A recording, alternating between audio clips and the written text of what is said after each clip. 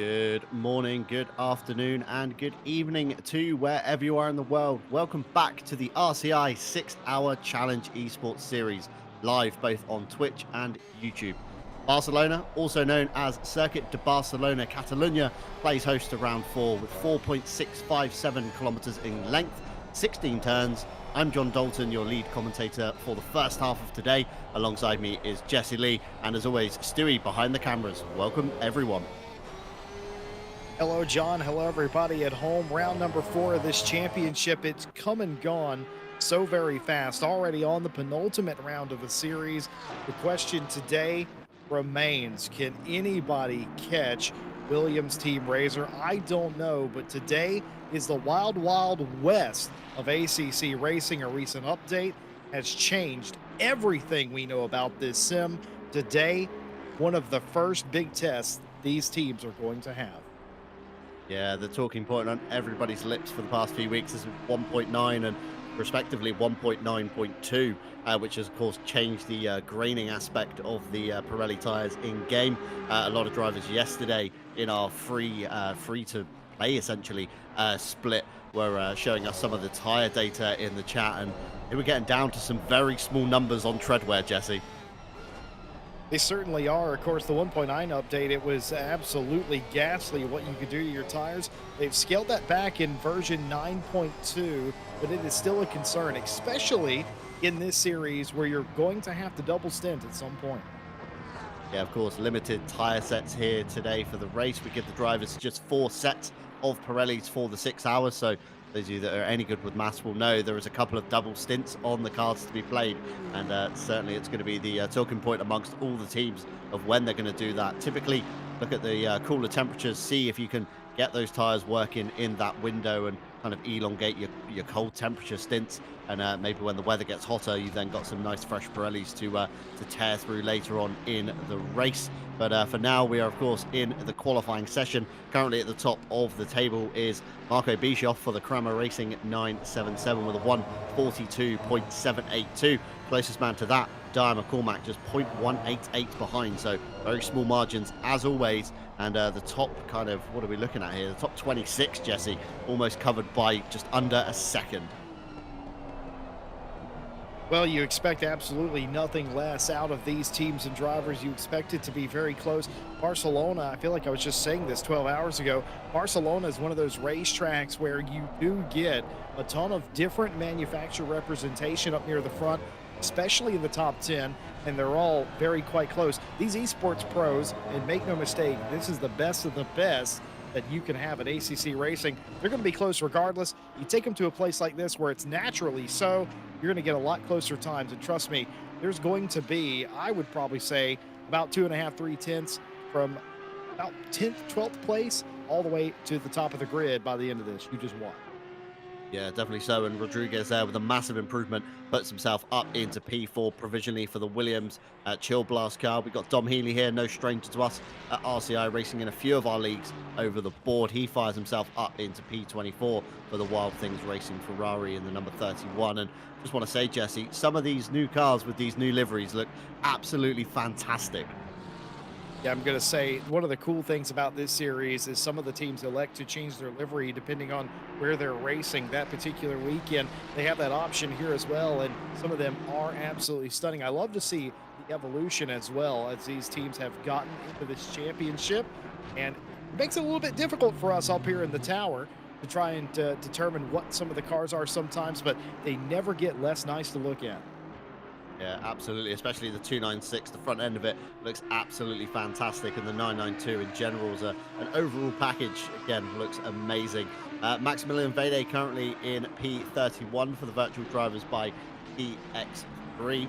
Just coming around to the final part of their lap to see if they can set any improvement at all. Looking very good in the first few sectors, so expect to see a little bit of a climb here, but Audi seems to be kind of represented quite high up by Williams. You then got the ITB car currently in P12, and then the next kind of brick of them all the way down in the 20s and 30s of the grid. So Audi maybe not the fan favorite choice, or maybe not the kind of car to have today at Barcelona. Of course, we do normally run a custom BOP here at the RCI Esports Series, although with the update coming out so soon and Vede does improve there up to P25, the update coming out so soon, of course, the custom BOP would have been very tricky to balance in time amongst all the teams and manufacturers. So, of course, we have elected to keep the standard in-game BOP for this one. So we're going to have to pay close attention to the what manufacturer gets the kind of favoured end of it, I would say, Jesse. Yeah, do keep in mind the BOP up until this round had been set by the drivers and teams themselves. It's always interesting, too, to hear post-race drivers and teams complaining about the BOP in certain areas. And in this series, they've picked it themselves. It is a team-decided vote that has decided it up to this point. But considering nobody knew what was going to happen with 1.9, it just wasn't enough time to get a good enough eye on what it should actually be. No good feeling from or consensus for that matter. So default BOP, level the playing field, everyone in the same sandbox. So hopefully we're going to see some stuff today. Some of these new cars on display as well for the first time in the series. You'll love to see that. You're always wondering, new cars, same old track, who's going to be the top dog? Yeah, that's it. And this man here, George Boothby, a man we normally see fighting inside the top 5 at least, and you know, a great driver to have on your team for a comeback drive, as Veloce have proved numerous times in various championships this season already. And the 992, ironically named in a 296, comes towards the line, seeing if George Boothby can improve himself, and he can, up into P2, provisionally on the front row of the grid with a 1:42.792. A fantastic lap there, and a very small margin to Bischoff in first. Well, it's going to be very close, as I said, and we're getting to that. What did I do? I promised you about a quarter of a second for the top 10 or 12 cars. We're eking down to that. We've still got more than 8 minutes left here of qualifying. Just after 10 a.m., the track not fully hot yet, but already a 24 degrees C, 21 ambient. The track couldn't be better for these conditions. Optimum, very little clouds in the sky. I'm sure some teams would prefer a little bit more cloud, a little bit more grip, but going to be a slick racetrack for them here in qualifying. Do bear in mind one thing that we don't usually cover, but could come into play today more than ever. Only 4 sets of tires in practice and qualifying for these teams. Yeah, 4 sets of tyres indeed. So most of the time in ACC, a lot of drivers will come out, they'll smash a lap through, and as soon as the Pirellis have kind of overworked themselves, they will come back to the pits and grab a nice new set of boots, and back out again they go. But of course, with only 4 sets of tyres for practice and quali, of course, you're going to have to be very smart on what you do. Whether you elect to use one of those sets for practice just to get a feel in, just to get your muscle memory built into it, and go from there. It's completely, of course, up to the drivers. And Luke Whitehead puts the Veloce Porsche to the front in the 912 Porsche with a 1:42.762. Just look how small the margins are, Jesse, on the top 3. Absolutely nothing between them. I'd expect nothing less. I felt like I kind of set that up a little bit ago. These drivers, these teams, they know what's at stake. This is what it is.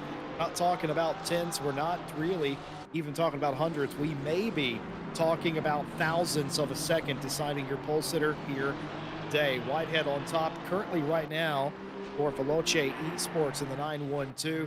Bischoff in that 977. 2 100s between them. Another 100s gets you George Boothby in the 992.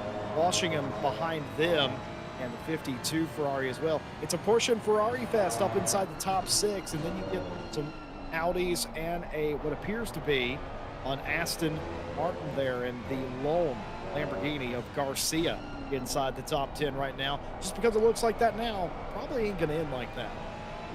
Yeah, I'd expect a few more teams to set some improvements and really switch up the top 6, which is a block of Porsche and Ferrari as it currently stands. Tyre McCormack, your closest man in the 55 Team Williams Razor car. And let's see if he can set an improvement. Riding on board here with Nicholas Arnker for Team 1FF, coming to the line in the number 52 Ferrari. Splits the Porsches on the front row of the grid. Position 2 with a 1:42.680. And this man here, Tyre McCormack, we were just talking about him a second ago. Very young, fired up Irishman. We need no introduction to him, shall we say. I think everybody knows this man by now in the ACC community. Focusing on the run out of the final chicane to try and propel the Audi towards the line. A little bit of traffic ahead, not going to affect his lap at all. Spaced himself very well and puts himself into P5 with a 1:42.810. Once again, splitting up a few of those Ferraris. And James Parker here for the FFS racing car. As always, with the bright pink livery, Jesse Lee, I don't think you'd expect anything less of the FFF boys. Absolutely not. They certainly stand out in a crowd. They always have. But sometimes they've had questionably colored liveries. I think we could all agree with several shades of brown stacked on top of each other. Not so here. This is a traditional FFS livery, if I do say so myself. What would you call that? Pink, purple, sort of mauve in between. The lovely white and black color on there as well. Stands out in the crowd, looking good. Needs to climb up the field just a little bit, though. In uncharted territory down there in 32nd. Yeah, definitely expect a small improvement here from James Parker for the number 23 FFS Racing. And just want to draw your attention, of course, as he clocked rounds just under over even 4 minutes to go. Of course, the team that takes the pole position will earn themselves a bonus 100 euros in their prize pool, brought to you by one of our partners here today, Go Setups. And James Parker does improve up into P28, but Go Setups chucking a bonus 100 euros on the table for these guys, obviously, that managed to stick their car on pole. And round one was taken by the Williams Razor team. Round two, again, Williams Razor. And round three, Azatec SimSports Visceral Esports in the number 44 took the honours for that one. So keep your eye on who gets the bonus 100 euros today. But it's going to be a very competitive poll, I feel. It certainly is. It always is. And can I just say, 100 euros, that's a lot of buns for one really good lap. It's the easiest 100 quid you'll ever make, really, in consideration. It's also the hardest 100 quid you'll ever make, too, at the same time. I think the most competitive 100 euros you'll ever make, if you do tend to make it. But currently Luke Whitehead set to earn that. Just over 3 minutes to go. Marco Bischoff having another stab at it. He needs to slightly improve by 0.220 by a minimum to tie with Luke Whitehead's time. Of course, in equal machinery, Jesse, it's not always easy when you're faced with such a great, plethora of drivers, should we say, and a talent on the field today. It's very hard to make up those like 0.1, 0.2s where, your rival has done so. It is, too. It's a psychological game. Qualifying in a race like this, you race with these guys week in and week out in these big competitions. You know who you're up against. You know basically what to expect. It's all down to you, though. You've got to be laser focused, and you've got to run the absolute best lap of your career every single time you're out there. You're looking for anything. Can I clip a curb a little bit harder? Something you definitely can do. Lines around every single racetrack in ACC have been altered. You've had to go back to school, relearn all the racetracks. Why? Because after 1.9, you can hit the curbs a little bit harder than you used to be able to. Yeah, the curbs have really taken a beating in ACC these days. 1.9, especially with the damper overhaul, has allowed drivers to abuse them even more, should we say, as Marco Bischoff now runs to the line, crosses it with a small improvement, but not enough to improve position. Have to improve a little bit more if he's going to take the position away from Arnka, or even more the pole position away from Luke Whitehead. Jeffrey Ritchie for the Azatec SimSports Visceral yellow car, the number 46 now, rounding through the final turn with his run to the line, currently down in P9, just behind the Williams car. Can he improve? And he does, up into P4 with a 142.780. Fantastic improvement there from the Azatec guys. That is more what the Azatec SimSport team was looking for. Jeffrey Ritchie's going to be happy about that. Going to be even happier that it looks like they've got enough in the tank to do one more lap, maybe get another position or so, and get one more row up the grid. Why not? Ostrauch and the 501, the Fordzilla.pl e-racing team, one of the longer tenured teams in RCI. They've competed at all sorts of levels and all sorts of competitions. Love seeing them in a competition like this as well. Yeah, absolutely. So Forza Italia, Ostrauch currently in P36 across the line there, just outside of where I'd expect them to be. Just inside the top 30 would be more than ideal for them. And this man here, Hugo Merles, very young French driver for the Jean Alesi Esports team, fielding no less but 3 cars here, 2 Lamborghinis and 1 Ferrari 296. So keep your eye on where they are placing, especially with the Evo 2 BOP, where it lost about 20 kilos in 1.9.2. And Hugo Merles does improve up into P7. And this man here, Marco Bischoff, just with enough in the tank maybe to go one more, although a little bit of traffic ahead. Wonder if they're going to pull over and abandon it. Bischoff to P2 with a 142.622, and he's pulling over Jesse, so I think he's happy with what he's done there. A Porsche Porsche provisional front row, 10 seconds on the clock. This man here, Nicholas Arnker, can he do anything to split the Porsches? Currently a wall of Ferraris that he heads at the moment. 142.680 last time by. Again, a little bit of traffic ahead. Hopefully not enough to affect his lap. Runs round the last corner to the line. Nicholas Arnker comes. No improvement, unfortunately, for him. Tyre McCormack in the 55 Williams Team Razor now coming to the line, currently in P6. He needs to see a small improvement and nothing to be had for Dyer there as the checkered flag drops. So Dyer in P6 cemented himself there. And this man here, George Boothby for the Veloce 992. A little bit of traffic ahead, Jesse. I wonder if this will affect him on his run to the checkered flag. I don't think it will. I think the car's too far up there. As long as they don't slow down or anything like that, this might actually be beneficial. You might just get a little bit of a tow if you can get close enough. Not quite close enough to get that right now, but also blessing and a curse. No tow, but also not in the way. I will tell you, from a driver's perspective, whether or not they're in the way or not, it is a little bit of a distraction having a car in front of you, especially when you're trying to sight where your entry and exit points are. George Boothby, though, I don't know anything that bothers him really, so I wouldn't be concerned too much about that, but I digress. As we come to the line, can George Boothby trouble the front row of the grid? No, but gets up into the second row, P4 for the 992. Talking about them just a minute ago, the Jean Alesi Esports team, the number 27 here, the Lamborghini, Alberto Garcia, currently at the wheel down in P9. They are looking at their first couple of sector times. It's looking very good indeed for these guys. Can they be the kind of shoe in everybody's manufacturer at the top, along with Tyre McCormack in the Audi? Comes his run to the line in the number 27. Can he improve? And he does, up into P4, Jesse, with a 142.715. And Amiello here for the Barlas Esports team. Last car to cross the line, currently in P10 when the checkered drops. But Lamborghini up inside the top 5, Jesse. That's one we weren't expecting to see through that session. Hotly contested. You know, some things stay the same. Porsche, the old BOP, is actually quite formidable around here in the past and is pretty good today. A lockout of the front row for Porsche. Whitehead able to get the quickest third sector, but you got to go all the way back to Garcia in fourth place to get the quickest middle sector, and then all the way down to Tyre McCormack in seventh place for the quickest first sector. That usually tells you it's going to be a hotly competitive race. The rest of your qualifying order for today's 6 hours scrolling on your screen now. Anything stand out to you, John Dalton?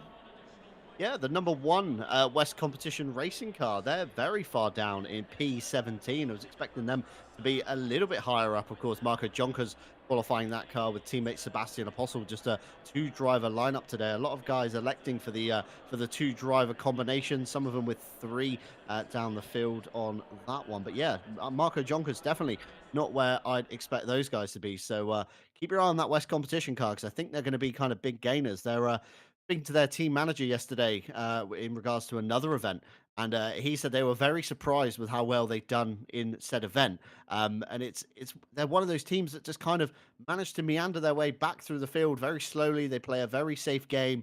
They don't get involved in incidents. They don't pick up penalties, and they just kind of try and find their way to the front naturally, almost, which is going to be one of those things today. And of course, track limits, Jesse, sometimes rears its head here at Barcelona. Well, it certainly will today, John. 6 hour race. You're going to have to be able to work traffic. They were told in the driver's briefing today about blue flags, blue flag infringement, and the like of that. So they're going to have to be careful about that. That was a bit of a problem in Indianapolis, if we're honest. Some of that getting into the way. We'll talk a little bit more about that later. As for now, let's go over the championship points. Yeah, absolutely. And Williams Esports Razor at the head of the field with a massive lead with 147 points. Next closest competitor is Veloce in the UKOG 992 car, which is ironically a 296 with 118. Team 1 FF just behind them, bringing you your live timing for today's event as well. More on that later on with 103 points. Then we've got a double of SMP Bentleys with 93 and 92 retrospectively. Great showing last time out at Indianapolis for them. Team Racing Point on 80, West Competition Racing on 71, Simware Pro by VDES on 69, ITB Santalock on 66, and Kramer just inside your top 10 with 54 points.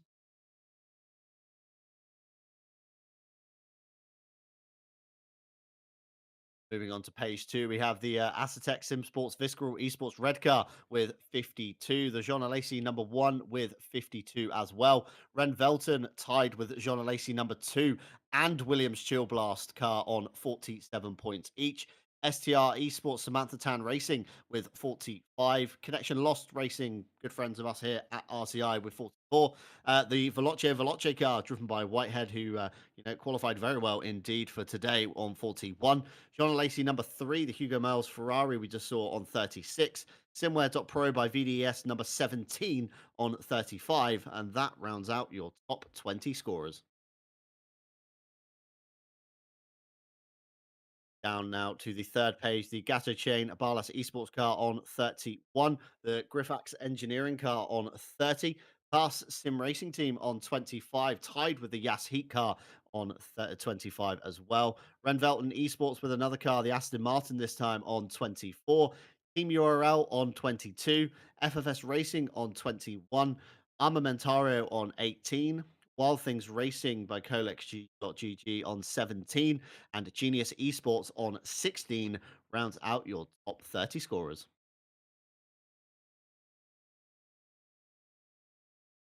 On to what will be the penultimate page, nearly on pace with 15 points. The Assetto Sim Sports Visceral Blue, I believe, on 14. Virtual Drivers by TX3 Venom Car on 13 points. Crazy Fly Racing on 9, tied with Assetto Sim Sports number 45 on 9 as well. And like and subscribe also on 9, with FFS Racing on 7. And we have a little tie of Legion of Racers, Team 1FF, and the alternate West Competition Racing Car on 6 points apiece. And now, finally, on your last page of teams, Forza Italia E-Racing on 3, Lipa Esports Red, Virtual Drivers by TX3 Next Level Racing, the alternate Gatto Chain Barlas Esports Junior car, the VDS Esports Junior car, and the Regoli Racing 11 car, along with Lipet Esports White on 0 points. And Pulse Simsport, Race Anywhere, and Alien Lab have unfortunately signed out of the championship. So still 47 teams in contention, Jesse Lee. This is a very, very competitive championship with some very big names in that grid. Certainly is, John Dalton. And we are, of course, in Spain today, round number 4 of the championship. And it couldn't be a more picturesque day. The 5-round championship taking us on a trot, literally around the globe. And as the graphic plays, I just want to talk about this championship. It just seems like yesterday it was Williams Esport Team Racers to lose. And all of a sudden, after the North American round of the series, it's looking slightly in doubt. Other teams are showing that they can run with that 55 Audi. Today is no different. Selection of this championship going to be dramatically different when we exit today, in my opinion, unless they can do something dramatic of their own accord to reverse the current trend. Because fourth place in a normal championship, John, completely fine. With this caliber of race teams and drivers, fourth place is nowhere near good enough. Yeah, that's it. Of course, like you say, with the highly competitive nature that we have as we see that round 4 of Barcelona on the graphic on screen, it's a very competitive championship. There's so many teams, so many organizations, and a lot more staff behind the scenes than what me and you maybe realize, Jesse Lee, on the teams. They've got engineers, some of them even ITB Santaloc.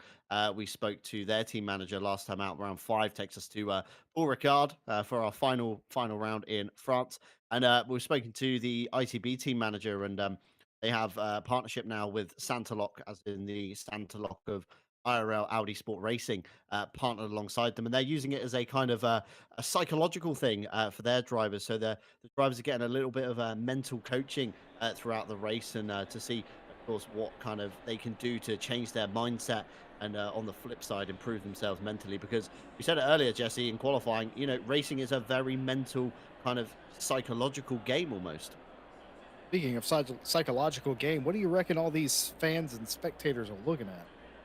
I think they're looking at Stewie in the grandstands here. I And think they there's are. a I think man they're with a blue wondering, flag. why is a German man pointing a camera at us? ACC's track crowd is very unique, shall we say? I think they do follow the camera exactly. So if left or right, they would very creepily track them as they run about the grandstands. Don't get me wrong. I'm going back to Williams Team Razor for a second. Fourth place is an absolutely spectacular position. My point with that is, quite simply, fourth place. If you finish fourth place throughout the remaining 2 rounds of this championship, Williams Team Razor is likely going to lose this series. They've got to reverse the current trend of the sort of their fate as it has been going. They've got to get back at minimum on the podium positions here today.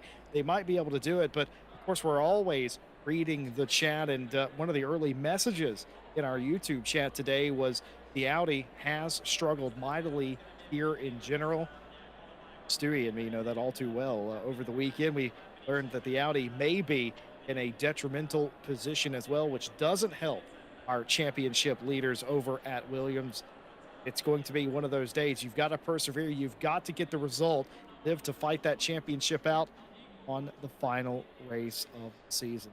Well, Barcelona, quite a fantastic race. I think we can all agree. You're going to see a lot of drafting around here at John Dalton. You're going to see a lot of close quarters passing. Yeah, I can't wait to see some of this. It's going to be very spectacular indeed as cars begin to grid up, and Stewie puts the drone away for just a minute and takes it away from the crowd. Just over 2.5 minutes of grid time to go before, of course, we take the formation lap, shall we say, before the green flag comes. 21 degrees in air temperature, 23 degrees on track, Jesse Lee, and just to remind all the viewers at home, of course, limited tire sets here today with only 4 sets of Pirellis available. You're going to have to be very careful on them come the start of the race, because in these cooler temperatures, I think it could be the perfect time to try and get some of these double stints done. Yeah, it's one of those. You're going to have a strategy. A lot of these teams will have already practiced for this. We have obviously practice servers up in the week prior to these races, so they can get an idea of what to expect, and they will have had some of the plan. But I will say this: there's been several times this season where teams have straight up told us, "Yeah, we completely changed our plan. We got halfway into that race, and we changed our plan. Yeah, we made a mistake earlier. We were out front early, so we changed up our strategy." You're going to see that here. None of that is any different than any other race. They are very cognizant of the fact, though, that degradation is different now and graining is a very big possibility. Everyone now, the way ACC handles, have to drive a little extra bit of care. Yeah, you really do, and we all know how hard these esports guys go sometimes on tires. So it's going to be very interesting to see what their figures were like come the end of the race. We've seen what the free split got down to. Some of them with zero point 0.4 left in tread wear. So the free split, should we say, drive a little bit more gentler than these guys. So probably being able to make those tires last. But guys down on the grid we see here, all kind of 40 plus of them are going to have to be super careful on the tires. And just before, obviously, we go to green, perfect time to get some partners in. And of course, 3 main partners bring to you this event. AK Esports, of course, a leading Italian company in esports management and organization across the world. Founded in 2005 as an IT company, establishing itself as a point of reference in the hardware sector. 2018 debuted their first official Porsche Esports Championship. Since then has found success with the SRO Motorsports Group and Dallara, among many other brands, including us here at RCI with providing our server solutions. If you believe they can help you at all, please do check out their website in below. Our next partner, of course, Fanatec, needs no introduction probably to a lot of folks sat at home, but one of the leading brands in dedicated sim racing hardware, including force feedback wheels, direct drive units, pedals, load cells, shifters, handbrakes, and much, much more. Of course, find our RCI affiliate link in the description below, and it won't cost you a single penny. It does, of course, help us here with the running costs at RCI. And finally, the sponsor of let's just say the pole position award, of course, Go Setups, formed to be one of the premium esports setup stores for ACC, with their primary aim being to create setups for all skill levels, whether you're esports ready or looking for a safer alternative for your favorite car. Featuring a plethora of esports stars on their team, you can be sure the setup you choose has extensive powers behind it. And of course, with the 1.9 update being a thing, be very careful with these setups, because they are very sensitive now to camber and toe changes. And of course, just want to touch on AK Esports sponsoring our Team of the Race award with another bonus 100 euros. And that'll happen every hour. We'll show you a QR code on screen and post a link in the chat for people to vote on who they think their Team of the Race is. Of course, we do still have a little bit of time before that one goes ahead. And Jesse Lee, we say every time we do one of these events, who is your money on today to take the honors at the end of the 6 hours?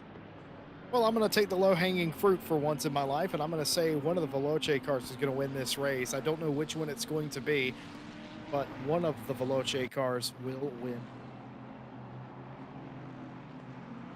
Yeah, absolutely agree with you. It's Veloce looking super strong, of course, with the Ferrari and the Porsche. Kramer, I think, could be the kind of curveball with the 977. They're kind of up there, looking a bit competitive with the Veloce car. Saw him taking lumps out of each other yesterday at the Virtual Endurance Masters series over at another organization, LFM, and they were going at it. Let's just say that. No team orders over there at Kramer Racing. They are absolutely racing each other. I love that. I love teams that are not afraid to race each other, that have very clear rules of, look, you settle it like drivers, not going to get into politics. I love that. You folks at home, I know you love that as well. That is true racing through and through. Everybody can respect that. Speaking of respect, seeing a lot of respect in the chat for the liveries. Everyone agreeing the liveries on point. John and I, previous conversation about just how nice the field looks on their pace lap here before we let them go for 6 consecutive hours. 4 sets of tires for 6 hours. That usually means you're going to have to double stint twice in this race. Some 35 to 40 plus eSport Pro cars doing battle here for the penultimate time in this season. Glad that you are all with us here today on RCI TV, over on Twitch and YouTube. Hope that whatever and wherever you are today, hope you're doing well. Thank you for spending a little bit of your day with us. John Dalton, we're just about to let them go. The green flag about to drop here in round number 4. The front row locked out with Porsches, and it's a couple of Italian stallions in the second row. 1 bull and 1 pony. Absolutely, Jesse. Porsche on the lockout. We've then got a bull and a pony just behind in the form of Nicholas Arnker and Garcia in the 27 as the drivers now get ready for the green flag to drop. The green flag has dropped indeed, and a great start from Veloce, from Kramer, just about looking like they've got the overlap. The Lamborghini again with a fantastic start, pulling miles away from Nicholas Arnker, and Arnker now under pressure from the Williams and the alternate Veloce Ferrari, and possibly the Assetto car getting in as drivers slam on the brakes, continue to bunch up. 3 wide in the background. It looks like a relatively safe start, I want to say, Jesse, but we know the commentator's curse always strikes as soon as we say that. Rounding through turn 3, the long sweeper as they begin their run to the turn 4 of Repsol. Under the bridge they go, looking like a little bit of a move, possibly trying to be sized up by Bischoff at the front on the Veloce Porsche.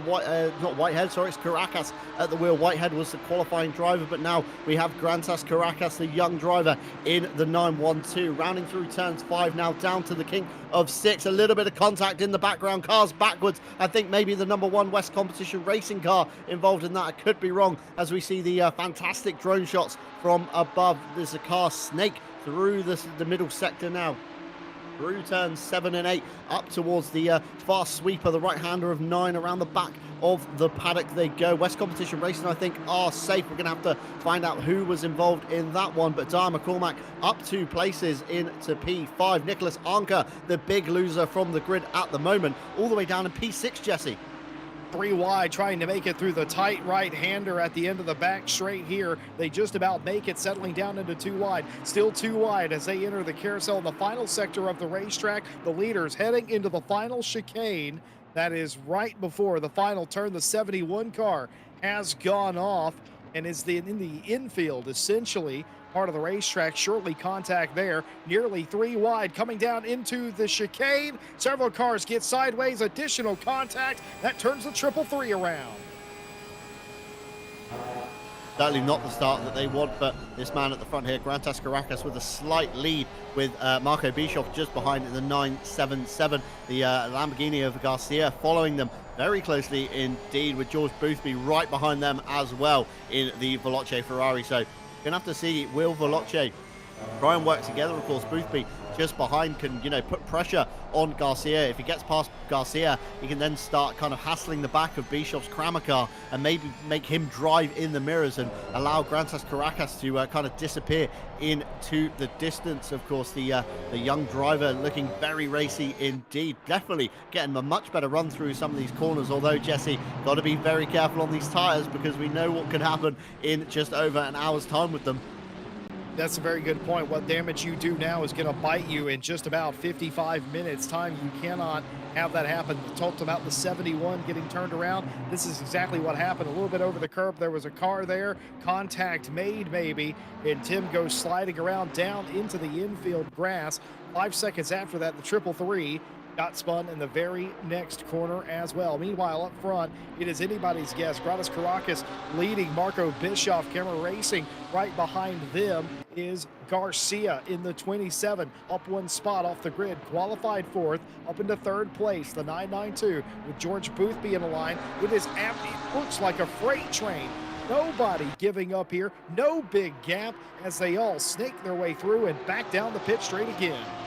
Yeah, this is the fantastic thing about Barcelona. It does lead to kind of the snaky train racing, as you say, and even look down into P36. Even these guys are nose to tail as well. So still very close. Just look at the circuit map, Jesse. You've got cars going into turn 1, and some cars are just about coming out of the last turn of turn 16. And Daniel Serrigan now for the Crazy Far Racing, looking like he's going to try and make a move on Mikael Sundstrom for the nearly on pace car into turn 1. A quick flash of the lights to say, I'm coming for this. You better make a gap for an Aston Martin, and he does so up the inside. But of course, the switchback, a little bit of contact. Sundstrom has to back out over the speed humps of turn 2. He goes, and this allows the Renvelten Ferrari back into contention despite slapping the wall pretty hard. They seem to be coming back through the field already. Yeah, if you have a good car under you and you don't really damage it too much, you can sort of get away with a little bit of that and come back, especially if it happens early on. I always told my drivers, if you're going to have a crash, you might as well do it early on in the race so you can make up some of that time. It's easier to do that when the field's bunched up.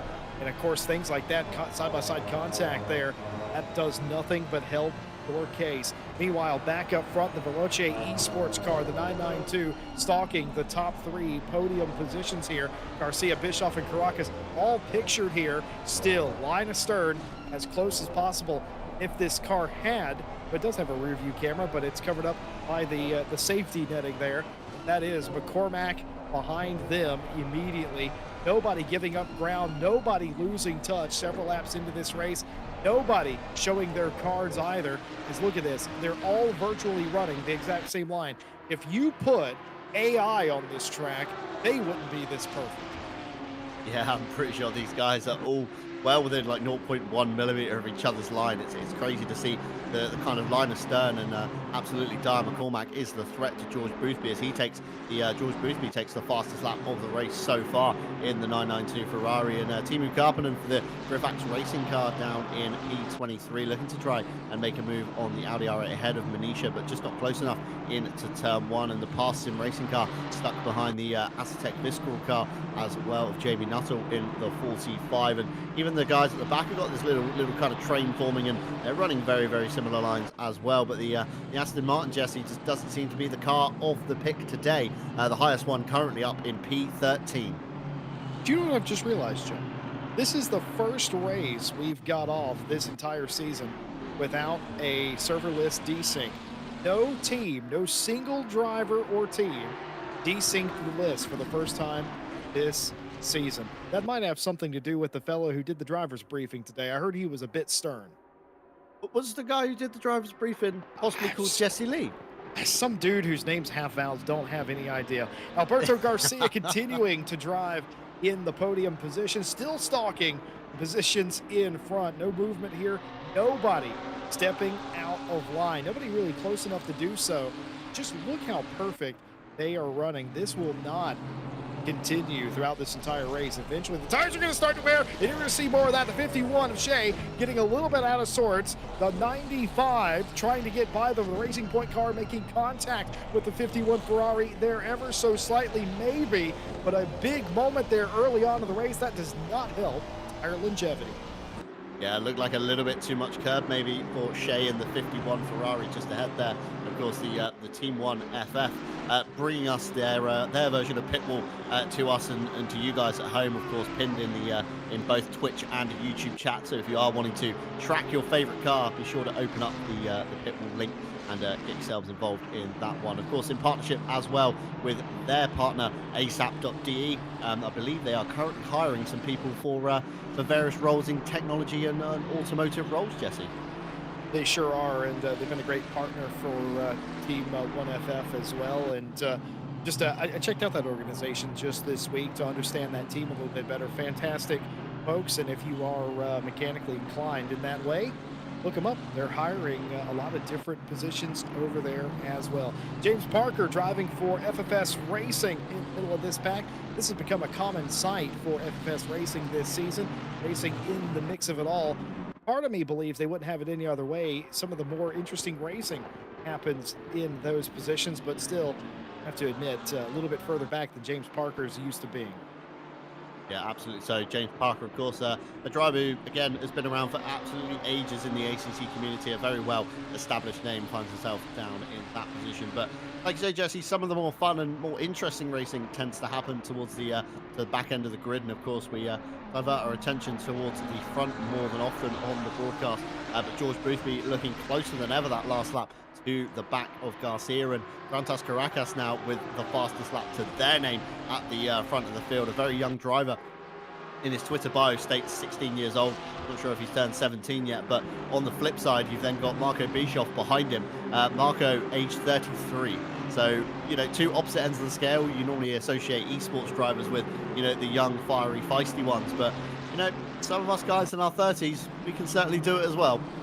I'm glad I'm 26 years old and I don't have to worry about that for quite some time. But question from the chat, anyone know why Boothby's thumb is messed up?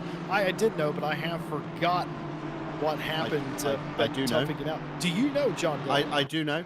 So a certain organisation, beginning with L and ending in M, LFM, Boothby was qualifying and came up to the bus stop chicane of Spa at the end, slowed down like you always do for the qualifying train.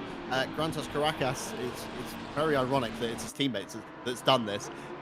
Completely unfocused, not sure if he was really paying attention, drove straight into the back of Boothby at kind of top speed after coming through Blanchimont, and Boothby didn't quite have a grip on his wheel properly, and some fingers and thumbs may have got caught in very strange places within his wheel deck, and unfortunately a slight injury occurred. But you know, great to see Boothby is, you know, on the grid and certainly very competitive even with a hand injury. Yeah, unfortunately, hand injuries have been coming up quite frequently here. We've talked about them for the past couple of weeks non-stop, I'm afraid. It seems like every week somebody else getting injured. You know, just because it's sim racing doesn't mean that you cannot get hurt. Jordan Daly, a driver who's won a bunch of different races at RCI and in chat earlier as well. He hurt his wrist last week, and talk about George Boothby just getting caught in an accident like that, hand in the wheel, hand in the spokes. You can get seriously injured, especially with these high torque wheels and direct drives as well. You gotta stay safe out there.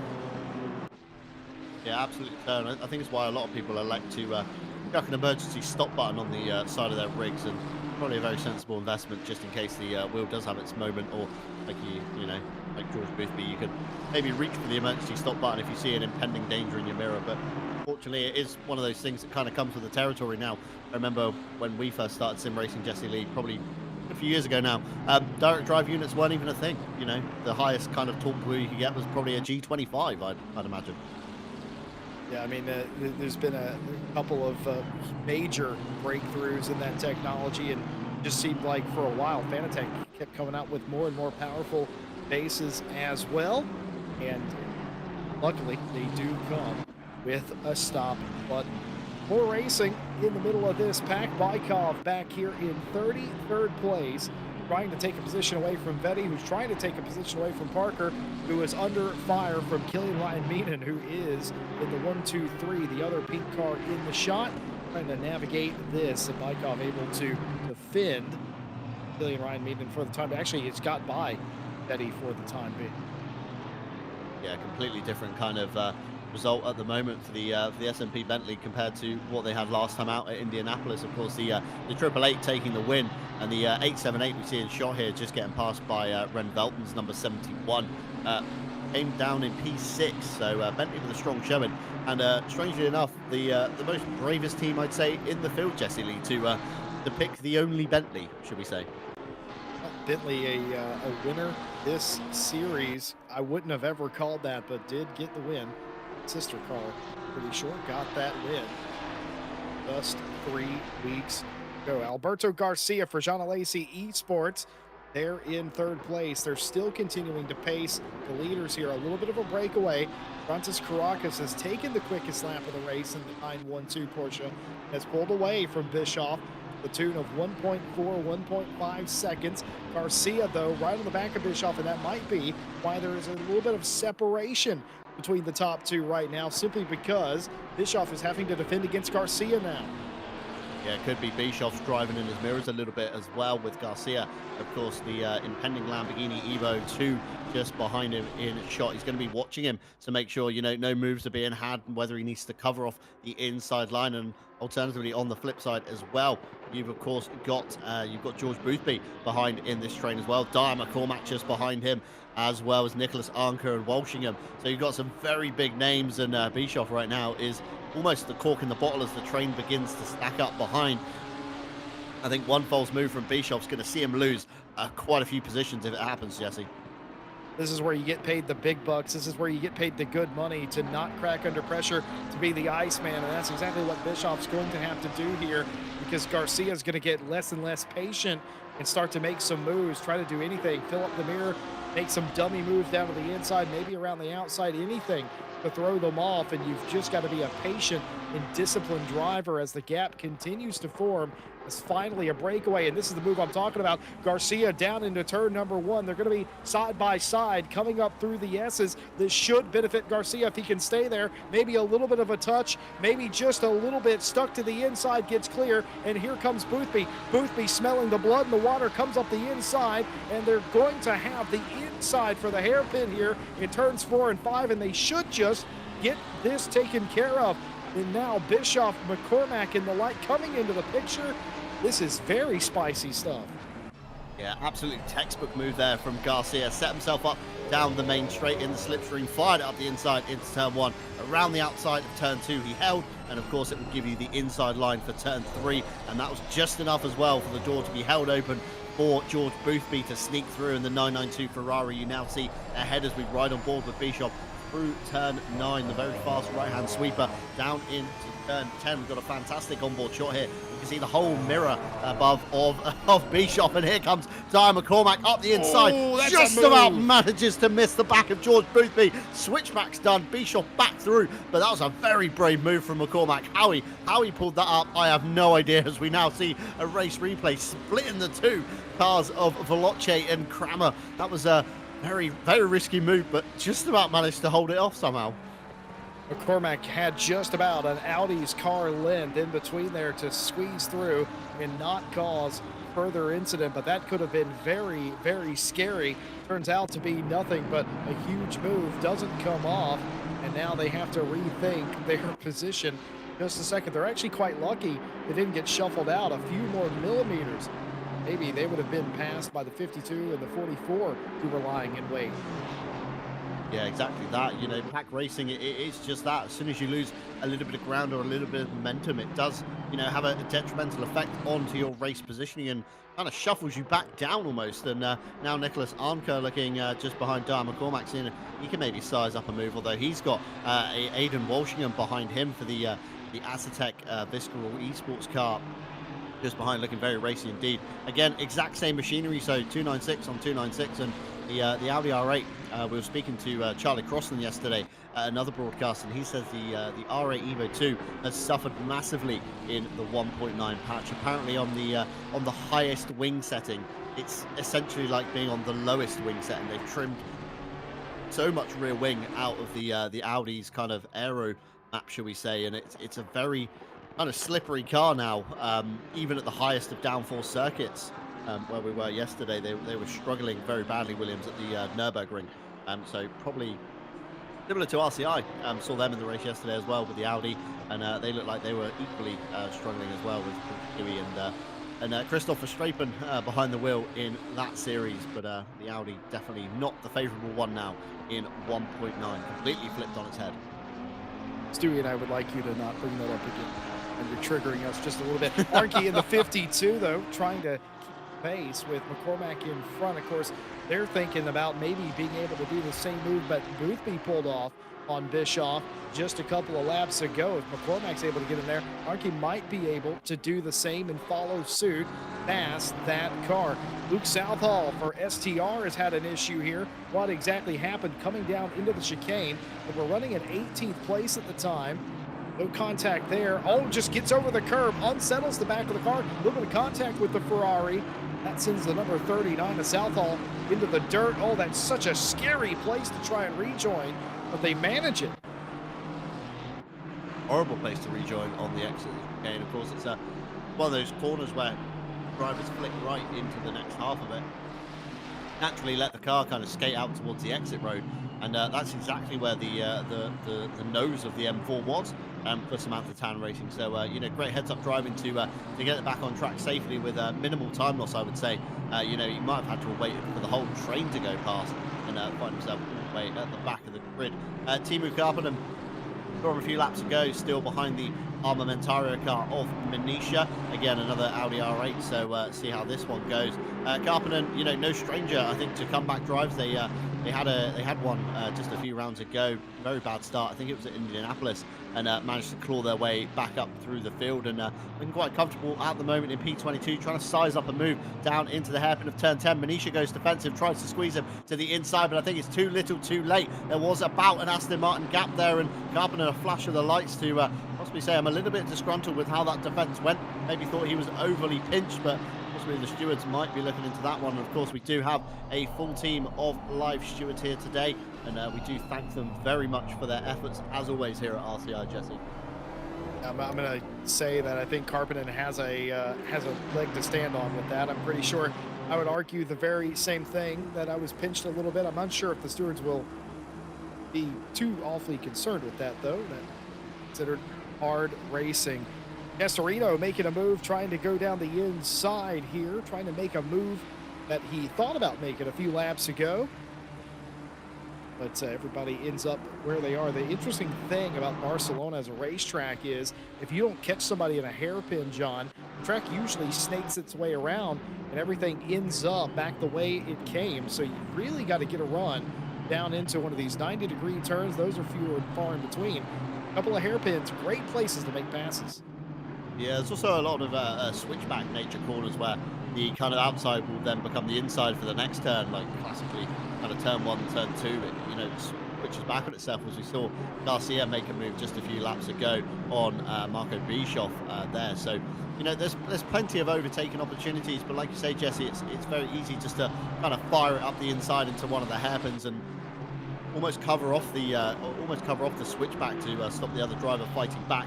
And Luke Addison now for the Genius Esports car, coming under pressure from Tom Healy in the Wild Things racing car. The Ferrari so low slung you can almost lose it behind any of these slightly taller cars. I think if we parked a Ferrari behind the BMW, we'd completely lose it.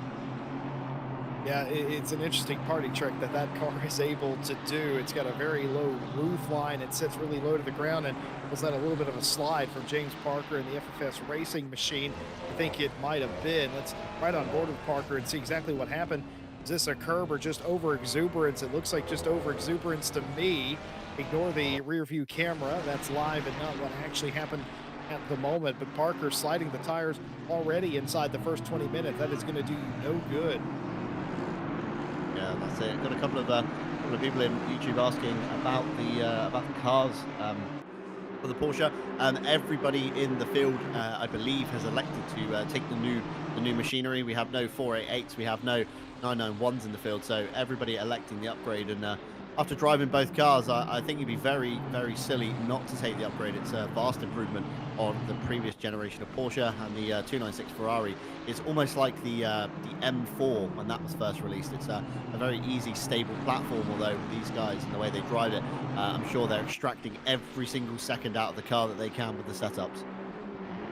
That's certainly the case. So the whole point of evos and iterations of race cars, like Porsche and the like have done, is to gain a little bit of pace, a little bit of advantage wherever you possibly can. Iterations of cars always meant to be upgrades, so everybody doing that. Also too, who's going to pass up an opportunity for a free upgrade, which of course everyone knew coming into this series that there was the potential of whatever car they selected getting an upgrade. That has happened. That was in the cards for some of these teams. And double-edged sword, though, you got to relearn a brand new car. Now you got to relearn a brand new setup ecosystem for all these cars, because keep in mind the setup ecosystem is completely different for every car now. The tolerances, the min-max for all of these settings on these cars are different regardless if it's a new car or not. Make a new setup regardless, so everyone ended up on a level playing field in that respect. Yeah, it has, like you say, kind of leveled everybody out, Jesse. You know, you've had to learn the new values that the cars work on. You've had to understand how now the damper model works and the new tire model works, as well as any additional things that have changed behind the scenes in physics that necessarily us normal people, you know, don't kind of pay attention to. And of course, these guys are at the top of their game, and any kind of advantage they can discover within their car, within the platform, they will be kind of taken advantage of, shall we say. And just want to draw your attention to Tyre McCormack has dropped way off the back of Marco Bischoff since the big lunge in turn 10. So maybe mentally, we were talking about it earlier, maybe mentally kind of dislodged himself from the race a little bit, lost a little bit of focus, and has to get back in that zone to really push in and put those lap times through. Live stewards next door have woken up from the start of the race. They've started posting a few results, the majority of them being racing incident minor contact, but just a couple here. We got an incident on lap 1 turn 5 involving the 31 and the 60, with the 15 seconds for the car 60 for a takeout of the 31 and position not exchanged. We then have an incident on lap 1 turn 5 involving the 31, the 33 and the 777. We then have a 15 seconds for car 31. Avoidable contact with the 33.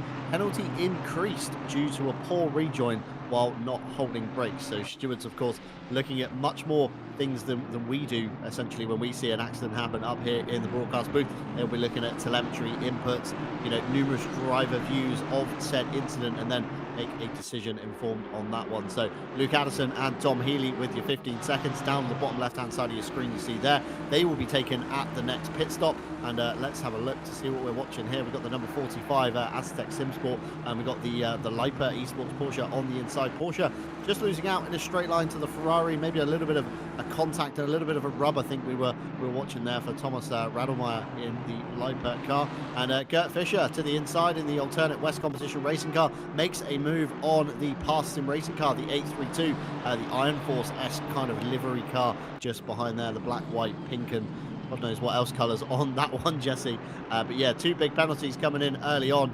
Not the greatest of starts to the 6 hours, but it's kind of at the right end of the race. You know, if you can take the penalties early on, you then kind of focus on having a clean rest of the race, and you might be able to claw something back from them. Just want to say that is a incredibly rare penalty for the 31. The avoidable contact, again, by itself is not a 15-second penalty here at RCI, but that penalty was increased due to the poor rejoin, not holding brakes while experiencing an accident, which is in the rules. So that is a rare penalty increase, a wombo combo, if you will, for that car. I think I've only seen that a handful of times. It does happen, but you know, just a lapse of judgment there. All these drivers know you're supposed to hold your brakes, rejoin when safe to do so. So a bit of insult to injury there for car 31. Absolutely so. And I just want to touch on another steward's note here for the number 71. We saw the Ren Velton car is just ahead of the pack as George Boothby looks, to the inside of Garcia into turn 1. Not close enough to make a move, although maybe just trying to offset Garcia, and he's closer than ever now as we watch on board the splitter cam. We see underneath of the Lamborghini Huracan Evo 2.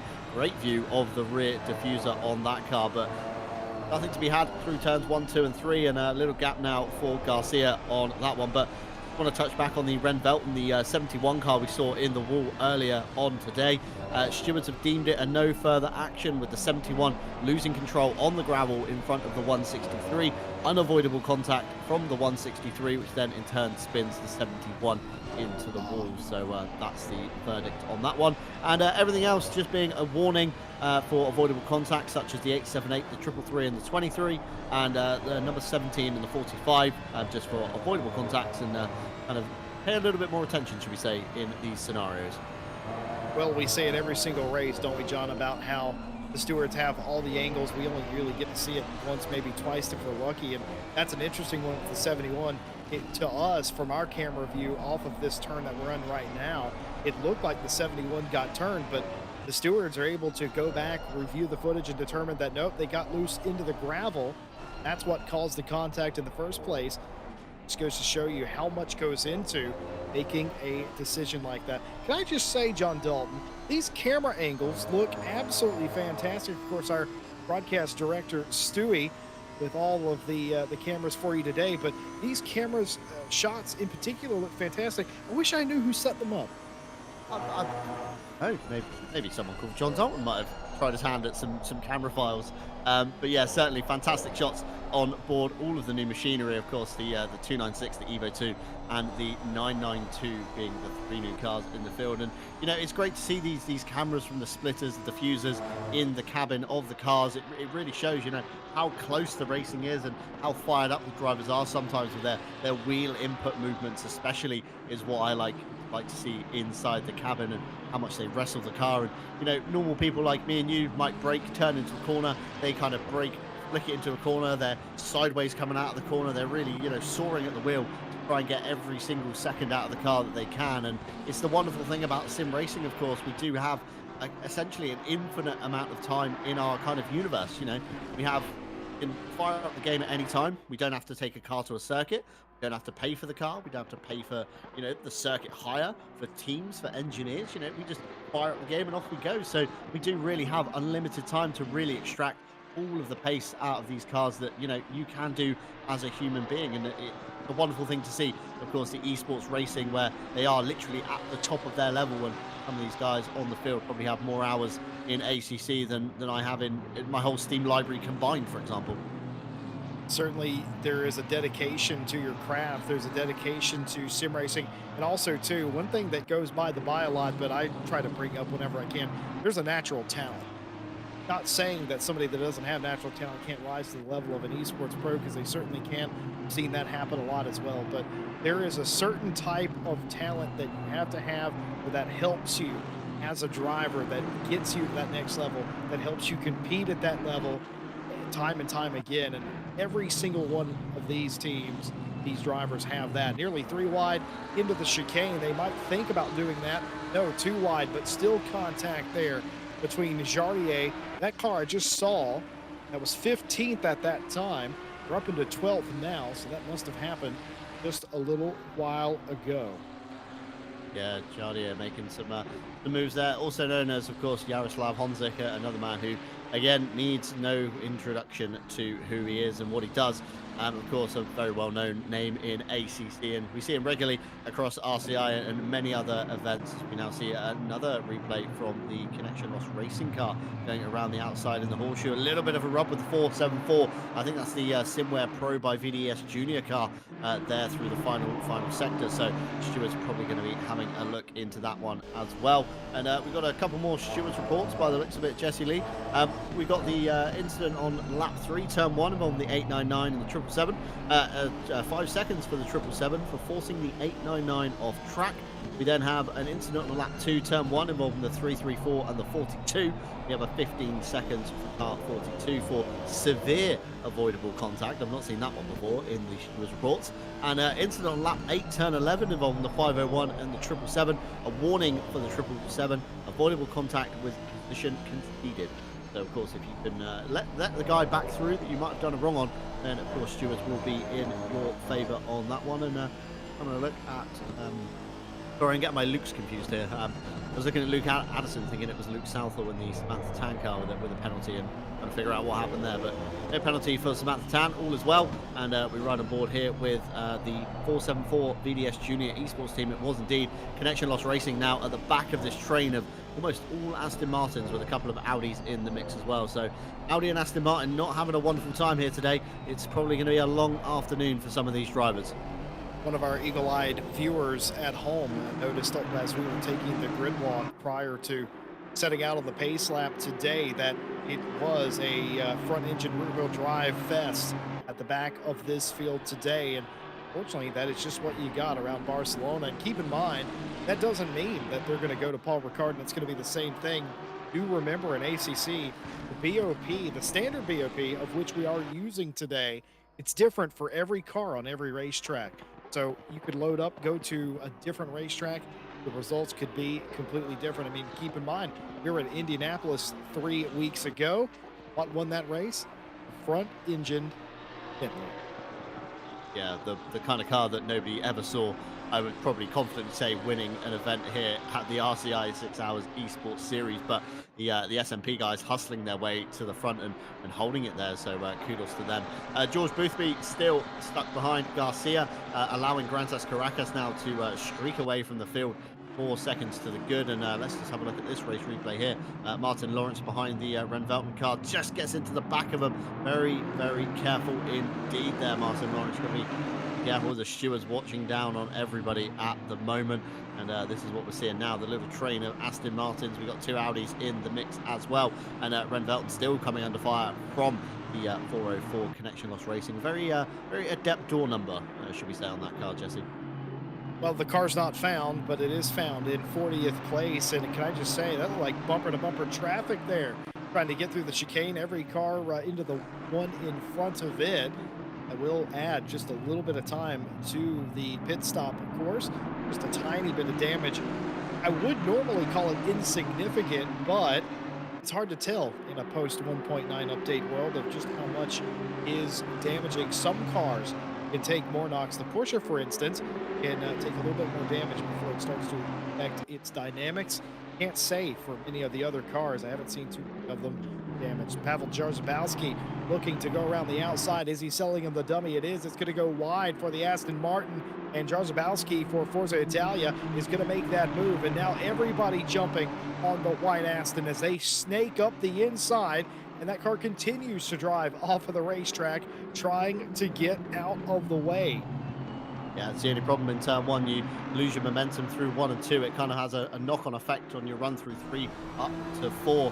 And certainly a handful of places being lost there for the 474. And Sundstrom on the grass there, very, very nearly into the door of the Aston Martin. Very well saved to turn away from it, and a little bit of ground loss there. But Sundstrom having a really rough time at the moment, nearly on pace car at the back of the grid, the 899. But flip to the opposite end of the grid here with George Boothby briefly before coming back to Luke Southall, making a move on the Lippert Esports and contact into the door. Samantha Tan gets away with it, and the Lippert car has to kind of stop almost in the middle of the corner. Very well done to Luke Addison for not pile driving the Porsche out of the way, especially with the train of cars he brings with him. He's got Ren Veltman, 2 FFS cars, and now the Lippert car slotted in between FFS and Wild Things Racing in the background. That was a very, very sketchy move there. Yeah, that was absolutely not ideal for anyone involved in that. I think we can all agree as Rattlemeyer gets the short end of that stick, already has a significant penalty, and now loses many spots. Hard to say who that's on, but certainly I think we can all agree the Porsche got the worst end of that. Luckily, all the cars immediately following were able to sneak their way through that and not get involved. But again, damage for both of those cars. Allison's going to have to reassess if they want to fix that or not. Upcoming pit stop. And Hugo Mel's looking very close to the back of Jeffrey Ritchie right now in the number 46 Assetto Fiscal car on that one just ahead. They're kind of broken away from the mid pack at the front, should we say. Currently this is the fight for top 10 essentially. ITB just behind, and Jaroslav Honzik made up a lot of ground as well. Last time we saw him, Jesse, he was kind of running a little bit solo in no man's land, nobody behind, nobody ahead. Now he's got the rear end of the ITB Santalock Audi in his windscreen, and George Boothby still behind Garcia here. Grantas Caracas 3.8 seconds to the good up the road. He was about that last time by. Let's see if the gap has changed, and it's still about 3.8. So Garcia keeping Caracas kind of honest, although with a nearly 4 seconds to the good. Just look on the track map where the 912 is in relation to the next car on the list. It's it's a good safe window to have. You've got loads of clean air. You haven't got to watch your mirrors behind. You can really kind of focus on looking after the Pirellis, of course, in the cooler temperatures at the moment. Currently 10:43 in game time. Air temperature 21, track temperature 26 degrees. So this will be the kind of cooler end of the scale, should we say, for today's race.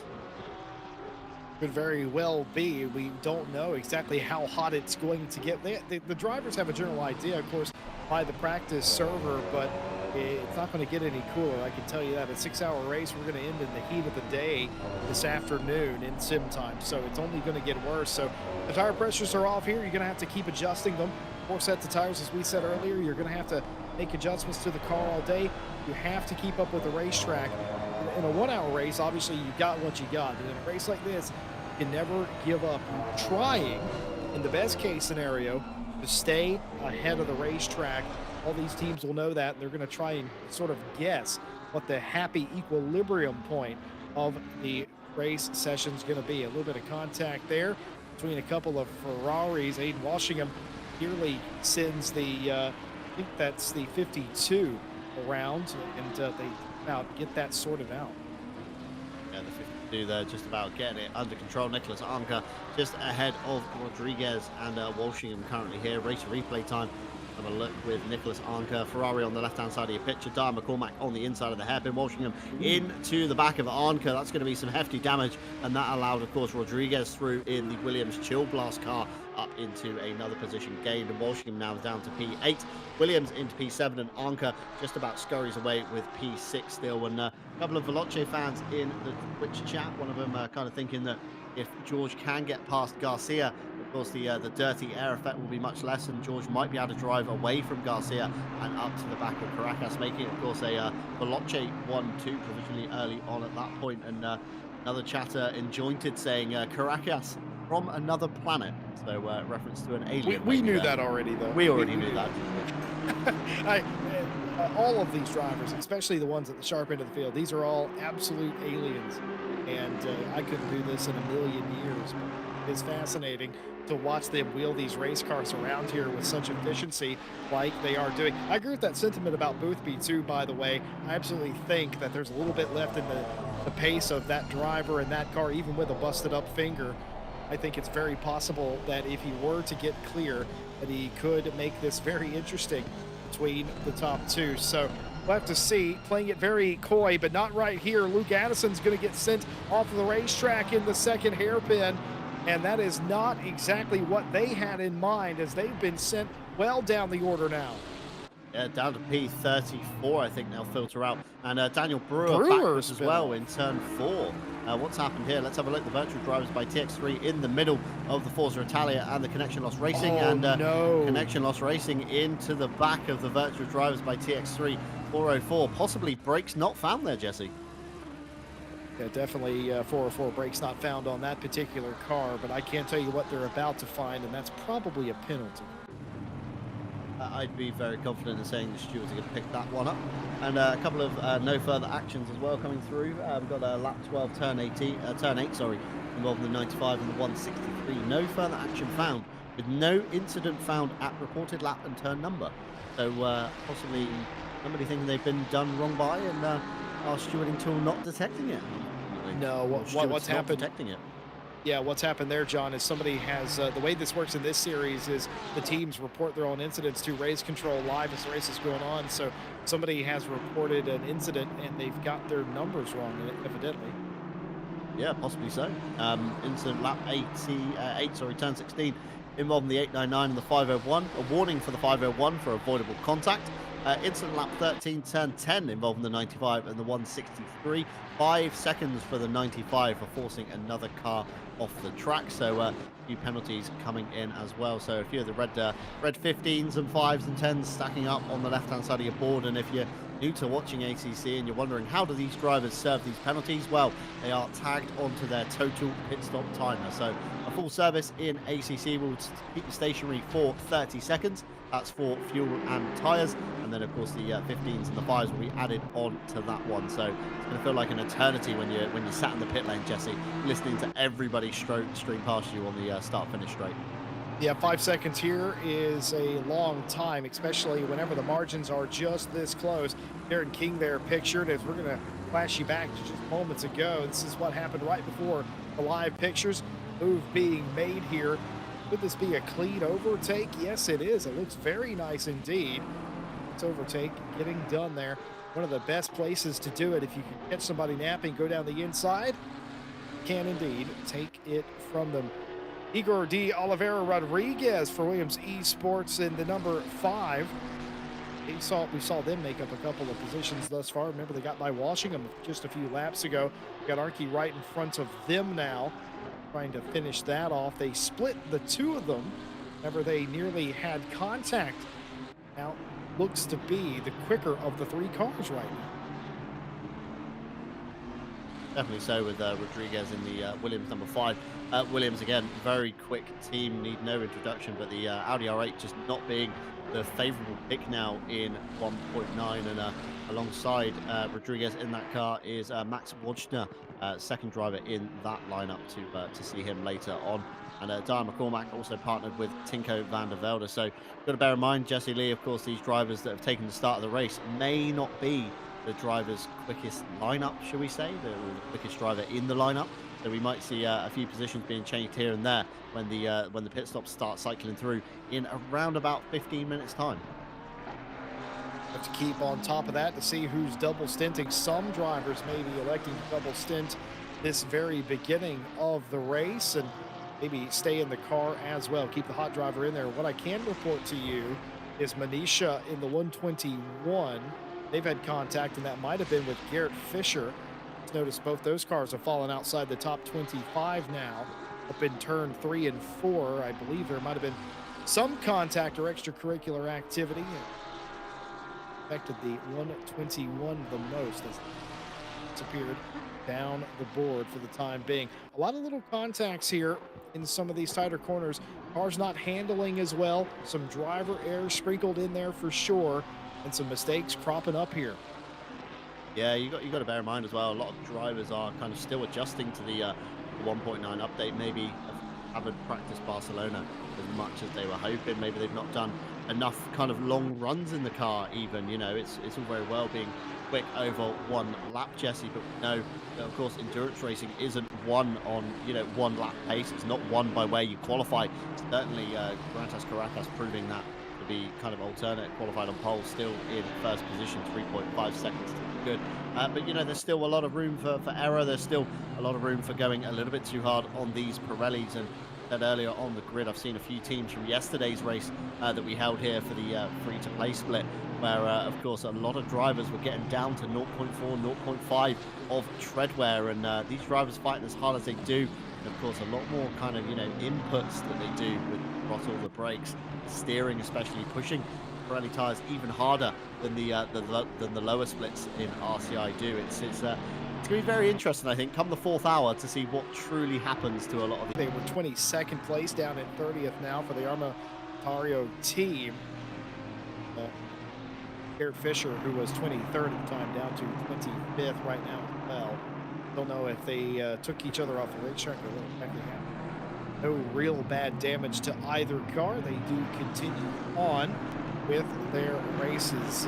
Here is number 14, the Simware Pro by Videz car up inside the top 20, trying to get by Lamy here for 18th place.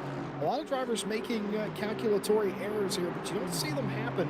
Don't see really any of them happen in this particular area of the racetrack, or running order on the racetrack, I should say. Yeah, exactly that. I mean, just look at P17, Jesse, on the left-hand side. It's just a brick wall of Aston Martin emblems in the timing tower. It's one of those cars that I think a lot of drivers are probably struggling with. Castorino being the highest placed one at the moment on P13, and a fantastic angle here again on board the Huracan GT3 Evo 2. Looking in the TV screen, hanging down from the top, you've got George Boothby's front end of his 296 Veloce Ferrari, ironically named the 992, just to really confuse us here in the booth. Of course, with the 992 being the other third car in the pack that came with the 1.9 update. And Boothby certainly looks like he can get very close, Jesse, but it just doesn't look like he's got that kind of extra little bit to kind of get past. And the gap to Caracas ahead has come down a little bit. 3.3 to the good. Last time we looked, it was about 3.8. So Rantas maybe starting to suffer with a little bit of pace somewhere. Well, when we came through turns 8 and 9, I'm unsure if that's just the new line through turns 8 and 9 because of the way you can actually take curbs now in ACC, or if that was a little bit of grip loss by Garcia. But either way, it looked a bit odd from my vantage point coming through 8 and 9 the last time through. Didn't really lose any time at all, George Boothby. The gap stayed the same, so that seems to tell me that maybe that's just the line now. It looks a bit odd for my taste. Usually you used to be very afraid of going over that curb. Absolutely no fear out of Garcia that time by. Riding on board our leader of the race, Gratis Caracas in the 912 Veloce Esports Porsche. They have led every lap thus far. 3.3 seconds the gap out in front. Garcia right in front of George Boothby. Boothby has not really made a legitimate move to challenge for P2.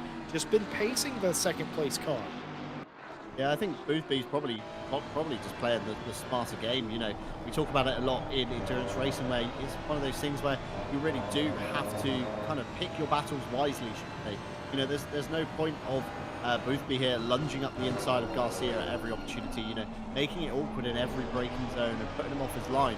If he just kind of holds a relative reasonable distance, just enough to, you know, keep the slipstream with Garcia down the long start straightaway, and, you know, just work together almost to minimize time loss. Just look at the gap behind. He's got 7 seconds now to the good on Marco Bischoff in the 977. Bischoff holding these guys up at the start of the race, and once they got past, they've just driven away, and that's probably down to very heads-up smart driving from George Boothby and Garcia here. Of course, both drivers just kind of in tandem almost. And I want to touch on some lap times here as they come across the line. The earliest best lap we've got from Caracas was a 1:43.7. A lot of the drivers' best laps have been 43 highs, so 7, 8s, and 9s.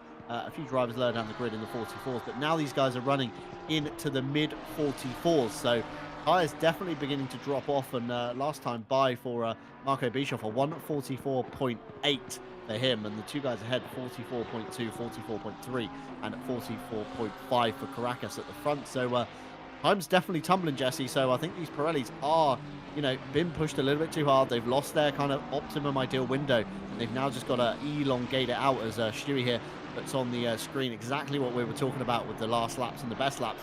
Just look at the comparison between the two. Yeah, they're definitely falling off quite a bit, and at some point you've got to make a decision. Do we go ahead, put a new set of Pirelli P0s on the race car, then double stint sometime later, or do we run with what we have? That's going to be based on what your tire deck looks like. It's going to be based on driver feedback, what they think they can get away with. Certain drivers, I know George Boothby is one of those that is not really adverse to driving on worn tires. I think he sort of relishes the challenge just a little bit as well sometimes. Other drivers, not so much. They really want to have the freshest rubber, freshest boots on the race car. But quickly here, the next 9 minutes or so, they're going to have made up their mind. Their team ears have to tell you, well, we're going to go ahead and double stint now, or nope, we're going to go ahead and put new rubber on it. I'm quite curious what you think, John, in Boothby's case. What do? Do you give him new tires here, tell him to go attack for P2? Do you keep him on these tires, hope that Garcia takes tires, and you get by him anyway? One of those, isn't it? You've got to think of the here and now, and you've also got to think about, you know, in a couple of hours' time when you've fully cycled 4 sets of Pirellis, what set are you going to then take to, you know, to prolong yourself to the end of the race? Are you going to get your double stints out of the way early on? Air temperature up 1 degree from when we last time checked, now on 22 degrees D. 26 still on the track, so not really reflected here, but I think a change of position for Rodriguez and Arnka, the Audi R8 in the slipstream. Just look at the legs it's got on the 296, Jesse. Pulls right up to the back. Rodriguez fires it up the inside of Arnka into turn 1. Team 1FF just about gets blocked for the switchback for turn 2. And all the meanwhile, this allows the Assetto car just behind to gain a little bit more ground. And here we go, live pictures at the moment. Arnka is now in the middle of the sandwich. Williams ahead, Assetto Visceral behind of Walshingham. And another driver, Walshingham, very quick driver, very capable. Certainly a name you don't want to see behind you on the timing towers. But this little train now continues to form with a few more Ferraris behind. You've got Merles, you've got Rishi, and you've got Honzik, all just behind, ready to kind of tow themselves up to the back. You see there in the back of the shot, the 3 Ferraris, and these guys start fighting between the 3 of them. That's going to then draw 3 more cars into the fight, and suddenly you're going to have a 6-way fight for what is essentially P6 on your hands. Certainly can. And what I found most interesting about Arnka giving up that spot to Rodriguez was the fact that Arnka just broke where I would have broke for that corner regardless, you know, based on the tire wear. Made complete sense, but the other car of Rodriguez just able to outbrake and outdrive down into the corner. Of course, Arnka didn't really defend that position at all, gave up the inside free and willingly didn't defend at all, just sort of let that go. That's a good, smart race car driver right there in the Team 1FF car, knowing that it's a long race. We're in the first hour. I'm not really losing anything by giving up this spot. We're probably on different strategies anyway. Maybe we'll get it back at some later point. But no, just a great run by Rodriguez down into the corner. I was talking to them briefly about pit strategy and teams coming up with it. Team FFS, both of their cars have come into the pit lane already and done their first pit stop of the day. I would argue that's probably choreographed by whoever's running their team strategy today. That would, based on that choreography, I'm assuming that this was planned to begin with. Yeah, possibly a bit of a smart move maybe from the FFS guys. And Martin Lawrence here coming through pit lane. Just want to touch on why he's coming down very early. It's not for a pit stop. It is in fact for the incident we saw earlier with the 333 virtual drivers by TX3. Daniel Brewer getting turned around in turn 4. Drive through for the 404 for a takeout on the 333 position, not returned. So Lawrence having to come down pit lane for an extra time. So he'll drive straight through the pit lane out the other side. Mechanics cannot touch the car cannot come into the box, it cannot have fuel, it cannot have anything done to it, and it will come straight back out onto the racing circuit with a big time loss. And then of course the extra pit stop that Lawrence is going to have to make in just under 10 minutes time. Meanwhile, George Boothby still glued to the back of Garcia, and just look at the gap to Caracas, Jesse Lee, 2.6 seconds. These guys are beginning to catch the leader now. Oh, that's very interesting. Did Gradus Caracas, did they drive the tires, the wheels off that car just a little bit too much early in the race, trying to build a gap? They certainly did build a gap, but the problem with that is that you're doing more damage to the car. Could be potentially that they're trying to get all the good out of these Pirellis, knowing that they're not going to double stint them anyway, and that is starting to bite them here in the final few minutes. For the leader of this race, this pit stop cannot come quick enough to get them off these tires. And if they're going to keep these tires, man, that is not a good sign that you're giving up that much time. It was 3.4, 3.5 seconds to gap. They've lost a full second now. That gap continues to go down under 2.5 seconds now between first and second place. And you may have as much as 10 more minutes in this stint, John. Yeah, if you've got 10 more minutes in the stint and you're Grantas Caracas now, you're probably going to be kicking yourself for pushing the tyres so hard. And maybe Bischoff's kind of slower pace at the beginning was all intentional. Maybe they are doing the double stint right now, and that is why they are losing so much time. Bischoff now nearly 10 seconds behind this kind of leading pair at the moment with Garcia, 9.6 to the good last time by, and he's got Dyer McCormack very close behind him indeed with 0.6 seconds on that one. So maybe the guys that, you know, we think they're running a little bit slower, they're in fact playing the longer game. Of course, with the limited tyre sets we have on offer today, only 4 sets of tyres for each team. So within the 6-hour race, you do, of course, anybody that's good at maths, you do have to take the same set of tyres twice over. So it's going to be very tricky. Certainly is. Of course, they got 65-minute driver stint limit. The driver doesn't have to get out of the car at that point. They just got to come down pit lane. They don't even actually have to stop. They've just got to come into pit lane, trigger the reset for the stint limit, and then go out and drive for another 65 minutes. Of course, it would be advantageous to have racing fuel in the car, otherwise it won't go. So normally you would have to stop, and you may see at the end of the race, some splash and dash pit stops for fuel where the driver stays in. That's all usually very copacetic. Chat asking a little bit ago, what is the tire or what is the pit requirement? There is no pit requirement for an endurance race. They can go about their way. The only requirement or limitation that they have today, of course, is the 4 sets of tires. Beyond that, they do not have to sit in pit lane for any more time than they feel they have to. Strategy wide open today. Yeah, strategy absolutely wide open indeed. Some series, of course, dictate you have to add a minimum of one litre. So they have set refueling time of 25 seconds, yada, yada, yada.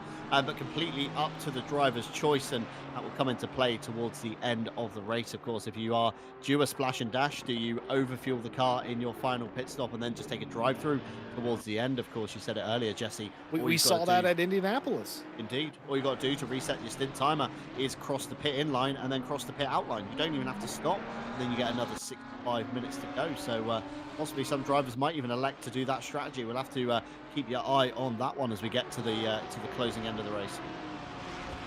There's so much strategy you can do in a 6-hour race. We've seen it go very wrong and very right for several teams this season. I don't think today is going to be any different. Garrett Fisher in 25th place, trying to gain some of the spots they lost back, runs into the back of the purple Aston in front. Not how you do it. That was not the line, as Ryan Mawson would say, but luckily no harm, no foul. Everybody continuing. Oh, but this is big harm and foul. Yeah, Tyskovic, what's happened here? Taking the inside curb, a little bit of a bounce of the rear end. We're seeing kind of almost Ferrari rear end aspects. The 488, of course, the Evo 2 was famously christened the bouncing donkey by a few of the regular drivers in the Ferrari 488 Evo. And the Audi R8 seeming to come under that same kind of handling aspect. It's you know, something that I saw yesterday at the LFM Nürburgring race. The Audis, as soon as they hit a considerable bump, they kind of compress and bounce and bounce and bounce, and then finally settle a few bounces later. And Tyskovic now falling victim to that one as well. So Williams might have to be a little bit careful with that one. But look at the gap now. I've just seen in the previous TV camera shot, Grantas Caracas 1.6 up the road. Boothby getting ever closer to Garcia, as we've now got one of the FFS racing cars now in the mix following their early pit stop. They're now acting as a bit of a buffer between the Veloce Porsche and the Jean Alesi Lamborghini just behind. It's very interesting. The FFS cars we reported earlier, they came in quite early. They came in with 9 minutes left in the hour. So they're on the tail end of the lead lap. They've actually just been lapped by Caracas, like you said.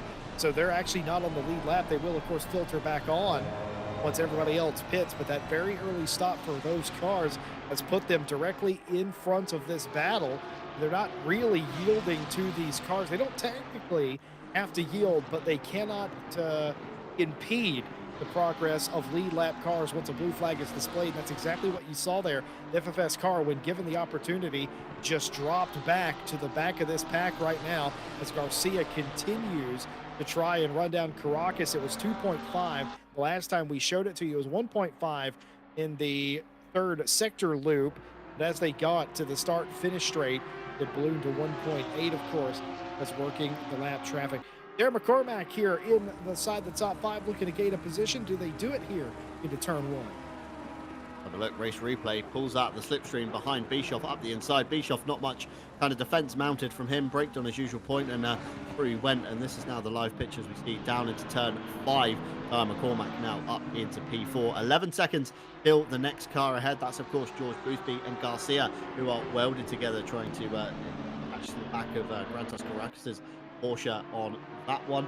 And of course, as we approach the 1 hour mark, it is that time of the day when we do our first announcement for the AK Esports Team of the Race award, and it is worth €100 per race to the team that wins it. And so far, Veloce have had a clean sweep across all 3 rounds, with the Boothby Ferrari 992 taking honours on that one. So on an upset, we're going to have to get some votes in for some other teams.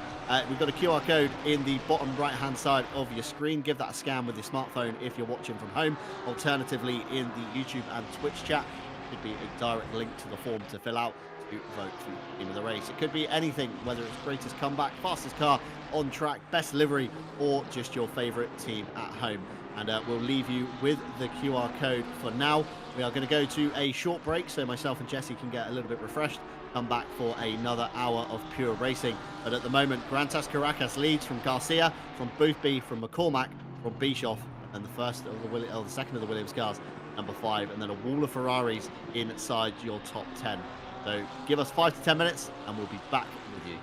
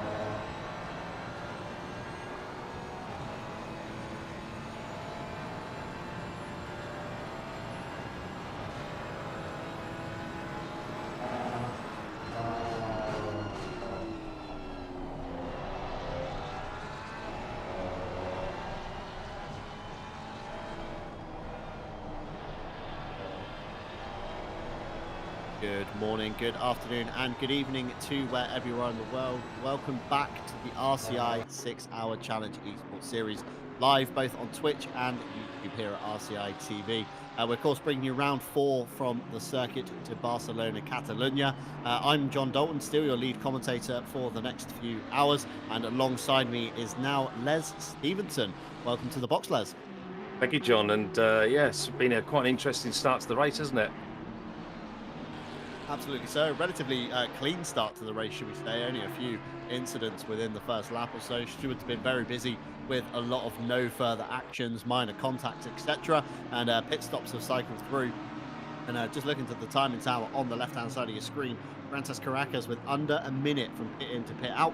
George Boothby not too far behind him, 1 minute and 1 second. And Garcia with 1 minute and 5. And anybody that stuck around during the break time would have seen the onboard from Boothby where he ran into the back of Garcia upon pit entry. So stewards may be looking into that one as well. We'll keep you updated with that. Hopefully you've got your AK Esports team of the race votes in, sorry, as we see here Kalashnikov taking a lot of curb through the final sector and finding himself off in a different postcode, regaining his thoughts of what happened, and then continues again, of course, not impeding any cars as he does so. Very smart rejoin there from Aston Martin towards the back. And now the Gatto Chain Barless Esports car looking into fighting Tyskovic in the Audi. We saw Tyskovic taking too much curb in the chicane just here on the right-hander, and that bounced him into the pit lane, and he called it an early day and came down pit lane for his stop. So Tyskovic slightly out of sequence as well in the ITB Santalot car, but relatively, Les, been a clean one so far, let's just say. Yeah, it certainly has. I mean, we were talking off air and just talking about how clean a start it was. I mean, there was the odd incident, but like you said, most of it was no further action. But no, it's been a good start, and it's been interesting to see these pit stop cycles through and how Team FFS took that early strategy. But yeah, no, it's been interesting, and it's going to be an interesting race as we've still got 4 3/4 hours to go.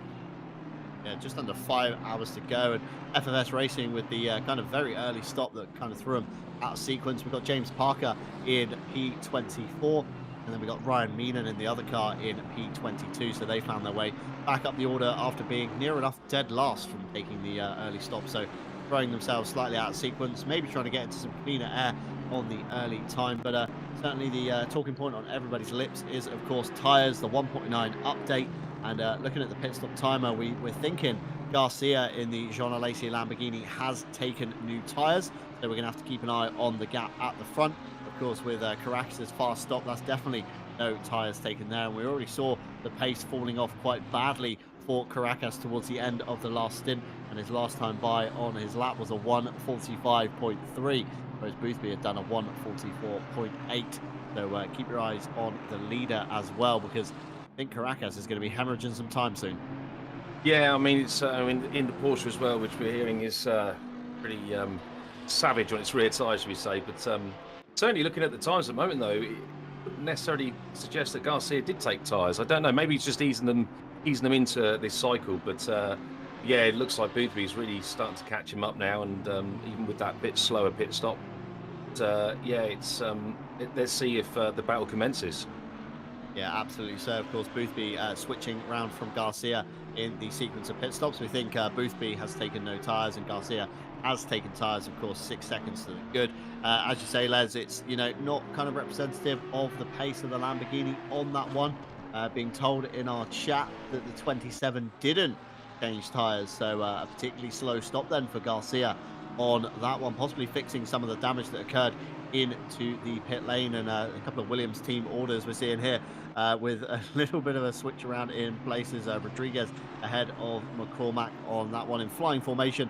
They're probably going to be wanting to work together if they can to pull away from Marco Bischoff, who is just behind him 1.3 seconds to the good, and see if they can catch the Jean Alesi Academy Ferrari just ahead 6 seconds to the good for Boothby now. So definitely hemorrhaging a little bit of time, but maybe just trying to treat those Pirellis very nicely. And yeah, P1 145.3, Garcia with a 145.3 as well, and Boothby with a 144.8. So Boothby definitely has some pace in that Ferrari somehow, somewhere. we're not too sure where it is coming from at the moment. Yeah, and talk about the team orders of the 5 and the 55. I wonder if the 5 took tyres and the 55 hasn't, and maybe just doing a bit of strategy there. But yeah, I mean, Booby's flying, even with worn tyres. So it would be interesting to see how long he can push that sort of limit for. But to be doing 44.8s, just I'll be honest with you, John, it makes me feel sick. For me yesterday, be doing like 146s on worn tyres, and I thought I was quick. It's just it's you're sort of in awe, really, aren't you? Yeah, that's it. I say these guys, of course, at the top of their game in the paid-for esports split. These are some of the fastest drivers in ACC currently on the field, and it is astonishing when you compare. You do a lap time, they do a lap time, and you're thinking, where is that time gone? Like, how are they so fast? What are they finding that I'm not? And yeah, especially when you think, oh yeah, that's a pretty good time on what I've just done, and then on the flip side, you look to today's race and you think maybe it's not such a good one. Just looking to the Twitch chat, apparently it wasn't team orders. The 55 made a mistake, so of course Rodriguez going through in the number 5, Dar McCormack down into P5 in the 55, and lots of 5s flying about. Gert Fischer looking at the back of Luke Southall, Samantha Tan Racing BMW ahead. Luke Southall with a bit of a mistake coming out of the chicane just about an hour ago or so on that one. Found himself on the outside, stuck, waiting for the train to go past, and he's now on a bit of a recovery drive as well. But Gert Fischer for the West competition, Aston Martin. It's strange to see West competition in Aston Martins. Normally we see them both in flying formation of a BMW M4, but of course not today. We have one Aston, one BMW, and the other car, the number 1 of Marco Jonkers, currently up in P13. Sebastian Apostle yet to get into the car, the young Romanian driver in that lineup as well. But it's a tricky one, Les, at the moment. Do you do your double? Do you put my teeth back in? Do you do your double stints early on, or do you try and gamble on temperatures coming down a little bit towards the end of the race and see if you can kind of reset the pressures on them and put them back on the car later on? Yeah, I mean, there's so many different strategies to play with, isn't there? And won't know what the right one is until the end of the race. But certainly from yesterday's experience, there was a few different strategies again played yesterday, and good friends of ours, Mr. Dorber and his team, they decided to do the 45-minute strategy. Try and push the tyres with less fuel, less weight, obviously, and push for longer. But we decided to do the 2-hour stints. On the same set of tyres early on to try and minimise the impact with the temperatures. But we can already see the temperatures climbing. It's up to 22, track at 28 now. So yeah, it's tricky. But as Stewie now kindly puts the graphic up of the different strategies. Yeah, so we've got 3 different strategies we kind of look at here. We got the early short, the late short, and the kind of alternate strategy, and every kind of tyre stop there being indicated. A lovely set of Pirellis just above. So early short goes, you take the fresh set, you pit, and then you take another pit stop and change tyres, and then you kind of alternate and split up the double stint between 2 other stints. The late short, of course, you take your tyres early on, then have a lull where you don't. You then take another pair, and then you take on another set of old tyres to the end of the race. And the alternate strategy, where of course you take the tyres early on, have a bit of a break and run them a little bit longer, take another set, run them a little bit longer again, and then take another set and try and maximise them as much as you can. And it's a very tricky thing to call. You don't want to set your watch by it, because you know how much endurance racing can change in the blink of an eye. It all the time, at Le Mans, the N24, the Spa 24, all the big events.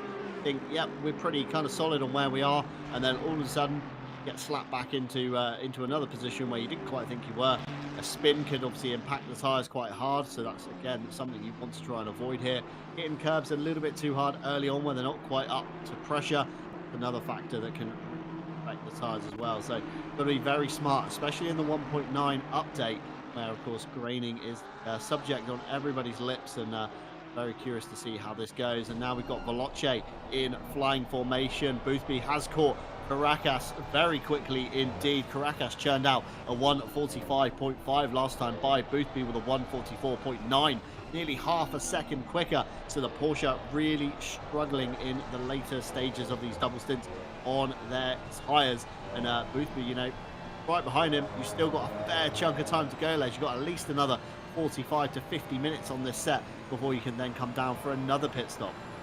Yeah, I mean, I suppose it all depends on how bad the lap times get. Depends on whether they. There we go. There we go. Bidby to the lead. But yeah, I suppose it all depends on how slow they become. Depends on whether they come in a bit earlier and change the strategy again. But yeah, this 1.9 update really has thrown a real spanner in the works, and it's made things even more interesting if it wasn't already interesting enough. And with the quick fix update on Thursday, I think it was, wasn't it, with the graining. Trying to fix the graining issue and another few things, but that's certainly changed things again. But kind of a little bit disappointed for myself. I wanted to see how these guys got on with that graining, but the hot fix came out and it's helped anyway. Yeah, I think it was just in time. I mean, we were talking to team manager of West Competition Racing yesterday for the virtual Masters, and they said that the 0.9, 0.2 update, as we see the Genius Esports car here coming up the inside of the nearly on pace Mikael Sundstrom. This is a P35, I believe, way down the order. Of course, Genius Esports with a penalty in their pit stop to disturb. Sundstrom now down to P36, struggling though, coming under pressure from a duo of Aston Martins from the Forza Italia car and the Brent Velton, and that brings with them as well Brewer in the virtual drivers by TX3 car. So Sundstrom's got his mirrors full at the moment, and I certainly wouldn't like to be riding on board with that car.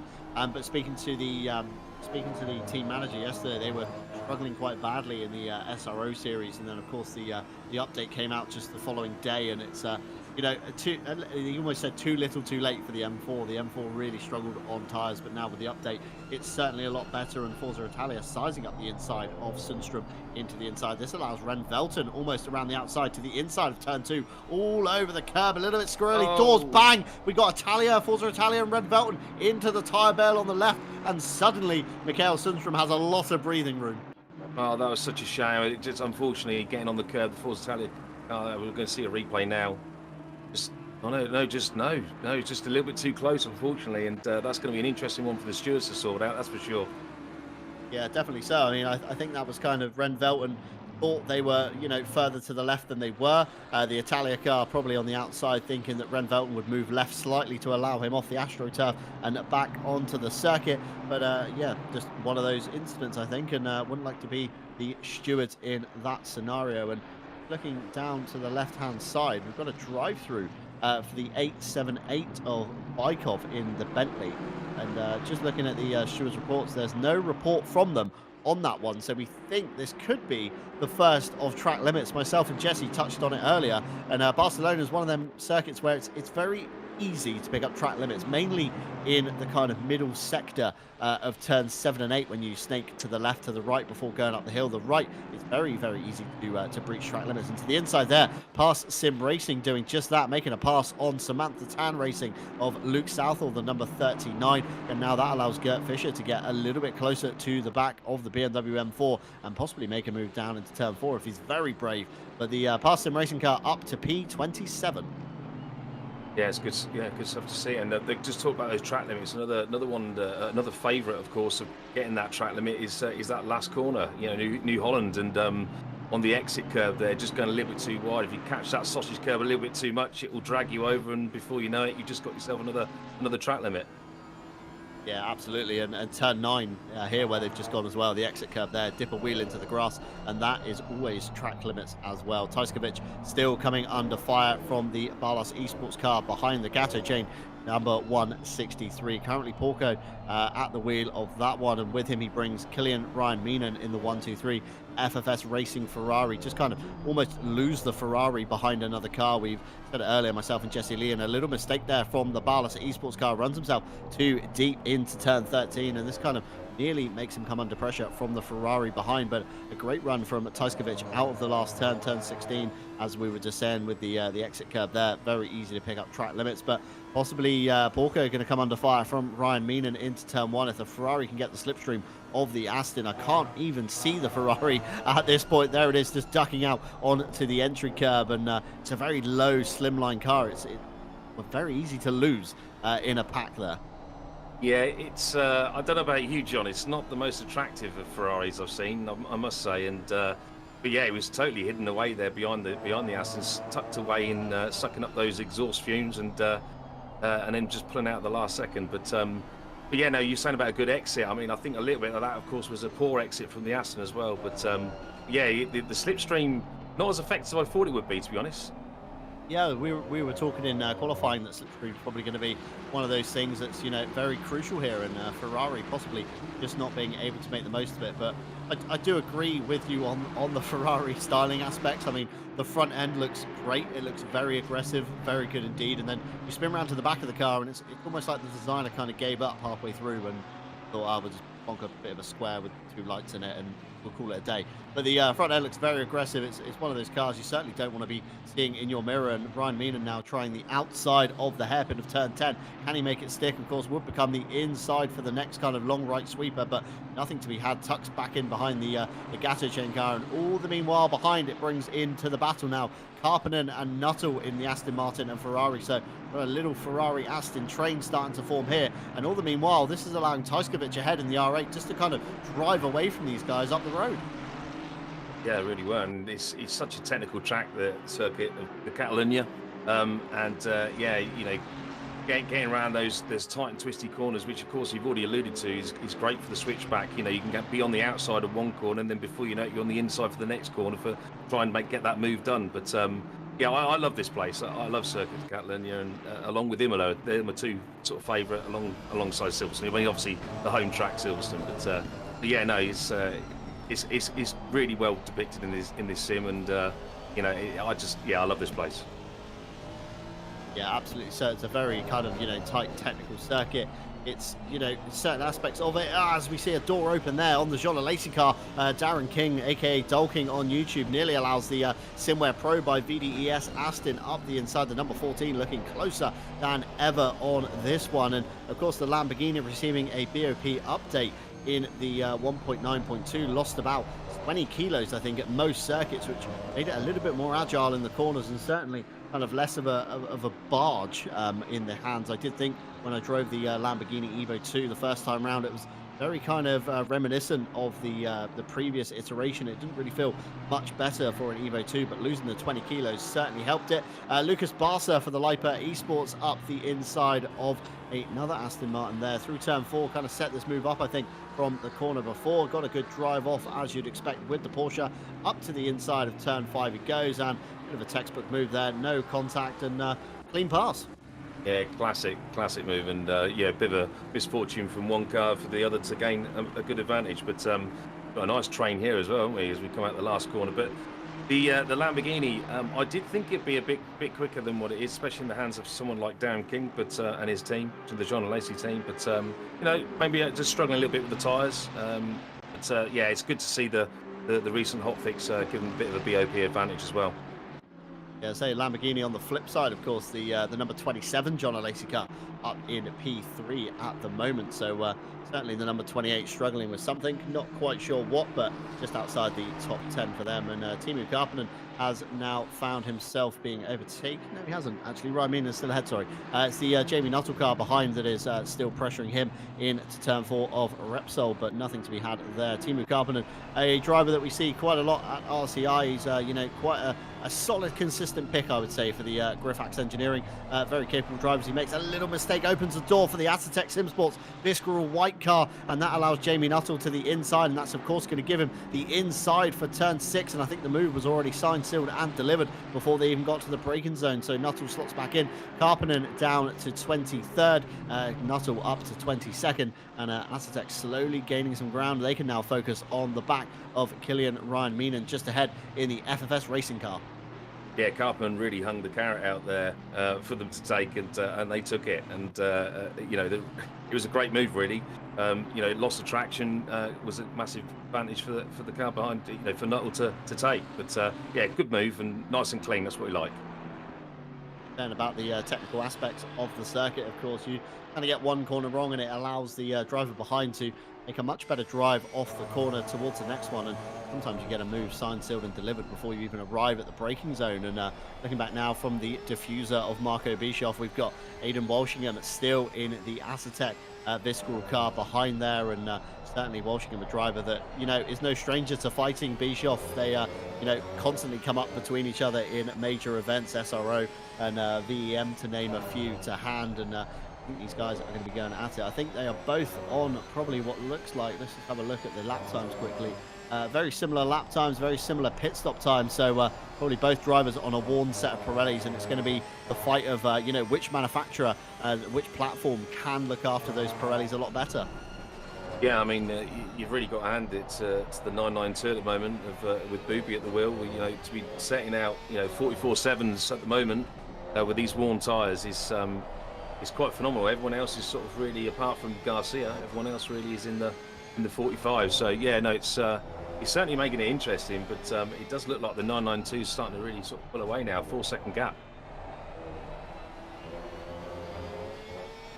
Sorry, absolutely so. And the 992 of Boothby, we saw him a few laps ago get let past into turn 1 by his teammate Caracas, now 4 seconds to the good behind. Garcia 4 seconds now to Caracas, and another 4.5 seconds for the Williams car behind them as well. So lots of 4 seconds. The grid is starting to kind of explain itself out a little bit as we enter the next kind of couple of hours or so. The race will probably hit a bit of a lull. We'll probably die down a little bit, as is typical with endurance racing, and then towards the final hours, every team suddenly wakes up and goes, we've only got an hour to complete this race now, so we best get a move on and get our foot down. It's quite common in these 6 to 8 hour races where there's a typical lull when the field kind of breaks away, and trains start disforming. Some trains towards the back end start forming again, and everything gets flipped on its head come the final hour. And we were talking earlier about the strategy of over fueling the car for the final stop, and then just taking a drive-through penalty to essentially to reset your stint timer, shall we say, rather than having to come in, turn the car off, jack it up, drop some fuel in, drop it off the jacks, and on you go again.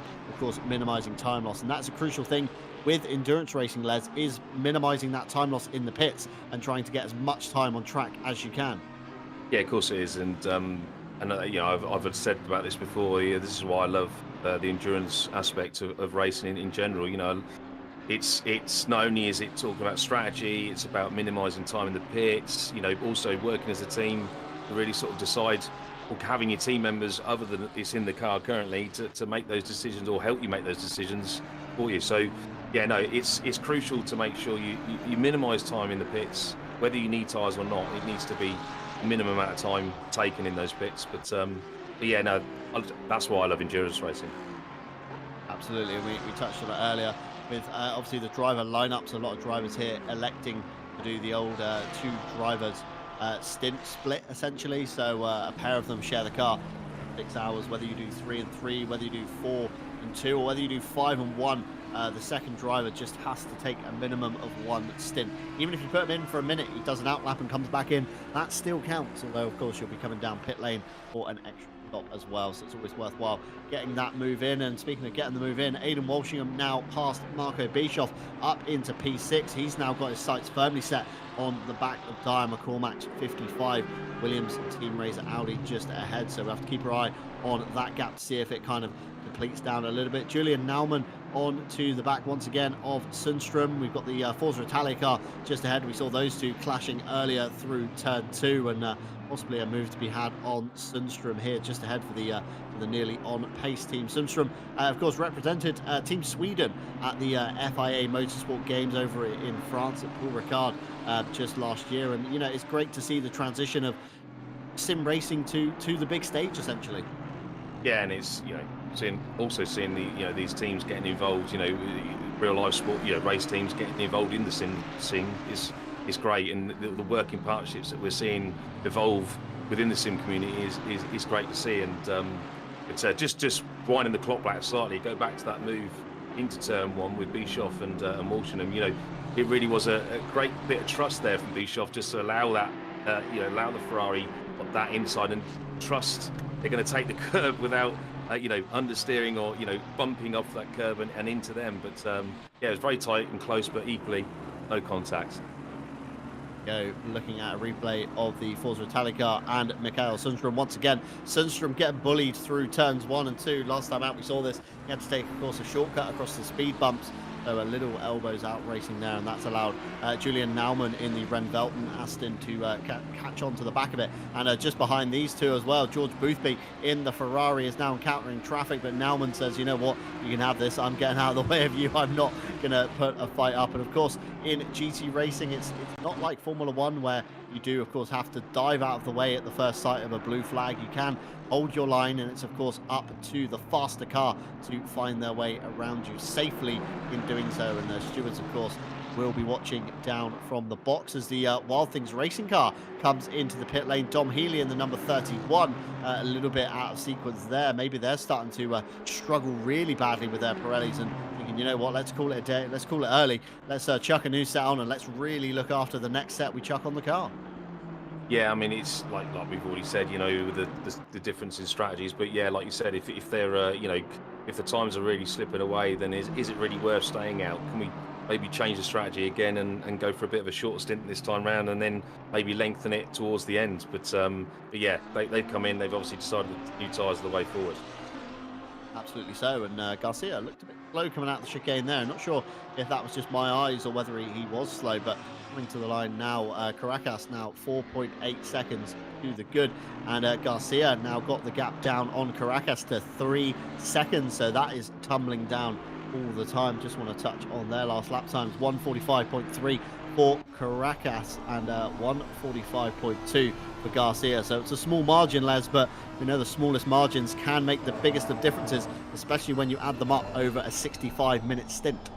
Certainly can, and I think you were right though. I do think Garcia did have a bit of a slow last sector there, and I think he was, you know, his previous lap time was in the 44s, so I think he lost a good few tenths there in the last sector. But yeah, definitely could catch him very quickly now, and I think Caracas really is struggling. But obviously, yeah, Boothby still out in front. You know, it's setting similar lap times, to be fair, to Caracas, so maybe it's just eased off a little bit. But then again, he's getting lap traffic, so you know, some of these times now are starting to get a little bit sort of skewed, I suppose. You know, make it look a bit worse than what it actually is. But you know, you were talking about the blue flags as well. I'm still undecided whether I prefer the GT style of blue flag racing compared to the F1 style of blue flag racing. It's good in one way, but in others it can really hold you up, especially if you're trying to get through the traffic and try and lap these people, and it can become very frustrating at times. Yeah, I think it's got to be a very kind of heads-up driving aspect from obviously the car that has been caught. I mean, you know, we saw it earlier with Julian Naumann and George Boothby. Boothby by far the quicker driver of the two. Naumann acknowledging that and staying way out of the way. I think the problem comes is when you have, you know, two very fast, capable drivers suddenly meet each other in traffic. Obviously, one of them doesn't want to give up the place for reasons of going a lap down, and the other car just wants to get past and get a move on, and this is where you kind of get the clash between the two, and you know, kind of egos get a little bit bruised at times. But yeah, I think it's just it's got to be a very heads-up thing. You know, me and you, if somebody comes steaming up behind us, we'll probably be like, you know what, you have it, see you later, I'm not getting involved. But you know, some of these drivers who are on similar pace may not want to give up that kind of spot as much as maybe me and you do, Les. Well, yeah, no, and you know, maybe we're just too kind, John. Maybe that's half the problem. But maybe no, that's it.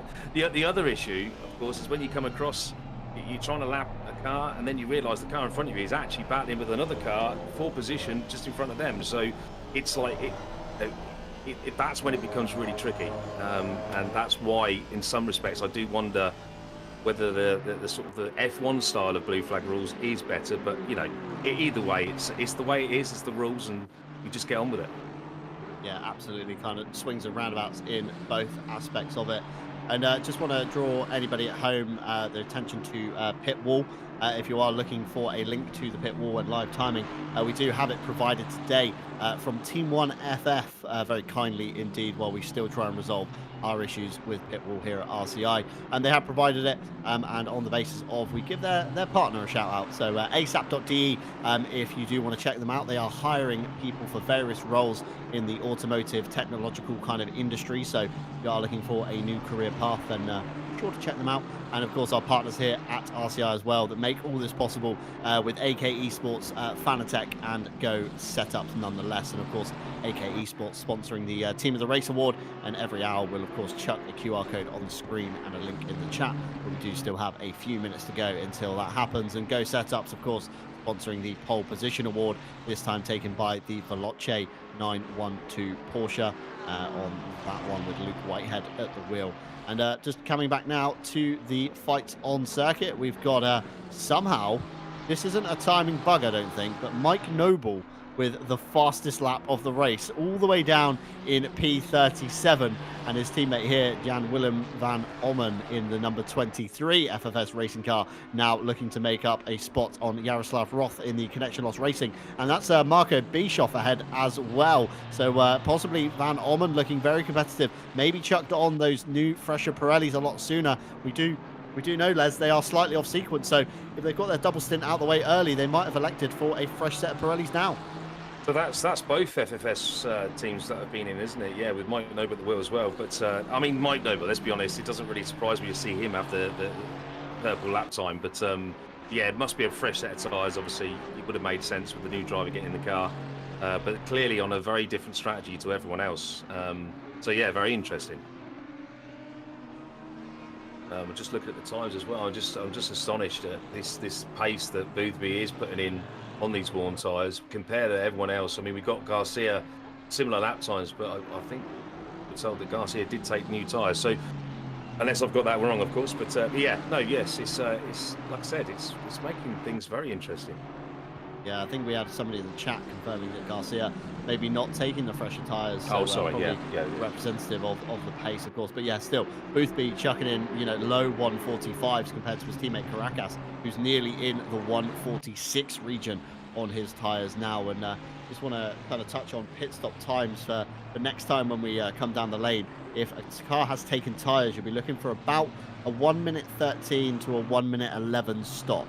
So, of course, last time we saw pit stop timers around the 1 minute ones, the 59 seconds. So it's about a 10-second difference on tyres here. So keep your eyes on that one when we do, of course, cycle down the lane in just under 20 minutes time. And this fight here now with Porco Carpenter has now brought Jonas Forks for the Ren Velten 71 team into contention. We saw this car early on, Les, in the wall with Tim Peichman at the wheel, but now all the way back up into P23. They really do have some pace in that Ferrari today. They really do, and it's and again, this is what I keep saying to people. This is the beauty about endurance racing. You just got to pick yourself back off the ground, get back in, get stuck in. Do the repairs in the pits, and just keep working on it. And before the end of the race, hopefully you've picked up enough positions to make it worthwhile. But yeah, no, it's great to see, and fair play to the Wen Welton Esports team.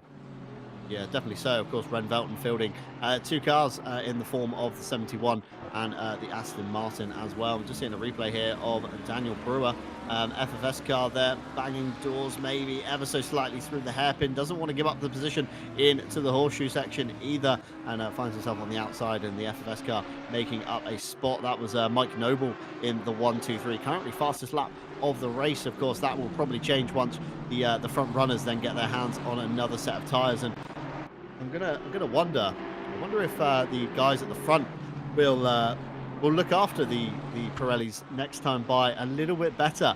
Caracas now with 0.8 on a gap between himself and Garcia, so that gap has absolutely come tumbling down.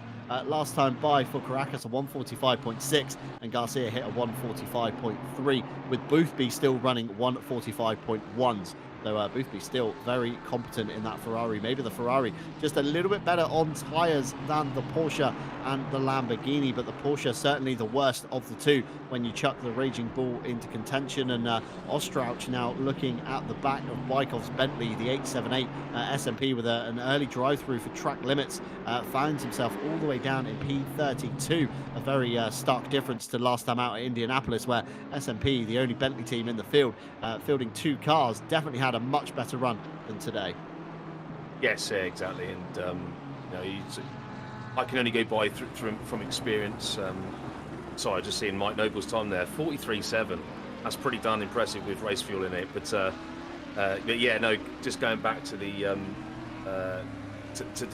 tyre wear. This new update, this 1.9. We've got such a wider range with the pressures as well, and it's making.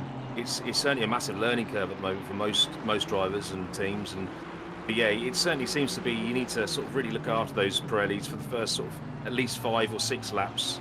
Be very gentle to get a very, very close, if not contact there from the Ren Welton Esports team. But yeah, it does seem like you do really need to look after them in that first part of the stint and to get the real length out of those tyres.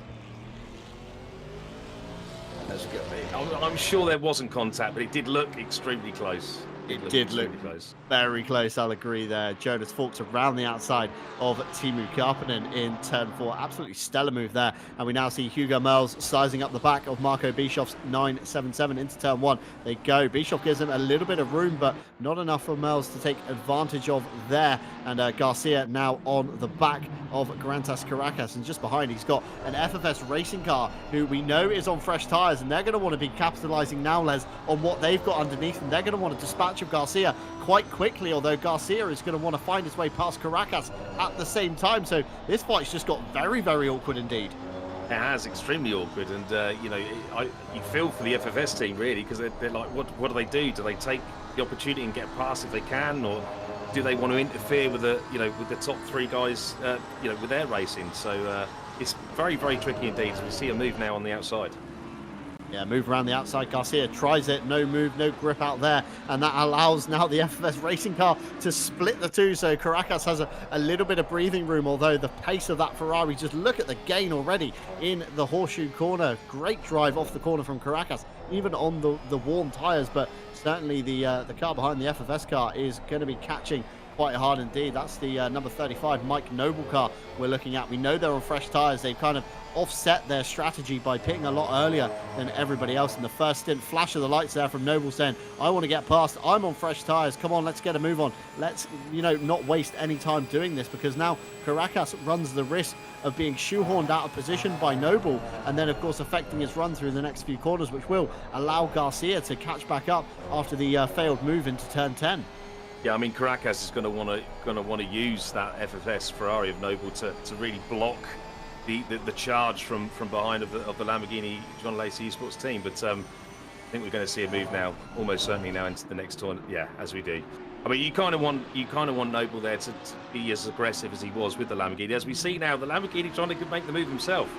Yeah, we said it, didn't we? We said the Lamborghini would try and capitalise on Noble opening the door. Caracas there, running a little bit deep in the hairpin, a little bit of a bump of a rear wheel and a front wheel. Garcia now still behind on that one, and Hugo Merls now looking very racy to the back of Bischoff's Porsche, on that one, trying the old switchback from turn 4 to 5. Nothing to be had there. Bischoff still very good on the brakes, pitching it in nicely, hitting the apex and running the exit curve beautifully, even on the worn tyres. But fantastic scenes here, as the tyres come to the end of the life. We have a question in the YouTube chat. Has anybody ever suffered a blowout in endurance races? And I'm sure it's more than likely happened in ACC, especially in previous iterations. But we know yesterday, Les, I was camping the free-to-play split, should we say, of this series, and a lot of drivers getting down to 0.4, 0.5 of tread wear, and I believe when it hits 0, that's when you do get the tyre loss. So, it's something that could definitely happen today. It can, and I've had it myself. Only once, but the tyre graphic on the screen turns black, and it's like driving on ice. It's an awful feeling. And you just got to nurse it back around to the pits. But yeah, it can happen. That's the answer to that question. It can happen. But yesterday, through my experience, I managed to do 2 hours and I think it was 2 hours and 10 minutes. We see a move now, the P2. Yeah, Garcia to the inside on Caracas, covers off turn 2. Very lovely indeed. And Garcia now into P2 for the Jean Lacey Esports team. The number 27 Huracan Evo 2 finds its way to the front. And now that can focus on catching George Boothby at the front, and another Jean Lacey move to be made here on Mavix, with Hugo Merls going up the inside in turn 1, covers off turn 2 nicely, and this brings the Connection Loss Racing car into the fight, although Connection Loss Racing way out of sequence at the moment. They're currently down in, I believe, P... where are we looking? We're looking at P... I just saw them then. They're gone. I've lost them.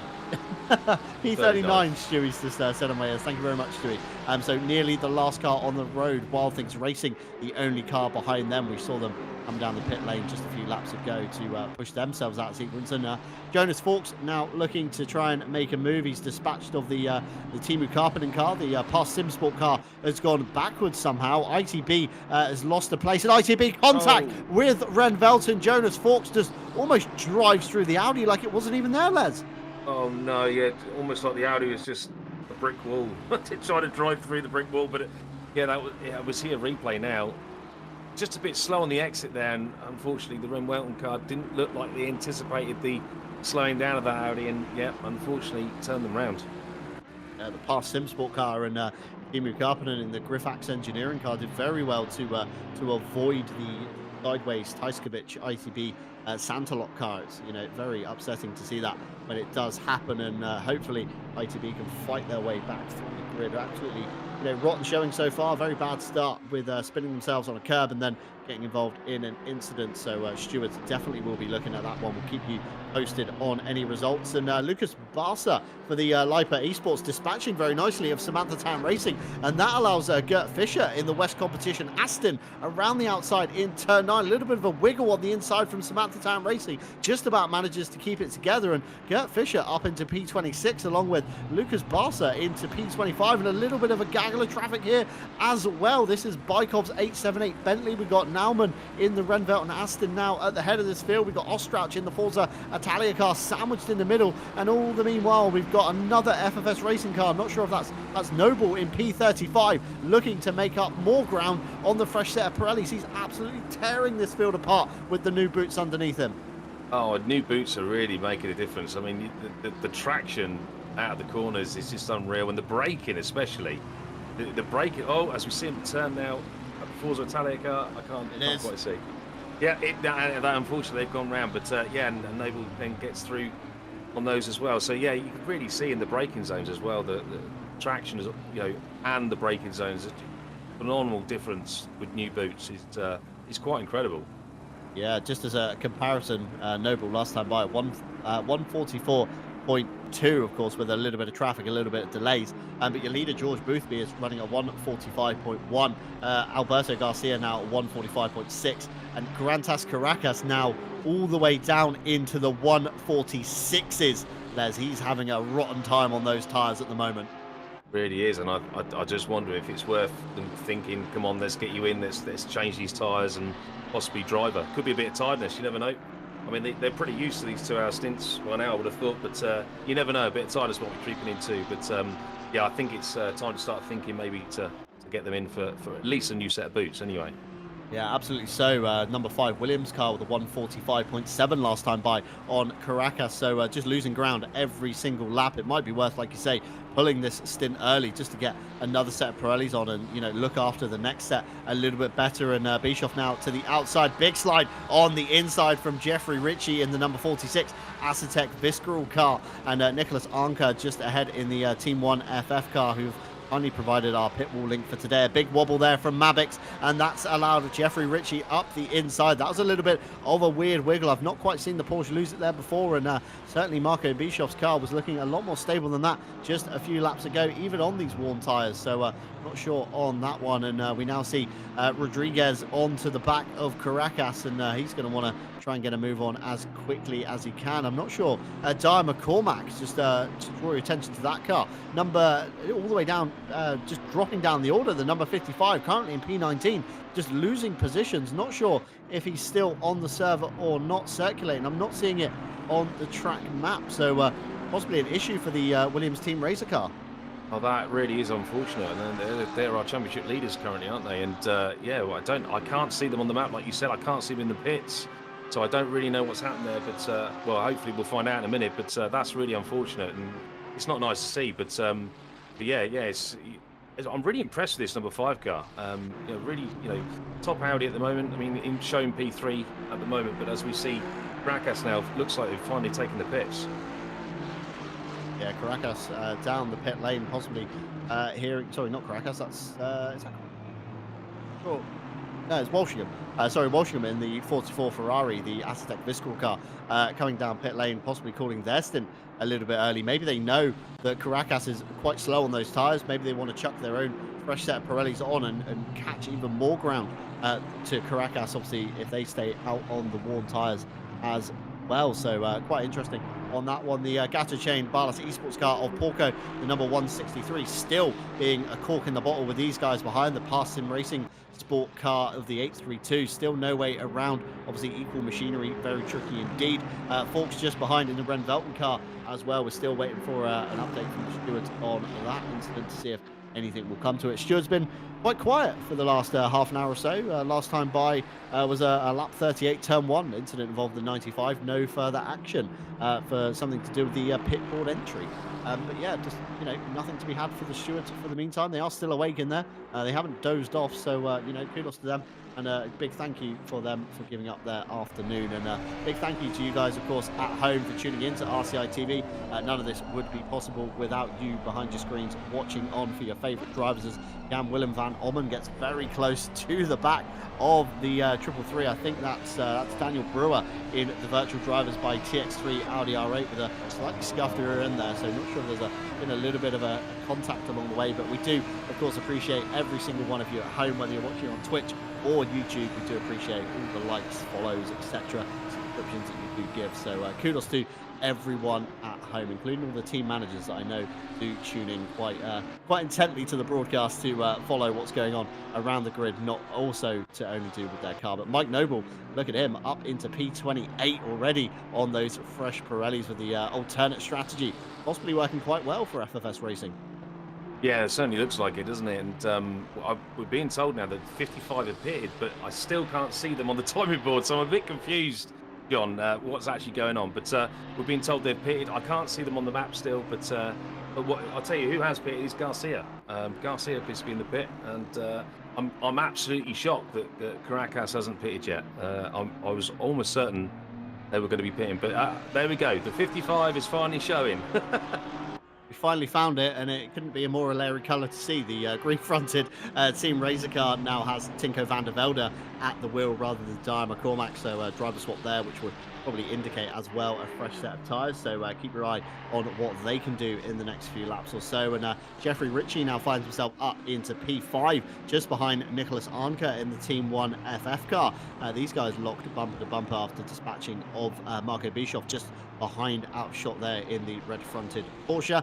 But yeah, I'm still in awe that Caracas is still out on these tyres. I can't believe that, Veloce haven't pulled him in yet. It's crazy to think on that one. I think, indeed, Williams number 5 possibly coming down the pit lane, and they do indeed just below us here, the number 5 into pit lane. Caracas now back up into P2. Boothby still out front for Veloce on a 1-2 there, and Boothby's last time by lap 145.2, Caracas 146.4. He's still into the 46. It wasn't a random blip in the lap time. It is very slow pace indeed from the Porsche, and they are playing it a little bit risky. I'm wondering if they could even pick up a puncture or two. Yeah, well, there's that obviously to think about, but also, I did notice even with Bischoff, I haven't noticed so much with Caracas, but certainly it appears that it's traction that's the issue, and that would make a lot of sense, especially with the Porsche. We know the Porsche does like to sort of munch on those rear tyres with that tremendous traction they do have with those cars out the corners. But yeah, I'm amazed. I mean, really at this sort of pace, I'm surprised they haven't brought them in early and just thought, let's get the new Pirellis on and get some lap times down, ease the tyres in and try again. Yeah, absolutely. Even Marco Bischoff with a 146.7 last time by on himself. So the Porsche's definitely struggling with the engine over the rear axle, of course, all the weight pushing down on those rear Pirellis. They do give great traction out of corners, but they do, like you say, munch those rear tyres through. And this was your P2 car. This is Philip Benar now in the number 27 John Lacey car, coming under fire just behind there. Danny Tylick in the 878 SMP Bentley, and just behind him, I think that's Timu Karppinen in the Grip Hacks car. So that's officially the next car for position. So they've got a car between them at the moment, and Minar's just really got to focus on getting the hammer down. As we see Grantas Caracas now trundle down pit lane.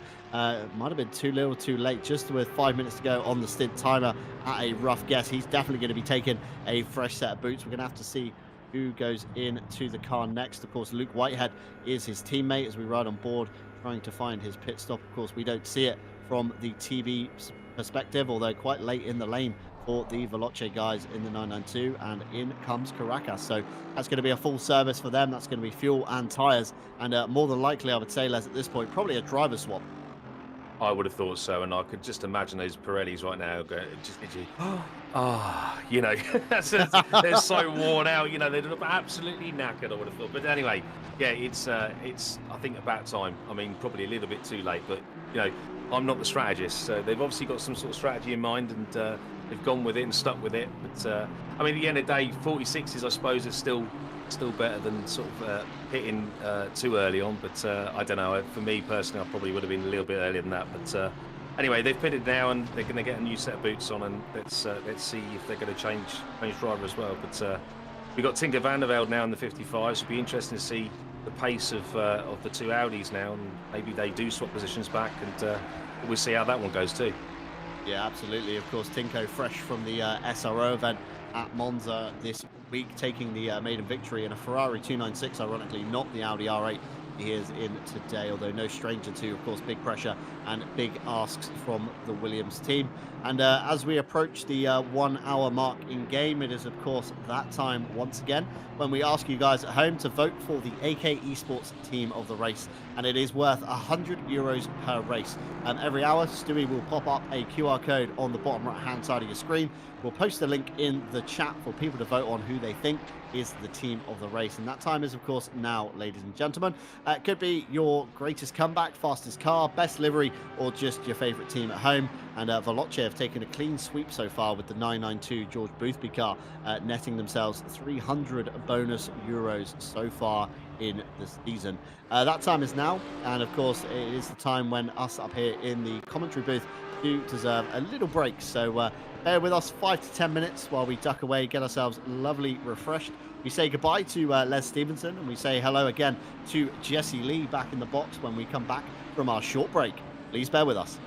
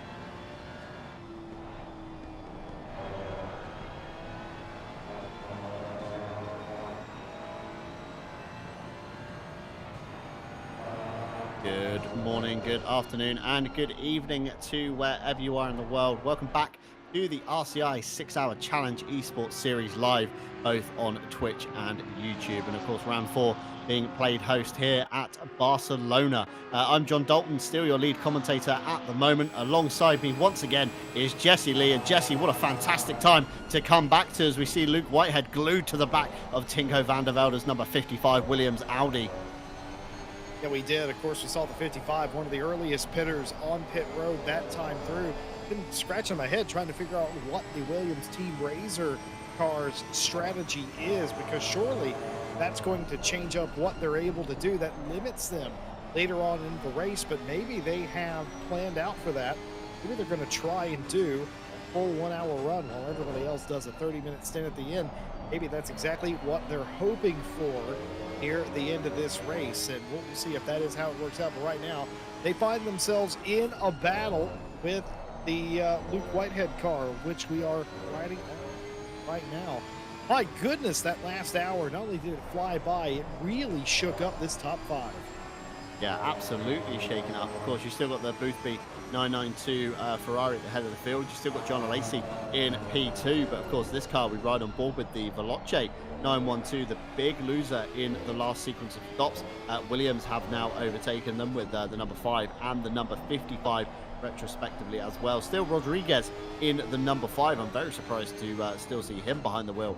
Most drivers, of course, electing to do the double and then giving it up to their teammate to you know, take the helm for another 2 hours before probably juggling it back and forth before the final hour or so. But lots of curb usage in the final chicane. We were talking about it earlier, Jesse Lee. 1.9 being the big shake-up for curbs, tyres, dampers, and aero as well. Everybody trying to get the absolute best out of their cars at this point in the race. They're kind of settled into where you're at. If you're inside the top 5 or whatever, you still have a legitimate shot to win this race, in my opinion. You're still working that strategy. If you're in the middle of the field, you settled into those battles as well. You know who you're fighting against. I was talking to some of the other guys when I was away about some of these lap times. You know, they're running half decent lap times, really good lap times, in fact, on these worn tires in really horrible situations. Running 6s out there. Go ahead, you at home, try to run a 6 around here on brand new Pirelli tires. Actually quite difficult. It just goes to show you how quick all these teams actually are. Yeah, they're all, of course, right at the top of their game, aren't they? With the you know, the brand deals they got behind them, the teams they're driving for. They are the kind of peak, you know, ACC drivers, should we say, that really do put us, you know, me and you, Jesse, the kind of normies of the game, definitely to shame. I'm, you know, not the slowest driver in ACC, but I'm certainly nowhere near the pace of, you know, the majority of this field. It's crazy to think how much faster they truly are. And I promised that we'd give you an update earlier on the number 71 incident with the 696, the ITB Santalot car and the Renvelten Ferrari. Drive-through was the final decision on that one. Takeout on the 696 with position not returned, and then just a few laps later, lap 65 turn 5 involving the 163 and the 71, an additional 5 seconds for the Renvelten Ferrari. So really in the wars with the stewards at the moment on that one. And kindly on your screens now, we see a pit stop timer breakdown. And as you can see, Jesse Lee, as expected, pretty much every single driver in the top, however many 23 we show on your screen at the moment, all electing to take tyres with a much longer stop than before. Of course, the no tyre stop was about 1 minute to 59 seconds. And of course, the kind of tired stop, 1 minute 10 plus region. A replay here from Yaroslav Roth. Not sure what happened here, Jesse, into turn 1. Dove a little bit deep and then cold turns tires. left. That's exactly what that is. That's cold tires, or maybe even a mechanical. That was a mechanical problem, as it turns out. Very strange. Something going on there. They were sitting in the pit lane for more than 2 minutes. They come out of the pit lane. Yaroslav Roth, the man we call Jersey, gets in the 404 Connection Lost racing car, drives out, and it's something clearly amiss with the setup of that car. I assume some hardware issue. I don't think anything broke. I just think something wasn't connected to begin with there. Absolutely. No, it's you know, one of those strange things. Not sure what happened, but Yaroslav Roth kind of turning right to go left, essentially, as Lightning McQueen once said, in some kind of Disney Cars movie somewhere. in the universe. But yeah, very strange there. Not sure what happened. We'll see if we can get a word possibly in the chat from a racing driver on that one. Of course, good friends with RCI here, have been long-standing members for quite a while racing with us. And if, of course, you guys at home want to get involved with us here at RCI, you can, of course, sign up to any of our events at any time by heading on over to racerci.com. And we do have, you say, something for everyone, Jesse Lee? Absolutely. Of course we do. We have splits no matter what your skill level. Doesn't matter if you're in the rookies like me or you're an esports pro like some of these drivers you see on the screen right now. We got splits for you for every single race, not just one day a week, 5-6 races a week around here at RCI. We do the pre-qualifying, get you in a class where you can be competitive amongst your peers immediately.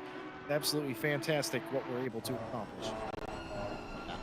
So, you know, it's a great community here at RCI, and if you do want to get involved, do head on over to our website, because where I found my feet and found a home here at RCI, and now I'm a broadcaster somehow. I don't know how it's happened, but here we are on the RCI TV, bringing you all the action from the top series.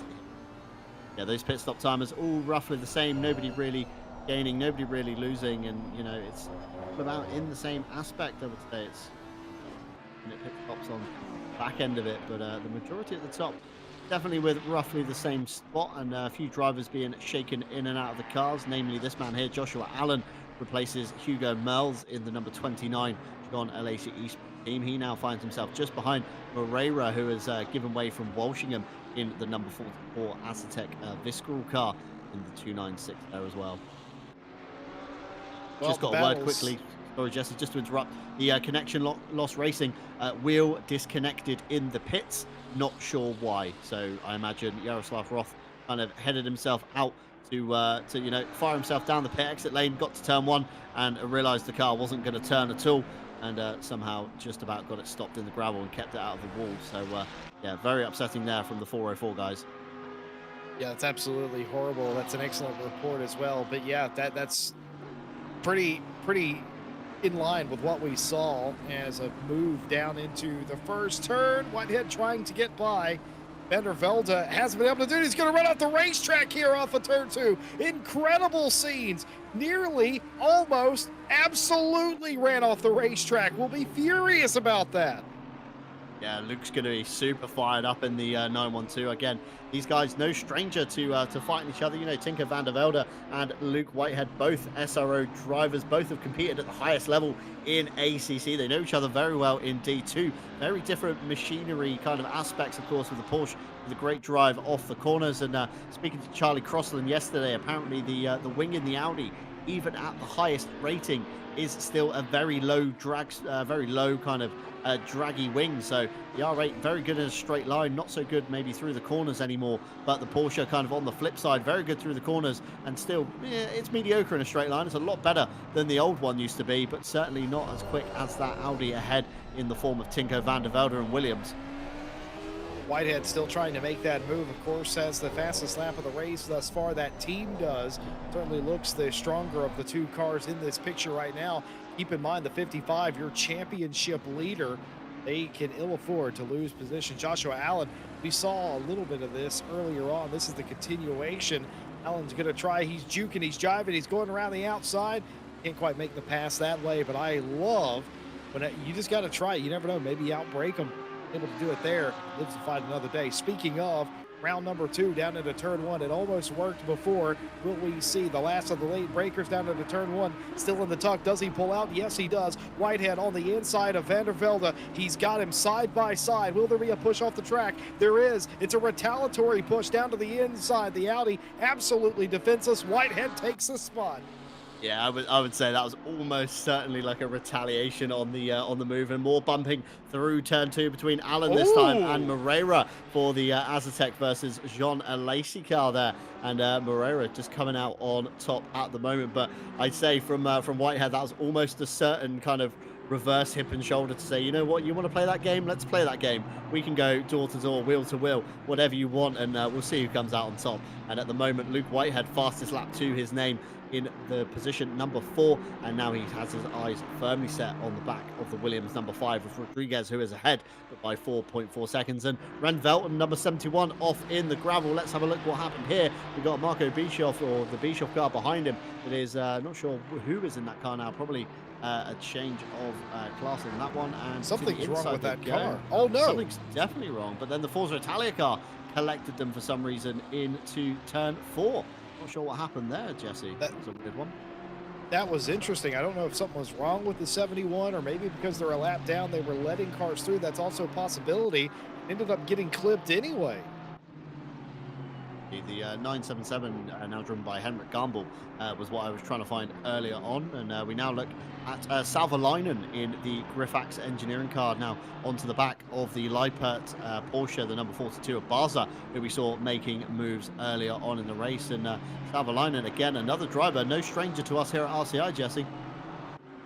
Absolutely not. Savalainen, a champion of the Friday champ. He one of those guys that he came in, he had to work hard to get some wins in some of the weekly series. He went on a tear, won a Friday championship. He won some other series as well. I know he's won races on different nights of the week as well, but no stranger to us here.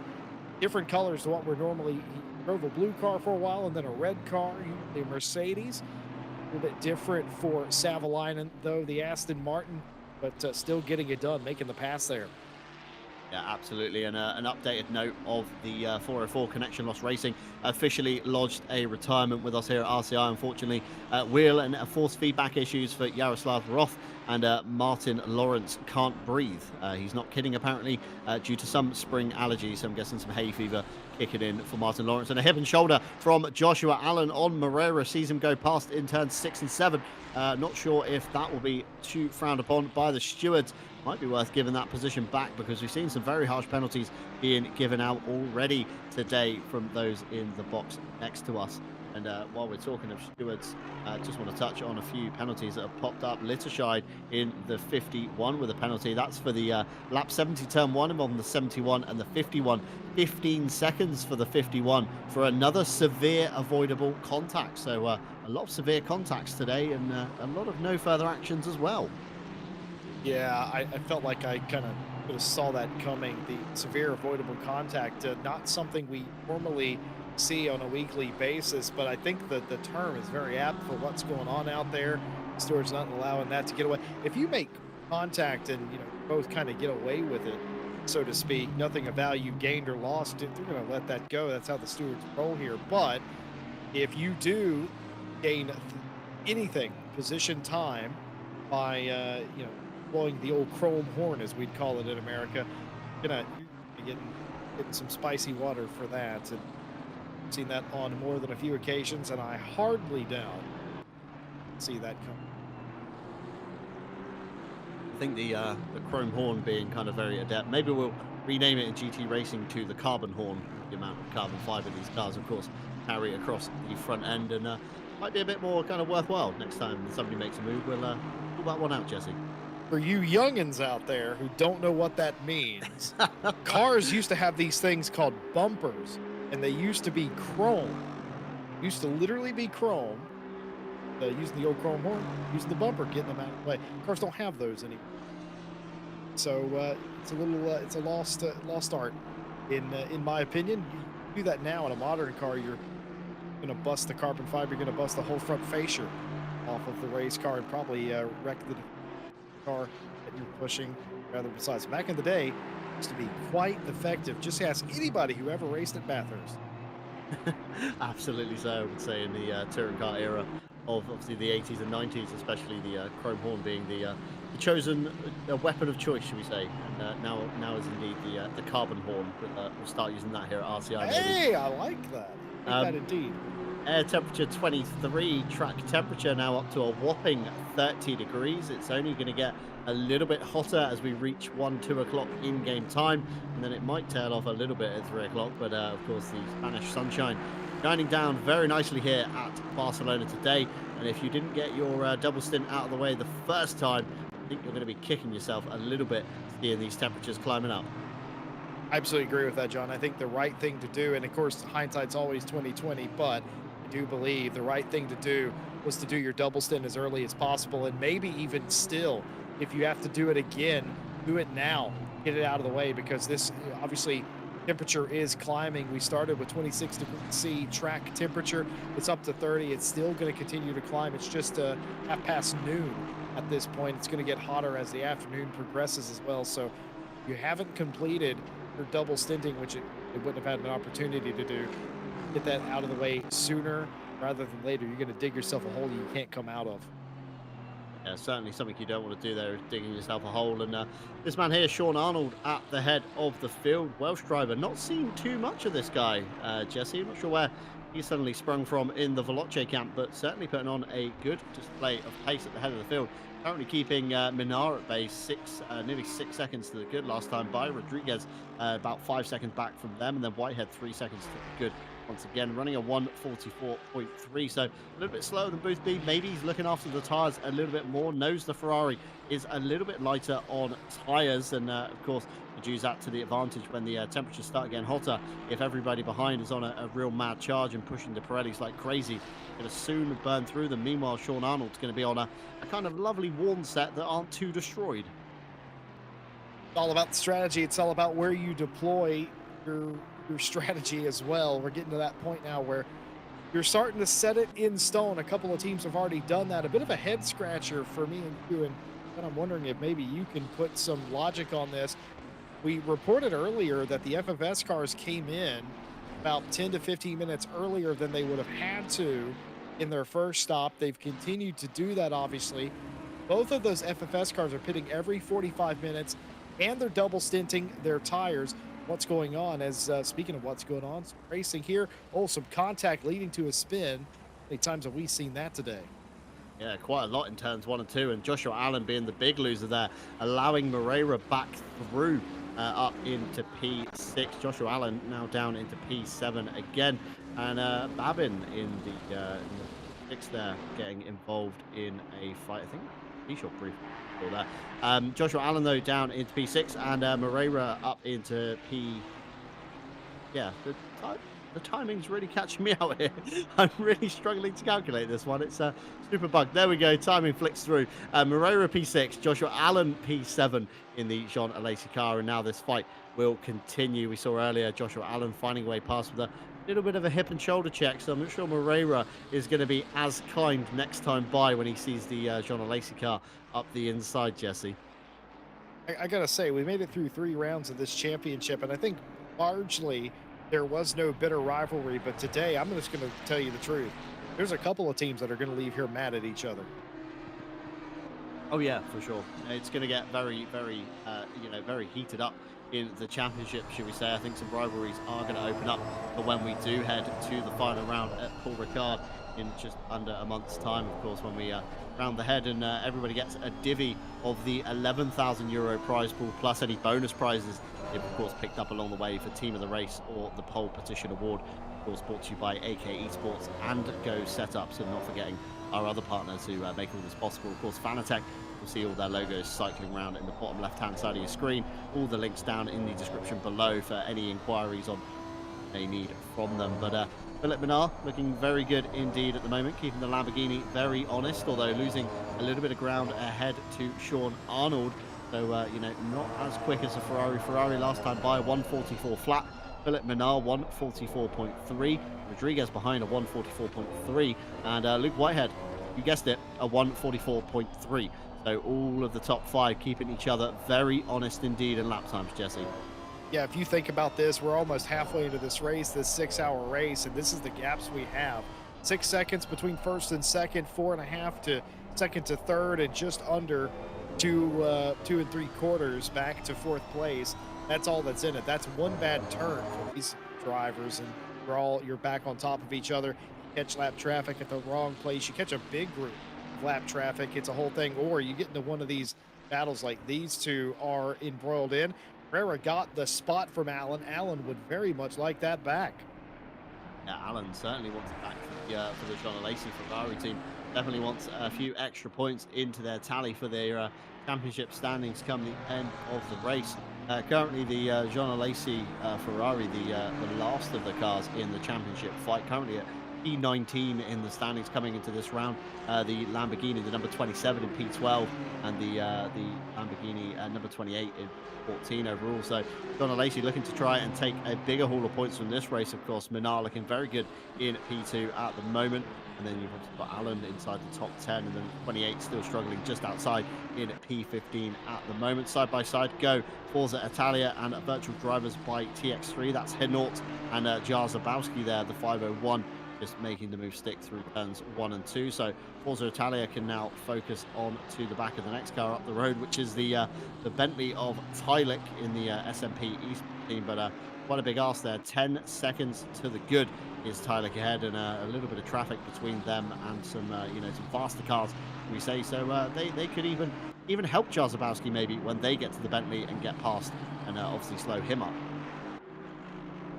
Just been given some information by Tom Bryant, slipped it under my nose here, that both of the Rinwelton cars have simultaneously retired from this race. We know the 71 had their early issues and continued to have issues throughout the race, but both Rinwelton cars in this race have retired. The garage door is down. Very strange. Not sure what's happened there. Typically, one car retires, the other car will stay, to pick up any championship points. So very odd behavior from the Rinwelton guys today. Obviously fielding an Aston Martin and a Ferrari 296. So not too sure what's happened there. Maybe just a few too many issues kind of drawing a close to their day rather early. Of course, still just over 3.5 hours to go, Jesse Lee. Absolutely anything can happen in an endurance race at this point, so it's definitely worth sticking around. Yeah, it's one of those things. Maybe they had some sort of issue going on there. Certainly, like I said, the 71 was in the wars today. Both those cars have retired from this race today, which has promoted several cars up a few positions, to say the least, as see battles all up and down the field still at this point. This one just inside the top 20. You've got Philibus in the 163. That's Dominic right in front of him, and Moore right in front of them. That's a three-way battle for 18th place. And I'm going to tell you something, folks, about racers. It doesn't matter if it's first or last. Racing for it, that's all that matters.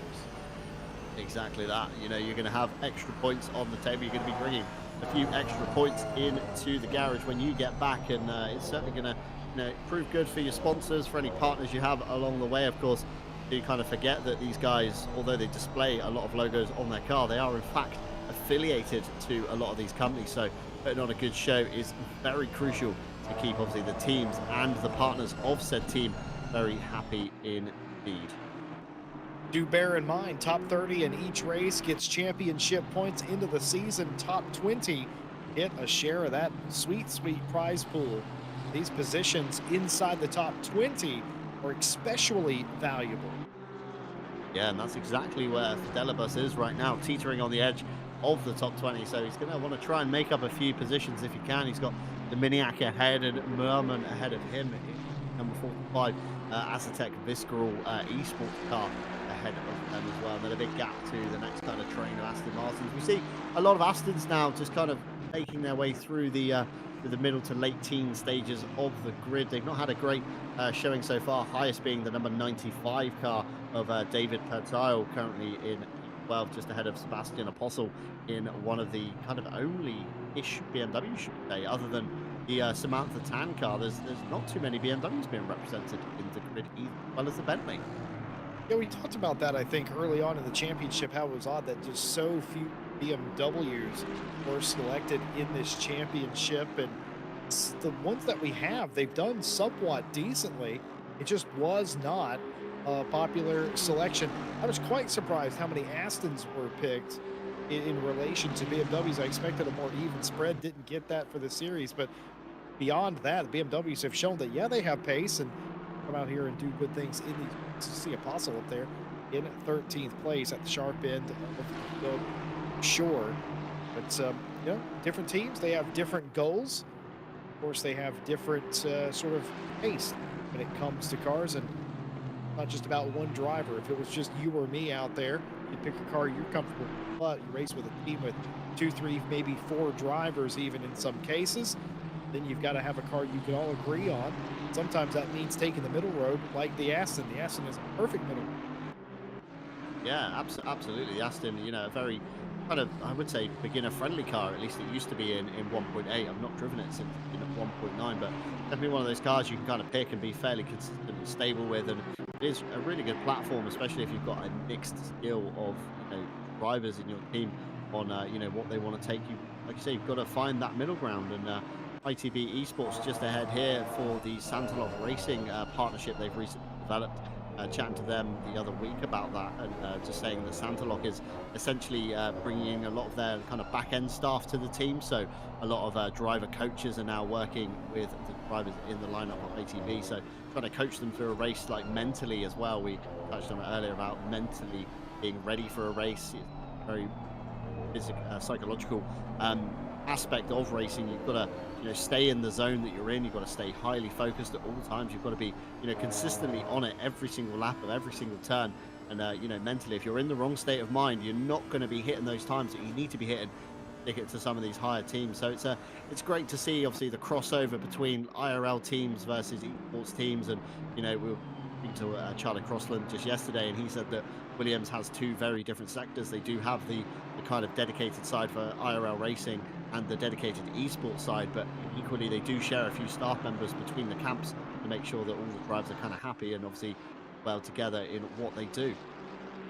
Yeah, you've got to have that, especially if you have a big team like Williams. Obviously, they're proven winners, aren't they? They know how to get it done even at the top echelon of motorsport. So you kind of have to have that. It doesn't matter if it's a sim race or a real race. You've got to have those people in place that are making sure that drivers, teammates, crewmen are being looked over or looked after appropriately in those cases and taken care of, so to speak. And you gotta keep that dynamic. You gotta keep a happy dynamic around for everybody. You can't make everybody happy 100% of the time, but you gotta do your level best. Drivers always drive better whenever they're comfortable. Though I will say, you know quite a few drivers who drive better angry. That's a whole different mental argument that we could go down.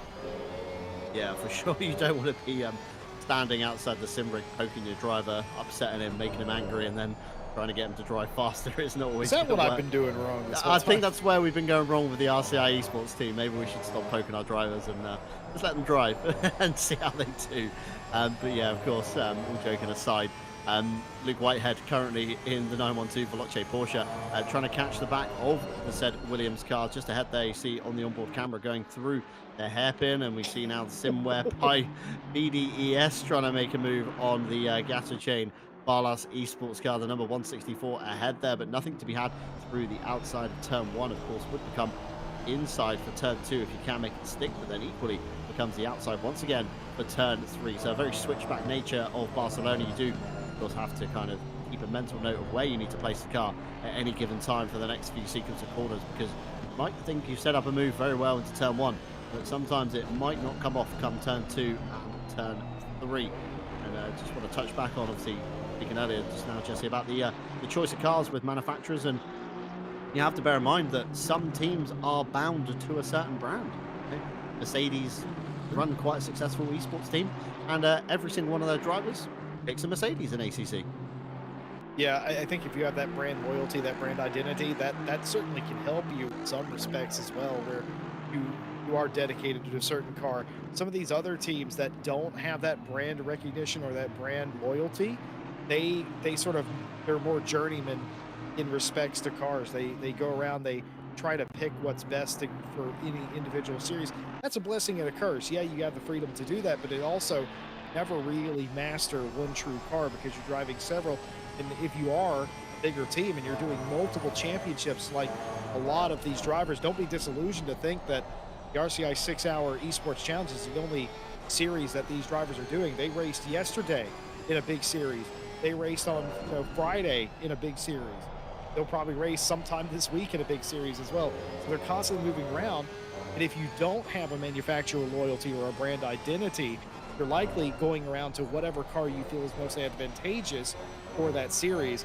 And that can create problems because you're having to get a brand new car every other day remember exactly how that car drives, try to extract the best out of it. That way, sometimes the brand loyal teams, they have a little bit of an advantage. They know what they're going to get every single one. Yeah, absolutely. And Kramer Racing, sorry, being one of those teams that you always see in a Porsche. It's very rare you see them in anything else at all. And of course, Marco Bischoff now handing over the reins to Henrik Gamble, currently in the car, looking at the back of Babin in the number 46 Assetto Viscal car, who is caught, the Bentley, and the Bentley peels off into the pits to allow this fight to continue on. So Gamble going to want to be trying to take a place away from the Assetto. And on the flip side, we were speaking earlier about Bischoff being age 33, Henrik Gamble in comparison age 22. So, you know, you've got a kind of opposite ends of the scale. And if Noah Eder was here, he's even younger, aged 19. So, you know, a big age range in some of these teams. Around the outside goes Gamble. Can he make it stick? Becomes the inside, as I said, but then it becomes the outside once again for turn 3. And that's where all the marbles build up. A little bit of a lift from Gamble, tucks back in behind the Ferrari and tries to set himself up for turn 4. Wondering if he can. And Babin goes defensive for the Assetto Sim Sports Visceral yellow car. Around the outside once again goes Gamble in the 977. Can he make it stick? Again, very tricky corner to get around the outside of, but if you do, you can fire yourself up the inside for the next turn. And now tries the old switcheroo, goes in very wide, nails the throttle as soon as he gets to the apex. He tries to get a much better run down the hill as much as he can into turn 7, but nothing to be had in here either. This fight still rages on, Jesse Lee. This is very close indeed between two very different cars, of course, the rear-engine Porsche and the mid-engine Ferrari. It's, you know, completely different machinery. They handle completely differently to one another. One car's stronger in some aspects than the other, and equally, these drivers are keeping each other honest. I love what Nick Babin's doing right here. He's going defensive into every corner. He's doing a very deliberate maneuver to make sure that he has the inside. But has he been sold a dummy here up the inside there of that turn? Gamble thought about doing it, didn't quite keep the car alongside. That allowed Babin to escape again.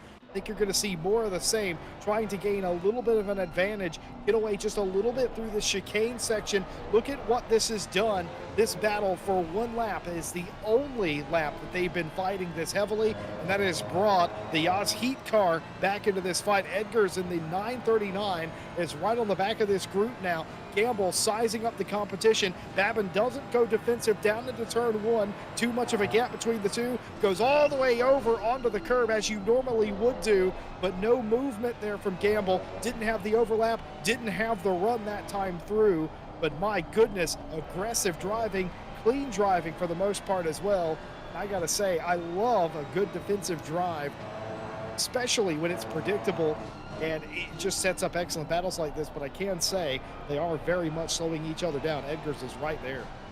Yeah, say Edgar Zmalovic's a driver that recognize the flag and recognize the team. You know exactly who that is behind the alias. And certainly catching to the back of Henrik Gamble and Nick Babin's fight that they're having ahead of him. Made up 0.8 last time by, just on a few sequences of turns of these two ahead fighting him. So, you know, it's very tricky, Jesse, to try and manage an attack against your opponent ahead of you rather than, you know, trying to manage the gap. We saw George Boothby earlier with the 27 of Garcia. Of course, just followed him round lap after lap after lap. They made some great progress, and now they find themselves in the lead of the race with Minard now 9 seconds to the good. But Malovic's there very late on the brakes, running himself over the marbles, nearly losing control. And that's all the meanwhile allowed Fleischer in the 52 Team 1 FF car behind to latch onto the back of this train. So soon enough, Jesse, I think we're going to see a 4-way fight here. Yeah, this is the problem. Babin's done such a good job of keeping Gamble behind. That's brought Marlovic and Fleischer back into this fight and has regrouped all of these cars. So now, you see the 52 Ferrari in the picture, and all of a sudden, Fleischer thinks, well, maybe I can get 8th place here if this all goes my way. All the pressure on Gamble. Henrik Gamble trying to make this move, trying to get out of Dodge and not let Edgars and the light get up to him. But again, he's got to make this move at some point. He's just not close enough down that front straight as the pull off of that final corner of that Ferrari, just enough to outpace that Porsche.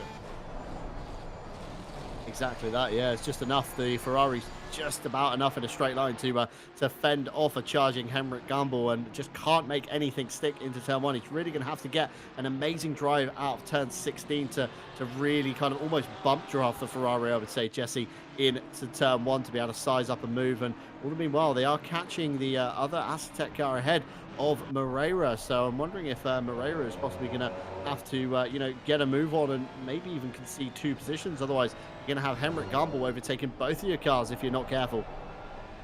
That's the big problem. We saw that earlier. Don't think just because it's the middle of the race, that doesn't happen anymore. That's only something that happens at the beginning of the race.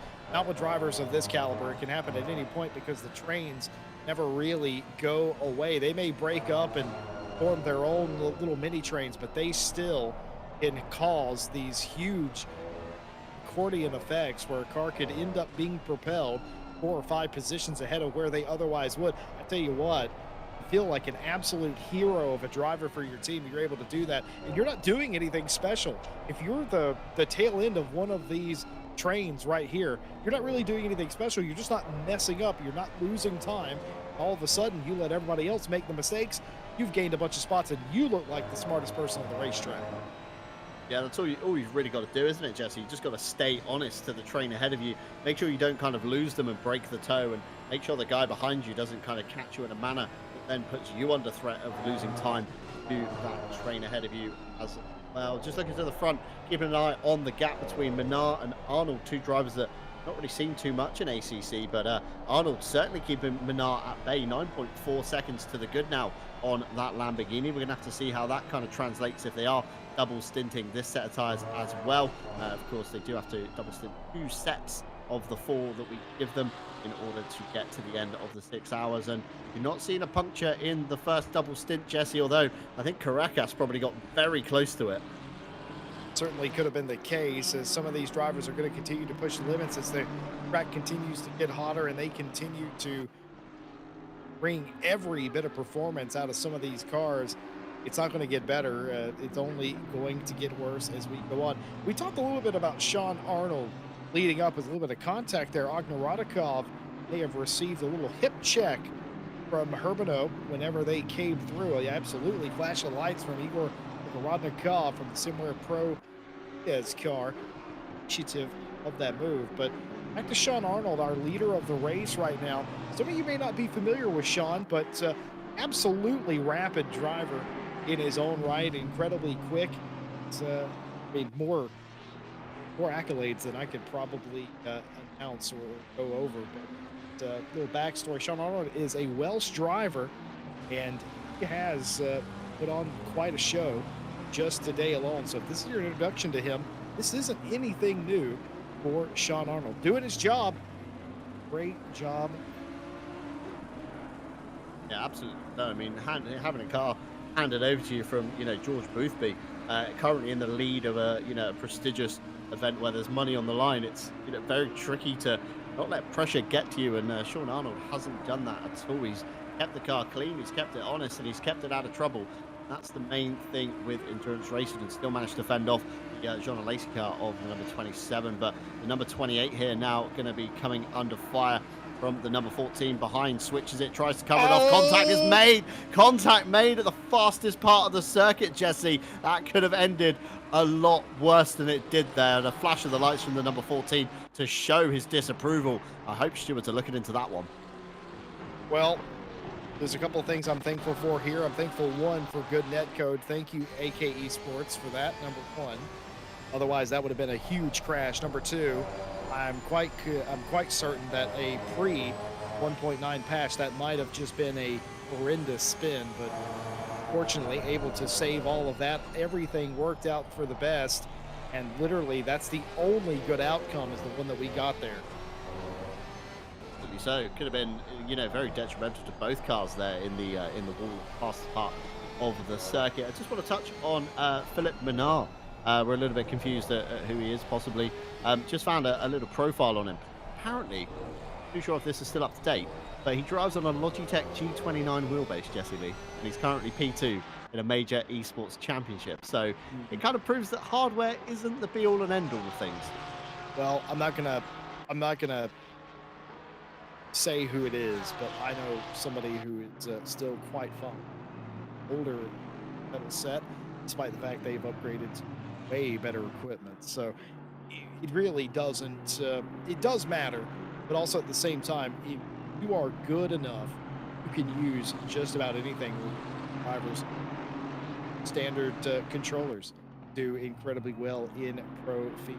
I would argue Grim Willett, the fastest controller driver I've ever seen, competes in RCI competition and sticks it up there with the best of them. So good peripherals are absolutely a plus, but again, good driving skills, arguably more important. Absolutely so. And there is a driver who has raced with RCI as well. Argulu, I believe, drives on a mouse and keyboard. Believe it or Oh, not. that's right. And he's not a slouch by any means on a mouse and keyboard. Absolute mad lad, but gets it done. Yeah, no idea how those guys do it, but kudos to them. And we might see a move here on Tarasov, Colagrosso behind. No, this is Colagrosso, sorry. Looking back to Merman and the number 45 Assetto Corsa car here. Looked very racy out of turn 3, although just couldn't pull alongside, although the train is stacking up behind here, Jesse Lee. We've got Dominiak, we've got Fidelibus, we've got Salvalinen now on the back.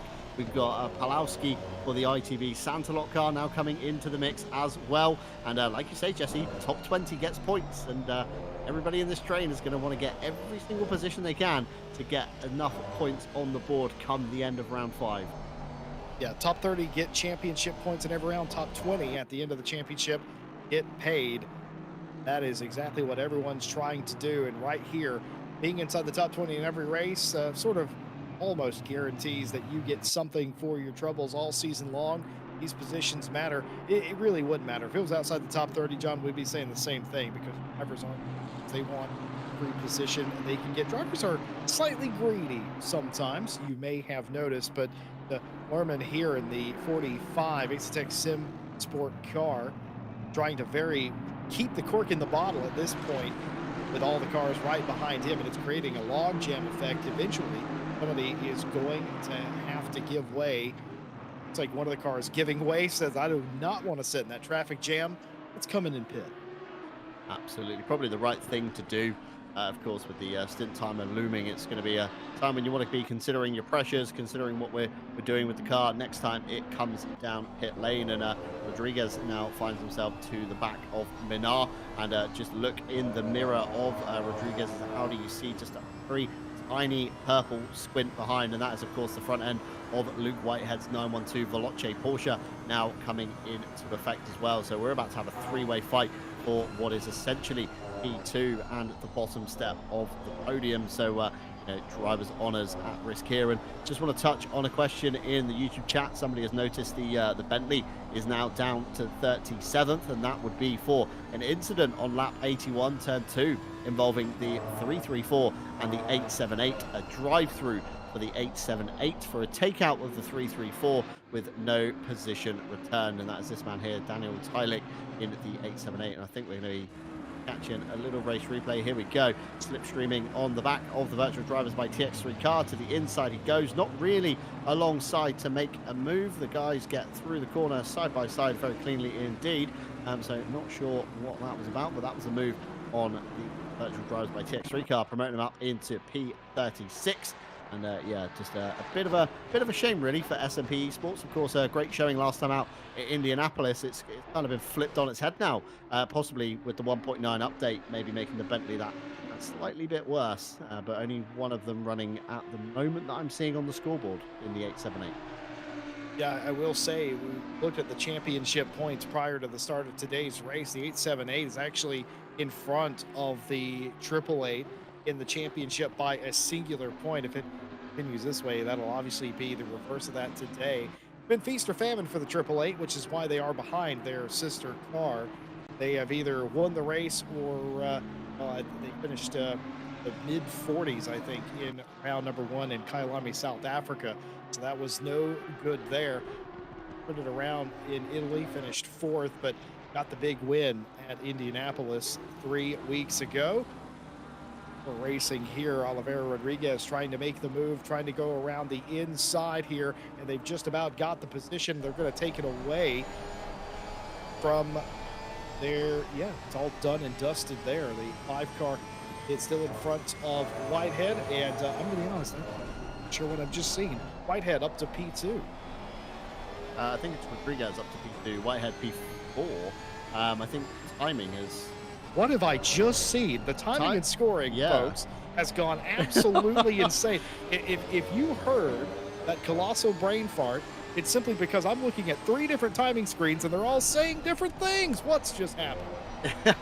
So we've got Rodriguez up into P2 and the Williams number 5 Chill Blast car. Then got Minar, who we're looking at the back of, essentially, for the Donna Lacey Esports Lamborghini. And then we're riding on board with Luke Whitehead, despite what the bottom right-hand side graphic overlay says. He is, in fact, in P4, and now it can't even make up its mind if it's 2-3, 2-3, and we're finally in 4. So timing should have updated everywhere, hopefully, for you, Jesse Lee, on 3 screens. And not sure what happened there, but ACC definitely having a little bit of a brain fart. I think they were so close to each other, and when they tripped one of the loops, some of the cars may have been side by side. It might have bugged out the next nearest car, something going on there, but absolutely saw Oliveira Rodriguez make the move on Minar for P2. Whitehead, who we're riding on board with, their timing and scoring was tripped up for a second. They are still in 4th place, unable to get by Minar themselves. Rodriguez goes up to P2 by themselves. Whitehead still left wanting in P4. A little bit further behind, Hendrik Gamble still trying to make this move on Babin. It has been going on for about 7 laps now. Babin has defended for their life. Babin, though, has caught Morera in P7. We ride on board Fidel's rear wing, the Asetec SimSport Visceral red car, and look at the train. That is Babin, Gamble, that is Edgars and Fleischer all in a row. Now, they were fighting over 8th. Babin's caught Morera. This is a fight for 7th. Look at the defensive line again from Babin. Yeah, absolutely. Henrik Gamble to the outside in turn 1. Can he make it stick? He does on the brakes, but runs himself a little bit deep. A little bit of oversteer is going to hamper him through turn 2. Can Babin, get a switchback done for 3? He can't, unfortunately, but if he can kind of tuck in behind the Porsche, he might be able to make something into turn 4, although kind of lose the Ferrari once it gets tucked in behind another car. We can't particularly see it, but not close enough now, and that's all the meanwhile brought Edgars Malovics into things, and he's now looking to make a move up on the Visceral Assetec car as well as Henrik Gamble has. Well, it's all kicking off here around the halfway point in the race. I always say that for an endurance race, you either run the race backwards from the start, or you have a sort of a plan. You get to halfway and you edit or amend that plan based on how well or poor you are running. All of these cars very much still in it. Any of these cars could technically win this race from these positions. I say it's full steam ahead, and it's who outwits who on pit lane. It's going to have the best shot to take the crown today. Yeah, absolutely. So it's, a very long kind of afternoon, 6 hours. It seems quite short in comparison to much bigger events, but, even when you put it into the grand scheme of things, it's a very tricky thing to split between 2 drivers. And now Gamble, definitely the faster car of the 2, already stoving the splitter into the back of the diffuser of the Ferrari ahead. And a little bump there. Not sure if that happened or that was just a bit of netcode, but Moreira now says into the pit side come. The number 44 Asetec SimSports Visceral red to the lane, gets it stopped nicely on the pit limiter on the board there on the left-hand side of the driver, and he shall now come down the pits to take his stop. Probably going to be a double stint, I would say, Jesse, if I'm not mistaken at this point. There's not much point trying to do your double stint later on in the event, because track temperatures, air temperatures are going to stay relatively the same for the next couple of hours. Even when they do start to go down, they're only going to go down by a very small margin. Yeah, I don't think Moreira's going to get out of that car, but what I am worried about was that illegal pit entry that looked like cutting the lane there, jumping once the lane separated from the racetrack. They were told in the driver's briefing to stay within the painted lines. Certainly to my eye, didn't look like that was the case. I'm quite curious what the stewards might have to say or not say about that in that case. Well, here is Yaz Heat inside the top 10 now, and right behind him, this is going on. Fleischer trying to make a move, trying to get by Babin, and just about does it. Maybe a little bit of fender banging going on as Babin's going backwards now. Babin with a flash of the lights there, probably a bit of disgruntled. Let's have a look from the helicam. Fleischer to the inside, of course, drops up the curb, drops off it, understeers maybe a little bit, or a bit of an oversteer twitch into the side of the Asetec Visceral car, and certainly something that he's not happy as we saw a flash of the lights from Nick Babin. But Babin definitely going backwards in this current stint. Fleischer now up into P9, Babin down to P10, and they've now got a nice little gap between themselves and David Pertal. You see a race replay. Not sure what happened here. We've got Luke Whitehead in the fight, and he is now up into P3, I believe, Jesse. This is Minar now down to P4. Yeah, the 27 of Minar down into P4. They were P2, 2.5 laps ago. Rodriguez able to get around. Whitehead, of course, wasn't able to follow through, but now has a couple of laps later. Patience has prevailed. Have got up into P3, and now that 27 Lamborghini Minar, that team struggling on the tires. I think we can all see that very vividly now, falling out of podium contention here. That's it. I mean, we've got a question in the chat about, is Luke content to stay in striking distance, or is he losing grip already? And I think that answers it. Luke, of course, getting past Minar, not wanting to do what Boothby did and sit behind the Lamborghini for another stint. And all the meanwhile, just look at the top of the board. Sean Arnold pulling out over 10 seconds to the next car behind, which is the number 5 of Rodriguez in the Williams camp. So very impressive drive after being handed the car from Boothby's. Definitely kept that Veloce car honoured and out of trouble, which are the two main things in endurance racing. And meanwhile, Mike Noble now trying to get onto the back of Barca ahead in the 42 Liveback car, getting in the slipstream, trying to hunker the Ferrari down as much as he can. Barca trying to break the toe, driving over to the right-hand side. Be very careful, nobody is coming out the pit lane, because that could be quite risky sometimes. Noble to the outside, Barca to the inside. Of course, the outside will become the inside for the next sequence of turns. Noble's just about managed to make it stick and covered off the exit for turn 3. Textbook move there from Mike Noble. Very well done indeed. Veteran race car driver right there, Mike Noble. He's been around. He knows what to do. He knows what's up. He knew he was going to draft as long as possible. He didn't even care about the defense from Barca. He was going to follow him all the way over there. Barca choreographed his move down to the inside. Didn't really care, did Mike Noble. Was able to pull out at the last possible second, get side by side. Knew the corner favored him if he could get side by side. Did exactly that. And like you said, covering off the apex of the next corner, the defensive slide over. That was a brilliant move. Mike Noble up with spot. Absolutely textbook move from Mike Noble. Very well done indeed. And we see a couple of Stewart's penalties now coming through as we hit the 3-hour mark near enough. We've got lap 95. Turn 5, I assume that is involving the 1 and the 28. 5 seconds for the 28 for an overtake with contact and position not returned.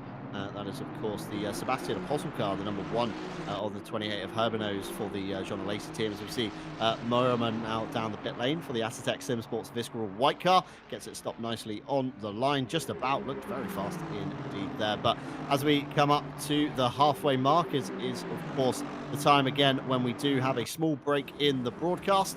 And it is that time again where we ask you guys at home to vote for the AK Esports team of the race. And it is, of course, worth €100 each time, as we see there Savalainen forcing off the Gatto Chain Barlas Esports car of Colagrosso in the 164. But it's, of course, worth €100 extra for each team that takes the honours. And so far, Veloce 992 has made it a clean sweep with all 3 going to them. So whether or not you want to vote for fastest car, greatest comeback, best livery, or just your favourite team at home, showing a QR code on your screen during the break, and we will be posting a link in the chat for you guys to vote on that one as well.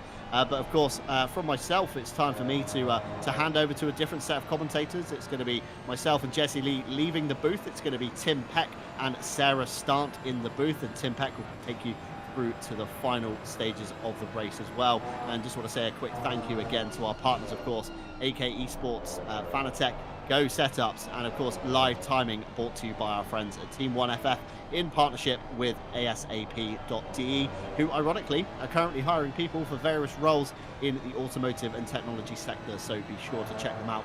But from myself, John Dalton, and from Jesse Lee, we will sign you out to a quick break, and when you come back, you'll have Tim Peck and Sarah Stant on the airwaves.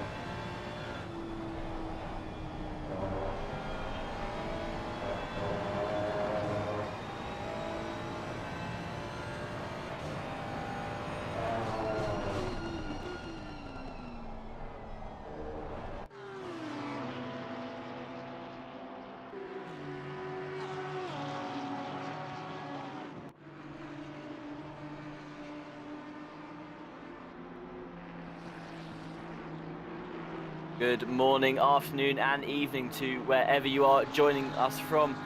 Today, you are back with us for the 6 hours of Barcelona. This is, of course, round 4 in our Esports Championship here at RCI. I'm Tim Peck, joined right now by Sarah Stant in the commentary booth, still behind the broadcast tools. As we cut back into the race, we're watching on board the Williams Esports 2023 team here, number 5 with Olivia Rodriguez behind the wheel. They've just come up to the back of the Veloce car, the 912. Luke Whitehead still behind the wheel of that one. So battle about to unfold on track, Sarah, but from what you've just told me, it's been a very exciting race so far. Absolutely. So many back and forths. And I mean, if you're just joining us now, this has been an absolute door-to-door race. We have drivers you can look at every single car on the track. There's scuffs, there's bits of marbles everywhere. It's going to continue to be like that until the very end. These drivers are hungry for points. They got to get up into that top 20 if they want to see something out of this race. Absolutely. Very, very competitive all across the field. Like you said, a lot of trading back and forth and door-to-door race. And of course, this is the first race in this championship we've had since cars have been released. So teams have had the chance to opt into upgrading their car from the old ones to the new ones. The teams that get to do that, of course, are the drivers behind the Ferraris, the Porsches, and the Lamborghinis, each car receiving their own upgrade across the update. Every other car did receive minor changes as well. So a bit of a different field of not drivers, but cars that we're used to at the moment. So of course, a lot of things changed in the update. We've had different reports from different drivers about how they feel about it. And one reason today where I think we see a lot of close competitive racing is everyone's on the same terms with the car. They're still just getting used to things after the new update from a couple of weeks ago. I mean, I absolutely agree. The changes to the suspension, the tires, everything has just been really changing how drivers attack the track. We have changes to the suspension with the bump stop, and that's affecting how drivers go over brakes a lot. We've had several changes now to the tire model, including changes to graining, tire degradation. There is a new pressure window. A lot of people who follow the racing might realize the old pressure window was somewhere around 27 to 27.5. Our new pressure window is between 26 and 27 now. And for the drivers on this really hot 31 Celsius track, they're really having to make sure to pay attention to that temperature, because if they get over that tire degradation is going to start costing them seconds and seconds. And it's in a field like this, you can't afford to even lose a tenth. Oh, we just had a little bit of a slide there. Go ahead and take over. Yeah, absolutely. I was just about to say, as you mentioned about not being able to afford to lose the tyres quite so early, you saw the Williams car get a bit skittish coming off the curb there, but you're totally right. The tyre's been one of the main talking points of the updates. Very hard to manage them now throughout an entire hour-long stint. I was actually reading earlier in one of our chats, Sarah, that apparently the two FFS racing teams, the pink cars in the field right now, have been pitting every 45 minutes, and their plan is to do 7 pit stops today. They've been double stinting their tyres still because they have to. You only get 4 tyre sets in this championship, of course, to use. So again, that's going to play a huge part in this. You just mentioned how tyres are very hard to keep in a good condition across the races here. The car's getting in a tangle. That was not an overtake for position. The number 17 there was just coming through and lapping the guys down in 35th position. But yeah, going back to what you were saying, Sarah, of course, time models have changed. Tyres wear off a lot more quicker now. You update and only get 4 tyres throughout the race. You have to manage those to make sure that they are in the best condition possible. Because I mean, it was hard before in the previous rounds. Now it's that extra bit harder just to drive on them for a good 2 hours on set. I can't even imagine driving these for 2 hours right now. I've seen that massive degradation after only 30, 45-minute stints in these cars. Seeing these drivers able to hold on for 2 entire stints is just, it really shows the level of driving we're at right now. It's absolutely just a treat to be able to watch drivers at this caliber. Yeah, absolutely. It goes to show, like you said, the level of drivers that we have out on the track at the moment. These guys are the best of the best that you see across the field. Some huge names that I'm sure those of you at home probably recognize as well. We've got Luke Whitehead behind the wheel of the 912 Veloce car, currently on your screen. They're just trying to navigate traffic at the moment as they get away from the Williams Esports 2023 car. Oliveira Rodriguez behind the wheel of that. Two big names there. Tinko van der Velde in the number 55. That's the other Williams car on the track right now. And again, some huge names up and down the circuit. So you can be sure these guys are at the top level. Now, we've been watching this Williams Esports car since the start of us coming in about 10 minutes ago. They've still not managed to find a way through the Veloce car, and surprising because Whitehead, going all the way back to qualifying earlier on today, actually managed to put that car in pole position. So we know that 912 has a lot of pace around this track. The Porsche has always been traditionally very strong at Barcelona. It's a very high skill track where the Porsche can absolutely excel, where it comes out of those corners just absolutely ripping fast. It may not be the fastest car down the straight, but on a track like this where the straight isn't super dominant, especially since this is not historic Barcelona, we're just seeing that kind of advantage right there. So I have been deeply impressed by the Ferrari today. It is absolutely holding its own out there, despite not traditionally being the kind of car that would be the fastest. Absolutely, and a big warm welcome you all in chat. We appreciate seeing the messages coming in, and we do hope that you ask any questions you may have to us as well whilst we're talking about the race. Winchester 1979 in the chat asked, is Fleischer ahead? They haven't pitted yet, and I can confirm that that is the case. They are not in line of pit stops with the Veloce and Yukon car. You can now see on your screen when the last pit stop was served. So Arnold went into the pits, came out on lap 105. That was 4 laps ago. Fleischer has just entered the pits now. Last pits way back in lap 71, about 38 laps or so ago. So they're coming in for their scheduled stop. You'll see where they come out, which won't be up the front, unfortunately for them, but is still rather high up the field. John Lacey Esports team, the number 27 car, Garcia behind the wheel at the moment, been looking to make a move on Tinko van der Velde. These guys have been going at each other for the last hour or so, which I've caught moments from the screen. And you can see now the John Lacey car not quite close enough by the end of that start-finish straight. Sarah, your driver, I've seen you driving on this track recently as well. Where would you say are the best parts of the track to overtake on at Barcelona? Barcelona is like one of those tracks that feels really difficult to find a good opening. In fact, we're actually coming up on, I think, of one of the strongest positions to overtake. On this hairpin turn here, if you don't come in just right and you don't close that door, a driver can really tuck in there and just slam the throttle down and get out there and be able to overtake you like no problem. Garcia showing us how it was done on that corner. The John Lacey Esports team up into 4th place after overtaking Tinko van der Velde in the number 55 Williams car. They're going a bit further down the field. We're watching an overtake right now. It's just happened. Yeah, Liebhardt Esports team, the number 42, finding their way up into that 28th position, overtaking the 777, which you can now see lurking behind in the back when the mirror and the camera is facing backwards. There they are now, the black Aston Martin on your screen behind the Porsche. In the pits right now, Team 1 FF, the number 51 car, Finn Litterscheid, still sitting in the pits. I think he's been there a while actually. I'm wondering if a bit longer than usual, whether I'm just seeing things. No, they are coming out of the pits. Car is totally okay. I was a bit paranoid because of course we have had a couple of cars have to retire from this race already. For a multitude of reasons. I know we were talking earlier that one of the teams had to, I believe it was Connection Loss Racing, had DNF after one of their drivers had a hardware issue, and another one was experiencing some allergy issues with the hay fever and spring rolling around. So a couple of DNFs across this race already.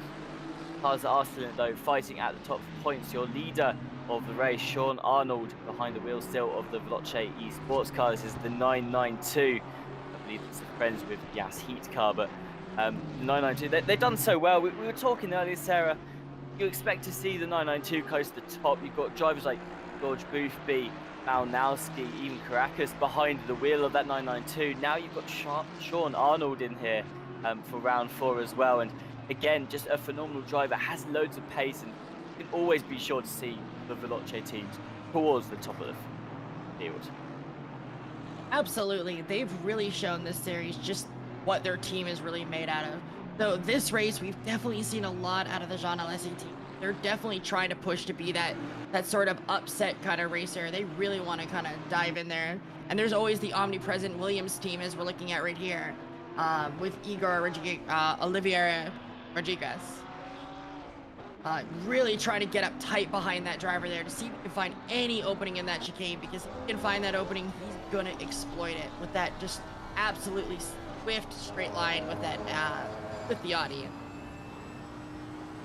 Luke Whitehead, though, not wanting to give them any room to try and make a move and come through. You can see on the start-finish straight, the Audi just trying to close that gap a little bit more, looks towards the inside, but not close enough to go for a move down the inside just yet. The Porsche able to pull away on the straight. It's not something you're used to talking about with the Porsche car. You usually just get swallowed up on a track like this by the time you get to that long start-finish straight, but of course being able to handle those final 2 corners as well and give them a bit of an advantage out front. Of course, we were talking a couple of weeks ago to the championship leaders, the number 55 Williams Esports Razor car, currently running in 5th place, Tinko van der Velde behind the wheel for them. We're talking to them a couple of weeks ago, asking who they felt was the biggest threat to them in this championship, and they named both the Veloce teams, saying that 992 and the 912 could easily get a couple of race wins in and be competitive by the end of the season as well. So keep your eyes peeled at those teams at the top, because they have been batting out. And you mentioned the Jean Lacey team showing up today, Sarah. Well, we have 3 out on track at the moment, 27, 28 and 29. And 2 of them up in that top 6 right now. You have the 27 in 4th and number 29 in 6th. And then the number 28 just hanging back in P13, still in the top half of the field as well. So, yeah, like you said, Jean Lacey having a good showing out on track today. I absolutely agree. I think one of the things that's also worth, definitely looking at for these post 1.9 changes is just how front engine cars are not dominating right now. We have an entire field of mid and rear engine cars all the way down until we reach 12, where we see just an absolute train of them, except for the singular Lamborghini parked in there. So it'd be interesting to see how that plays out when we move on to a different track. Absolutely. We've seen a couple of different cars performing well in the new update. Most notably the newest ones, the Ferrari seems to be the favorite. The Porsche as well has been picked up by quite a lot of the drivers as one of the cars to beat out on track. As for the cars that haven't received a newer model, Aston Martin's still rather popular across the field. Of course, are the cars that they picked way back at the beginning of the series, but even in some of the weekday races, we've seen quite a lot of Aston Martin still playing out there and being towards the top. It's just such a good all-rounder car. I know some people concerned that with the update that may change, but Aston Martin still proving to be a fairly good, decent all-rounder. We've seen the Audi still performing towards the top as well. Of course, you've got the Williams guys, number 5 and the 55 up at the top of the field, and then you as well the 696 down in 23rd. But the Audi has struggled a bit. We've heard reports of it. I was talking to some drivers yesterday. They were voicing their opinion on the Audi after the update and saying that it's not the greatest car. It's received quite a heavy hit to its performance ratings, and they're struggling to keep it up there. However, I mean, Sarah, Williams, it's a notorious team, and you can always be sure to see them at the top. Despite the hit that they have taken to the car, it's not as good as they wanted it to be. Still, to be in the podium and in the top 5, I'm sure they'll be happy with how today is turning out so far. I have to agree. I also have to really remind people who are at home just watching, maybe you're a little bit worried about what the meta car is right now, but what the car that you're the most comfortable with, the one that you're faster with, is always going to be the best choice for you. Don't worry so much about what other people are picking for the meta. Focus on one car, get good with that car, and really from there you'll blossom into a much faster. Absolutely, I couldn't agree more myself. It's just about finding that car that you gel with, and that is the one that is best to drive. We've got fight here still carrying on. You can see navigating their way through the field. This, of course, Williams Esports team is the number 5 that you see at the front there. They have been fighting with Luke Whitehead. Actually, overtake looks like it's been done and dusted. And yeah, it has. T1 was where it was updated. Of course, the bottom right number is confused with which order those cars are in right now, as am I. But saw the Williams car finally managed to make it through the 912 Veloce there. Luke Whitehead tucking third. A bit further down the field, Gauge Chain Ballast Esports finding themselves in 22nd place. Another car that I've seen quite a lot across the broadcast, fighting their way up and down the field. 164 now looking to find a way through 832 just ahead of them, and you can see red of the number 45 Ferrari lurking towards the front of that battle as well. Slightly out of range, but the Astons to make a move will be there once Gator Chain guys find a way through the 832. Sarah, weather today, it's been very, very sunny, of course, across this championship. The weather forecast is supposed to mimic the real life forecast as well. And a sunny day at Barcelona to be expected this time of year. Drivers will be very happy though that they don't have to deal with any rain on the track today. I mean, of course, no driver truly wants to deal with rain, especially in a high competitive situation like this, because rain is just, it's a chaos factor. Anytime you're bringing chaos factor into racing, it throws out strategies, it throws out driving, it throws out your ability to tell how the other drivers are going to drive around you. And right now, all these drivers are already, they're like pushing these cars to the very edge. They're slamming doors, hitting each other, because they really see that there is an opening on every corner, even when there sometimes isn't. Absolutely, our broadcaster Stewie making a point in our comms box here, saying that maybe in this race they would actually quite like to have a little bit of rain, because it means that they'd be able to change the tyres. Not have to worry about going for 2 hours on one old set of tyres at this point. So many teams will actually have that cross their mind, thinking, to be honest, we would quite like to have rain on this field at some point as well, although not looking likely with the weather forecast for the day so far. Well, wondering what these teams are competing for. There's an €11,000 prize pool. The top 20 teams will receive money. Championship, after it has ended, 30 teams each race do receive points as well, but that's not the only way teams can earn themselves some money. We have several mini challenges on the side. The pole position award sponsored by Go Setups, in a team €100 per race today. That went to the Veloce team, the 912 cars.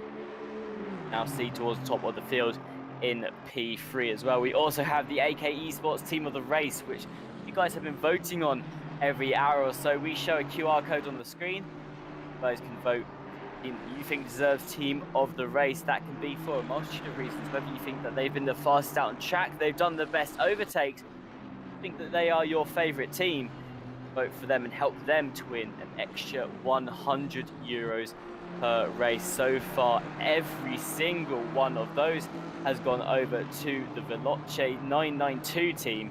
They've won all 3 team of the races so far, so maybe today they might lose that streak, maybe today they might retain it, currently running in that first place position.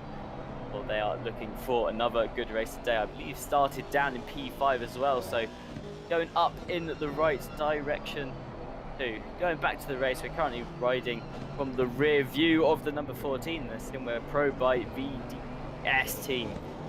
Back on the front bonnet of the purple BMW number 1, just behind, and still such huge car is that BMW, but another one that I hear has struggled quite a bit, Sarah, since the most recent update. It seems like a lot of these cars have been really deeply struggling with trying to figure out what their new place in the whole, I guess, race meta is. A lot of these cars that were traditionally very well known for being their strength was taking curbs no longer have that strength anymore, since so many other cars with the changes take curbs like a champ now. There was a time when the Ferrari and other cars couldn't take a curb to save its life. Now, it seems to be not as much of a problem. So, by having that sort of change, you start to lose the advantages that these big, heavy, kind of bulky cars like the BMW had. Absolutely, West Competition Racing there, finding their way up a position, finally managing to get that BMW through, although, as you said, cars that used to excel at taking curbs, not quite being as good at it since the update before, and the cars that used to struggle are getting a little bit better on the curbs as well, with the whole curb model changing in ACC. It's definitely shaken things up a bit across the field. I know I was talking to John Dalton the other day about their opinion.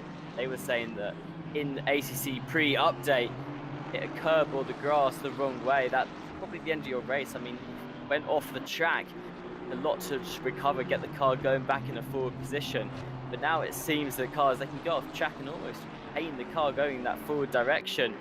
In a lot of cars across the last couple of weeks that ventured off into the countryside, managing to hold the car though without it spinning, and it just seems as the update is a lot harder to lose the car, which is of course a bonus for a lot of these drivers. It means the track is more forgiving if you happen to make a slight mistake as well, or even if you get forced off track, not going to be losing a whole bunch of time outside of how long it takes you to get back right course. Watch Esports, RCI, this UCOG team, the 992, Sean Arnold, still in the lead of this race, navigating traffic. And there is something that makes the endurance race interesting, I think, is the amount of traffic you have to navigate.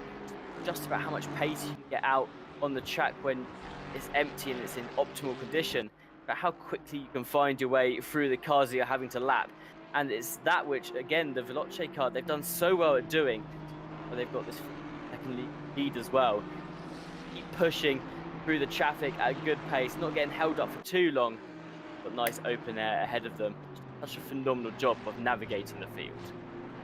Being able to manage traffic is one of the most important skills you can learn as an endurance racer.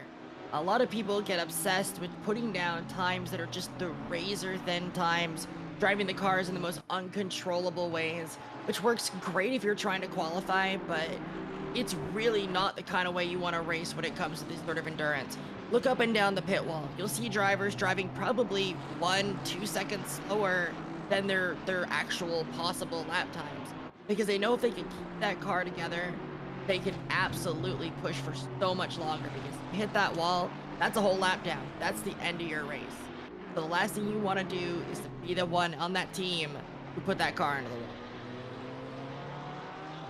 Absolutely. In chat, Vinny Simeon mentioned that there's been a few Mars launches during the sausage curbs race, and I don't doubt that for a second. Of course, what I meant earlier with it was a bit more forgiving, that in the old ACC, if you even touched a bit of grass, that was your car spinning out. It would be very hard to control.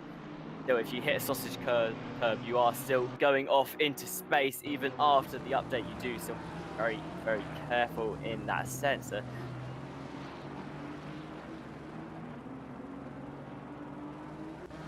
What an amazingly clean overtake that was. Just absolute class through.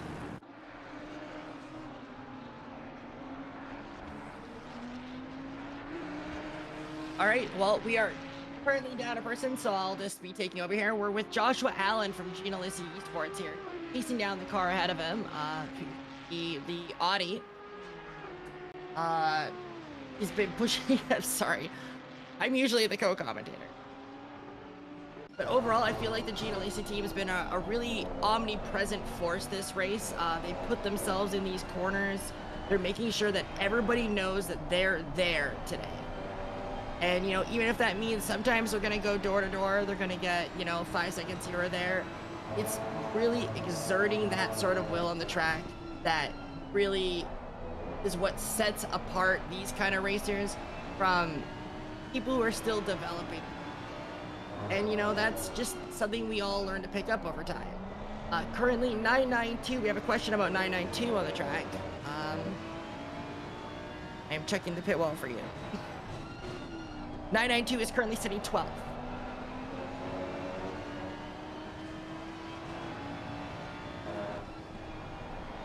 I've just been told that they are, in fact, actually gone currently. Guess they've lost connection to the server. We're unsure. We'll get back to you about that more when we get a chance.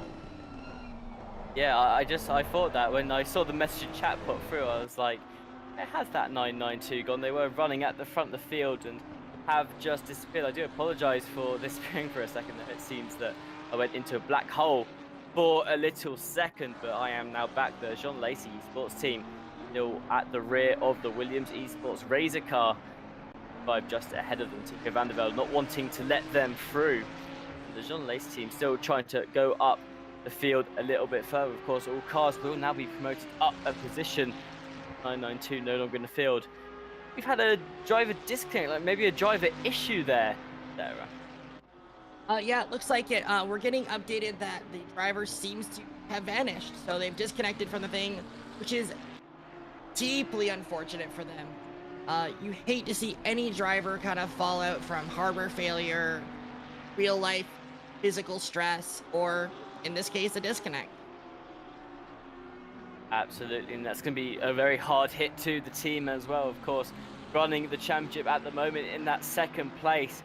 Really want to afford a result like this, but of course that is now going to be the case for them, and won't score points if they can't get back in. Of course, there is still the opportunity if they can recover that quickly, maybe still be able to come back into the pits and continue this race, but either way, not ideal, especially when you're leading out front as well. Well, now it all falls on the head of Luke Whitehead and the rest of the team behind the 912 to get a great result for the Veloce car. Here's John Lacey Esports team there making a move on the corner. Switch back though from the 912 Veloce team because they hold on to that second place position. Look like the John Lacey 27 there. Just overshot that corner a tiny bit, Sarah. They're going again now down towards the inside. That's the John Lacey team through up into that P2 position. Veloce really vulnerable at the edge of the track. They're not able to do too much to hold off the number 27. Lacey, you mentioned that they were doing well today, Sarah. They're now up onto the podium and riding in P2. They're going to be very happy with how this day is going so far. Absolutely, and you can see right there, that was a perfect example of what I was talking about before, where they're not afraid to put themselves in those situations where it gets a little bit scary. You're door to door with another car in a very tight space like that chicane. They show that they are definitely in it to win today. Absolutely, and that's exactly what all these teams need to be in it for today as well, pushing towards the top. The other John Lacey Esports team, this is the number 29 there, wide off the track on the exit of corner 3, managing to rejoin though. They're running in P5 for now, still putting pressure on the Williams Esports Razor car ahead. Of course, the Williams Esports Razor car currently leading this championship, even though of course they are guaranteed to win every battle out on track. The team at John Lacey, the number 29, Joshua Allen, has been all over the rear of this number 55 since they have left pits, and this battle has continued through the race as well. The only problem is they've not quite found that window of opportunity, but some blue flags coming up ahead. That might just be enough to help cause a bit of a bump up here from the two cars towards the top, and might just help John Lacey find a move on the way through, although still quite far back by the time they get to the corner here. Worth looking for something on the start-finish straight. We know that Ferrari now very good in a straight line, especially compared to the Audi, which has struggled a little bit in the update. Absolutely, and just seeing the speed of that Ferrari just never ceases to be amazing on this track right now. Just that push against him, I can't say if he'll be able to find that opening, but I'm definitely think he's going to give that driver a run for his money. Because at the end of the day, I mean, these drivers are just so fast. I pass it on to you. Yeah, absolutely. These drivers very fast at the top of their game as well. A bit of a gap though pulled to the John Lacey Esports team there. You saw them hanging a little bit far back from the number 55 Williams Esports Razor. Tico van der Velde, known to be at the top of their game, won plenty of championships and races here at RCI across a multitude of different seasons and events. So known to be a very, very powerful driver, Tinko van der Velde, has been leading that Williams Esports Razor car to victory multiple times so far this 6-hour championship too. Of course, winning both of the first rounds did the Williams Esports Razor team, and still came 4th place last time round at Indianapolis. So the Williams Esports team doing a great job in the championship so far, at the top of the field most races, even with some misfortune in the last round, still able to keep it up, and reckon that their closest competitor the last time we talked to them was the 992.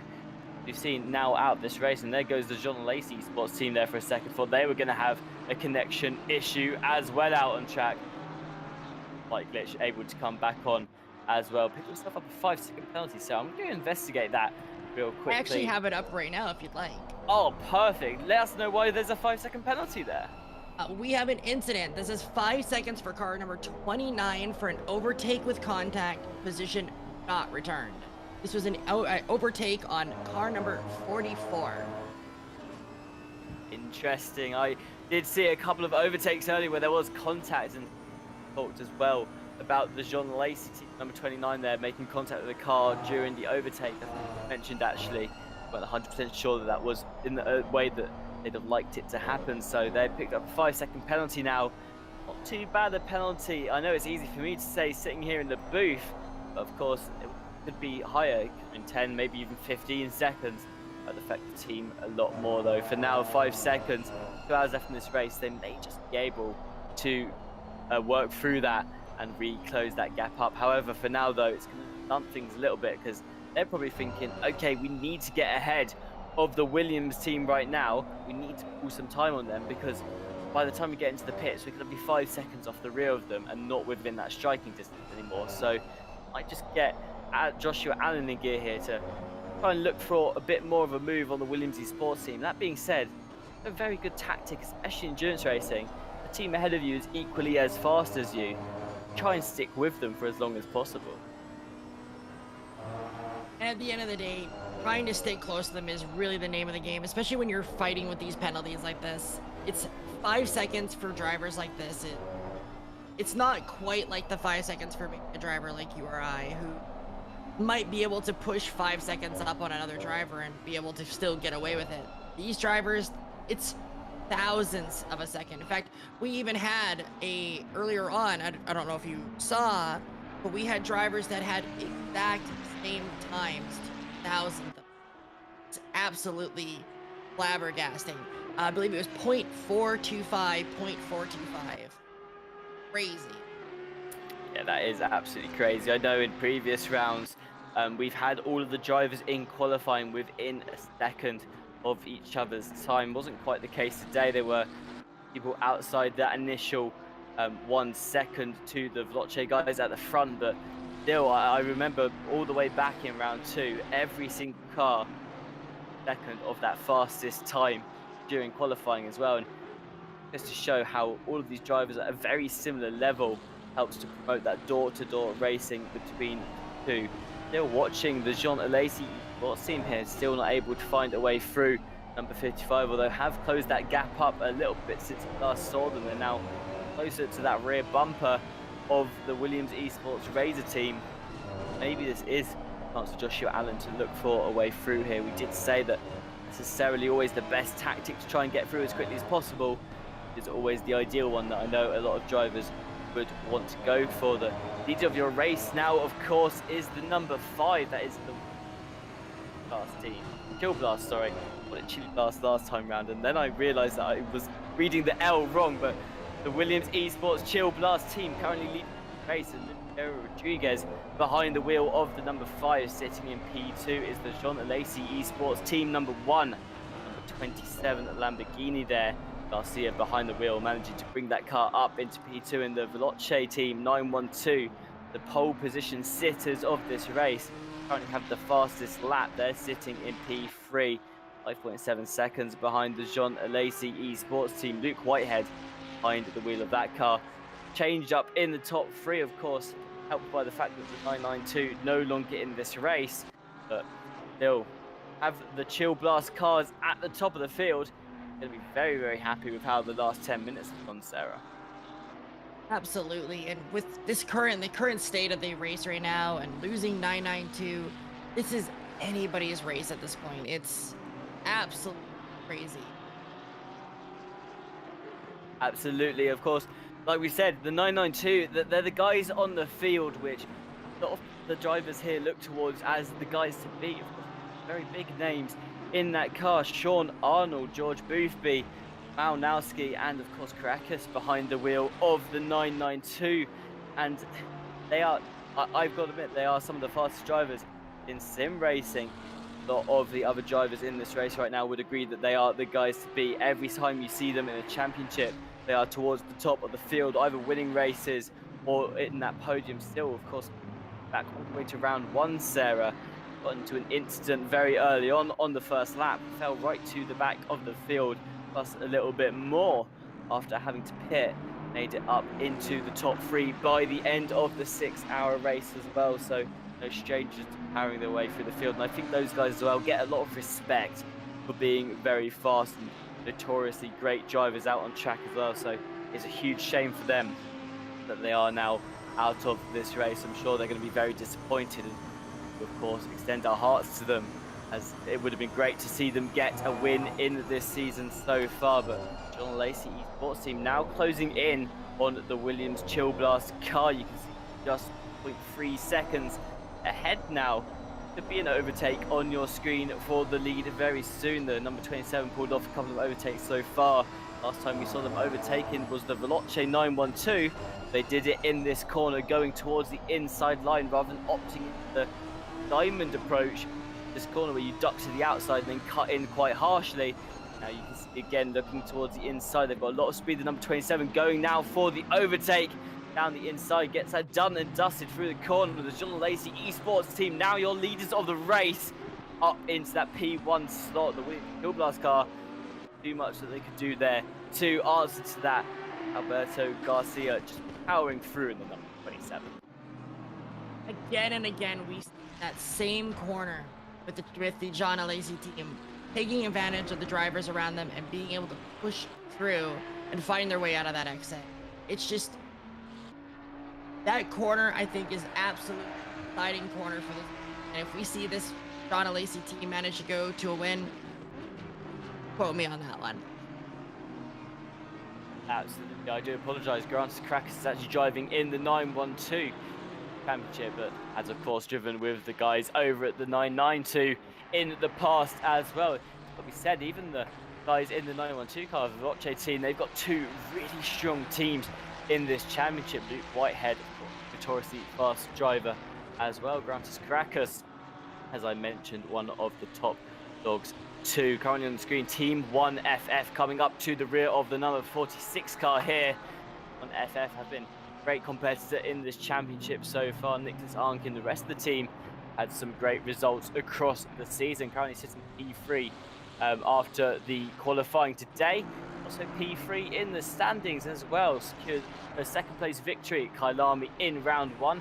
Third place at the Indianapolis track just one round ago. Unfortunately for them though, when we went to Imola for the second round of the season, only able to secure a P18. Not their ideal race, but still up on the championship podium, holding that P3 spot. Down in ninth place today, will want to get a better result to help push them up in the championship as well. Nicholas Arnk there with a huge dive down the inside and just to find the way through the number 46. That will get them up into P8 and a lot closer to the positions that they will want to be in. The John Lacey Esports team number 3, this is the number 29 car out on the field right now. Joshua Allen still behind the wheel of that, looking for a way through Tico Vandervelde. I think at this point, Sarah, they're just letting the Williams Razor car pull them along. They're not too worried about an overtake. It looks like they've not gone for any really daring moves or any moves, to be honest, at that rate.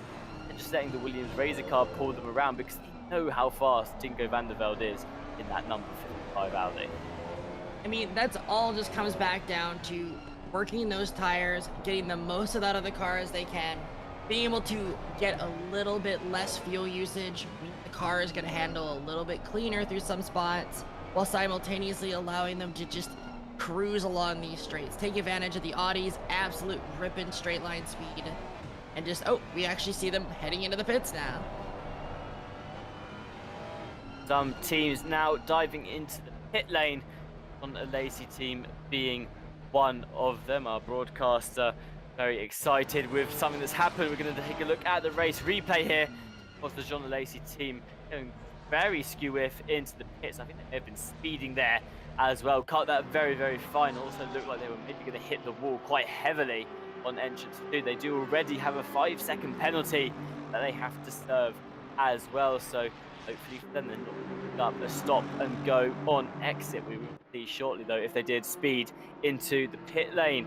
Cody Chirat for Genesis Esports, number 60 there, look for a move on the 777 Aston Martin ahead. Might find it alongside by the end of the first corner. We'll have to just settle for 29th for now. Of course, being one of the top 30 teams in this race, will still score points, albeit only a couple, but points are points at the end of the day, Sarah, and every point could make a difference come the end of the championship.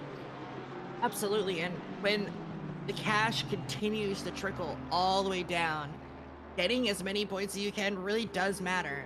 And to brush on what you said before, we had a driver in the first race who had a bit of an incident at the start, but managed to claw their way all the way up to third. It's just a reminder that just because you had an accident at the first hour of a 6, 12, 24-hour race, it's not a good reason to pull out. Stick with it. You never know what's going to happen. You may find yourself in that podium reach.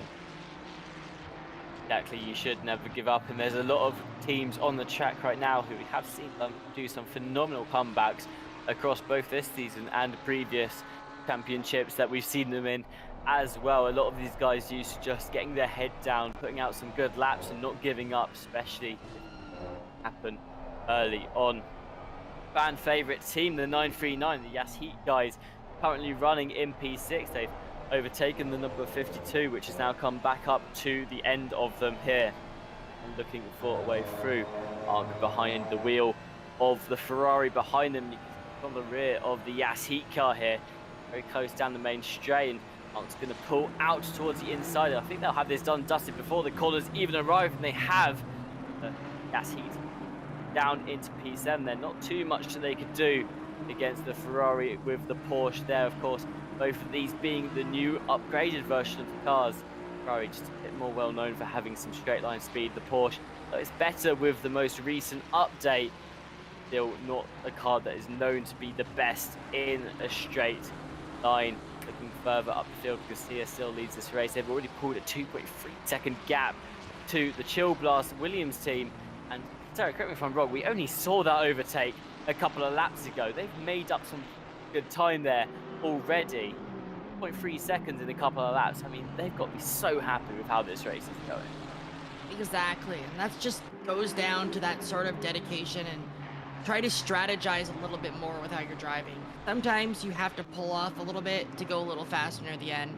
We've also been told here that car number 52 is switched to fresh tires. So that should be interesting to see how they manage to really start to pull away here. Absolutely, of course, they're up into that P6 slot.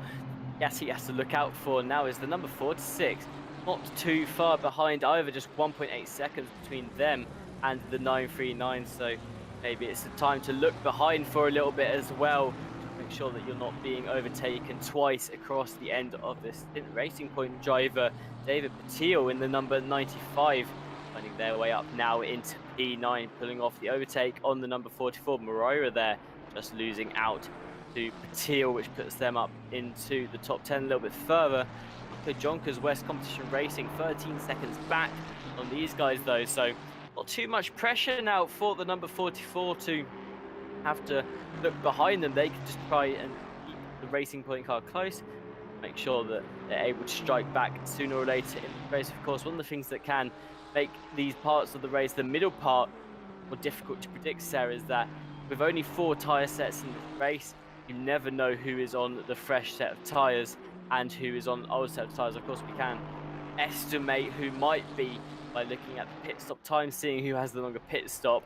It has a fresh set of tyres on their cars, but you can't always be certain. I think that looking at some of the most recent pit stop times on my screen now, number 27, the Jean Lacey team, the guys that are currently at the front of the field, definitely have a fresh set of tyres, whereas everyone else around them has not opted into taking a fresh set for this stint. Of course, now if you look towards the side of your screen, this is the last pit stops, and 114 suggests that a fresh set of tyres were taken.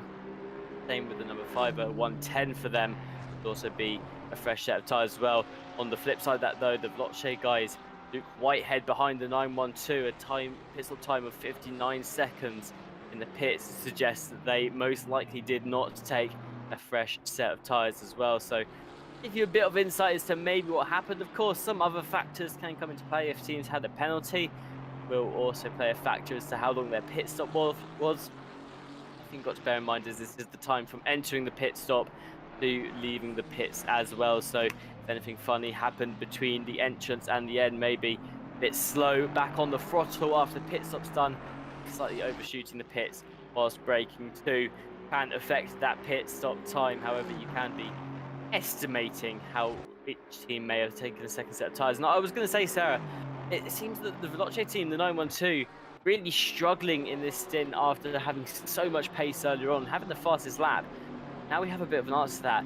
They're on that old tyre set, and as you were talking about earlier, old tyres with the most recent update, not a great pairing. You do not want to be on an old pair of tyres. Especially with the Porsche right now. It's well known that in this current state, the Porsche is just chewing through tires. So getting to that second stint with those tires is definitely going to be very noticeable. Overall, I think the drivers right now are just hoping to try and get as far as they can with it and just be able to get those tires kind of dialed in, because on top of that, the changes to the tire model. Oh, we have a driver coming in very fast into the pits. It looks like he was fine. The biggest change with these tire models too is the way the tires degrade is a little bit differently too. So we're seeing a lot less of these negative toe, negative camber sort of tricks we used to see with these setups, because those ones are going to unevenly wear the tire to the point where they're completely slidey and undrivable. So there, the Williams Chill Blast car peeling into the pits. Most likely taking a, well, actually may not be taking a fresh set of tyres this time around. We'll see how long they spend in the pits. Of course, they did take a fresh set of tyres in their last pit stop, so see what they opted to do this time. Of course, with Veloce and the other Williams Razor car has now come into the pits as well. Veloce team Whitehead most likely getting out of the car here. They've done the double stint already and on a very old set of tyres, so we'll be putting the new tyres onto that car too. The Williams Esports Chill Blast team, Max Wodgener enters the car for the number 5, taking over from Oliviero Rodriguez. Wodgener can do with the Audi here coming out of the pits now. That pit stop time on them just yet because they've not fully left and our thing hasn't updated, but we will see later on they have opted into taking the same set of tyres this time around, coming out in about 6th place right now. Of course, be in P1 after all this is done, but it's going to be an opportunity, Sarah, for Veloce and the rest of the guys in the 912. If they come out of the pits with a fresh set of tyres, be sure they're going to be a lot faster than they were in the last stint. So where they would have been leading this race had they most likely been on the fresh set of tyres coming out into this, now is their chance to claw that back. Now we'll see what those guys can do, and Luke Whitehead out of the car as expected. Martus Caracas getting in for one of the final stints. Porsche 912 there. See what Martus Caracas can do, of course, no stranger to sim racing. People know Caracas is one of the fastest drivers, has done some other championships behind the wheel of the 992 with Boothby and Malnowski as well. Managing to keep pace with both of them. Jaroslav Honzik now in the car for the Yas Heat team. The 939 can have a race replay here.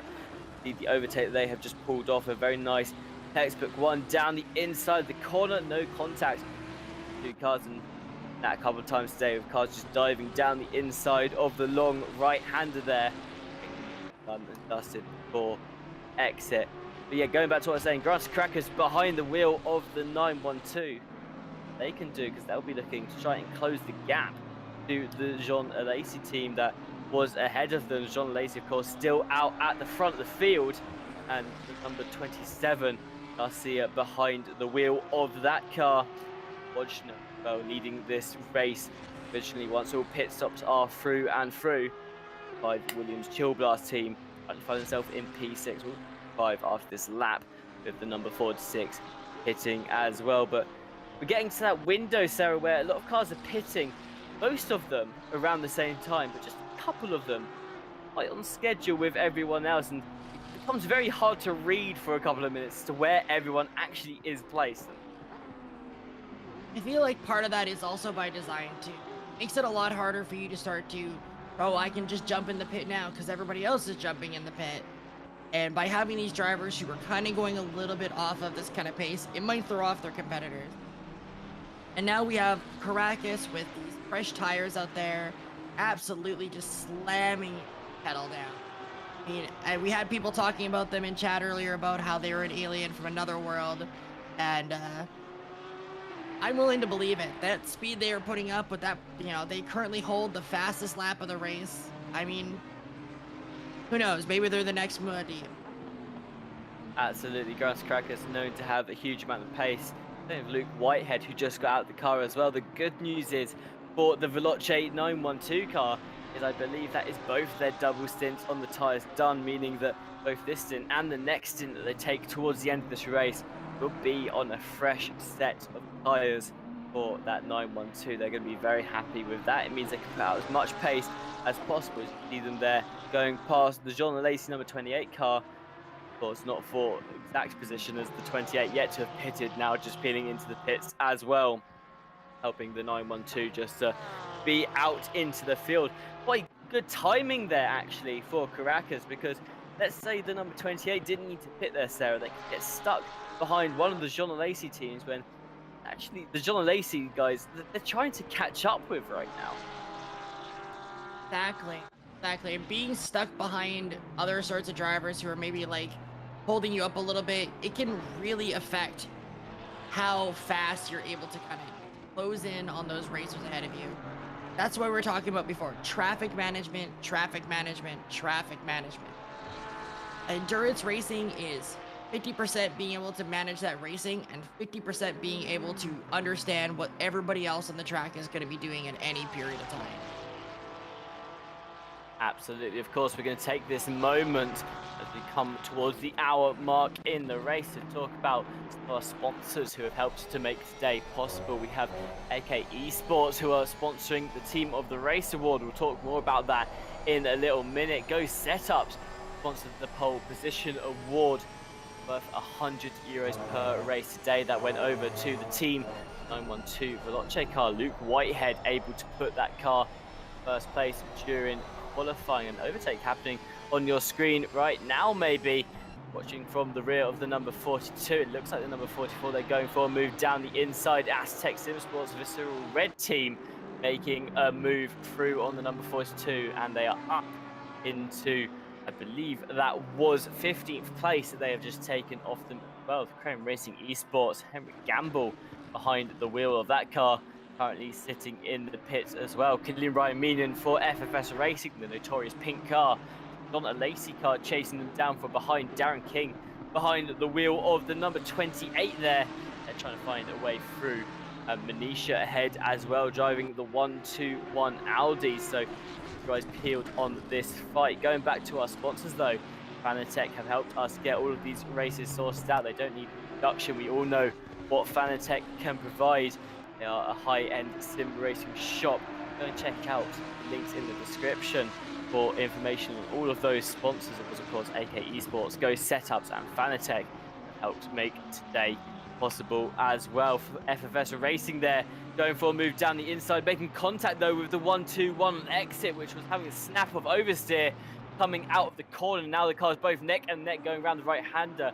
Darren King and the John Lacey lurking behind, trying to look for a way through, but there isn't a window of opportunity just yet. The 123 FFS Racing car, Clint Ryan Meenan, goes off the side of the track there, manages to recover, but still neck and neck coming out through the final chicane.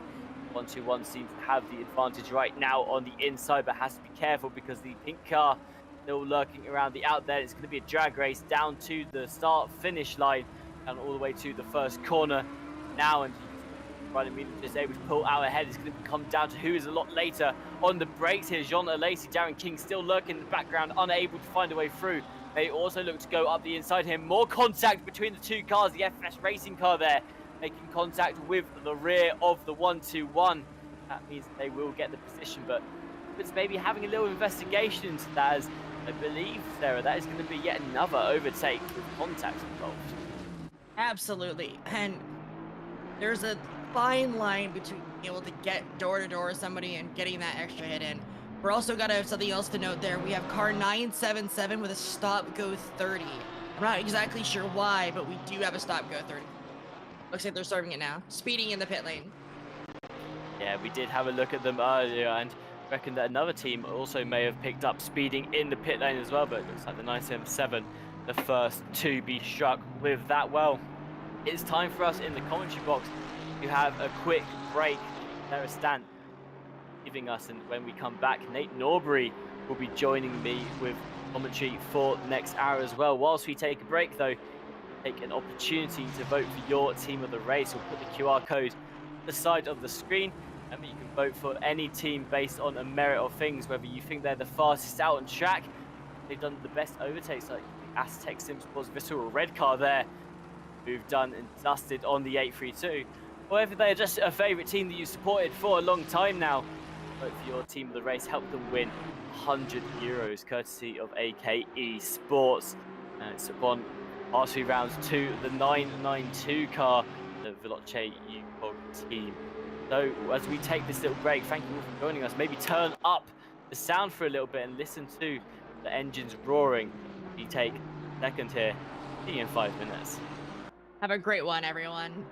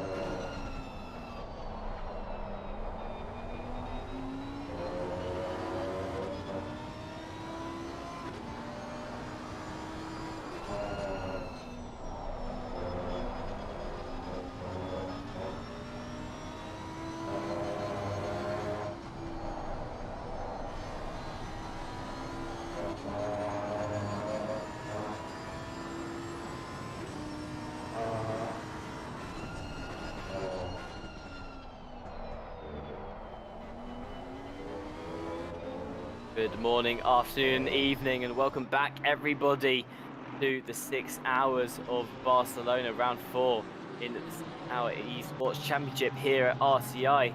I'm Tim Beck, joined now by Nate Norbury in the commentary booth. Nate, we've had a very exciting race so far, of changes in position.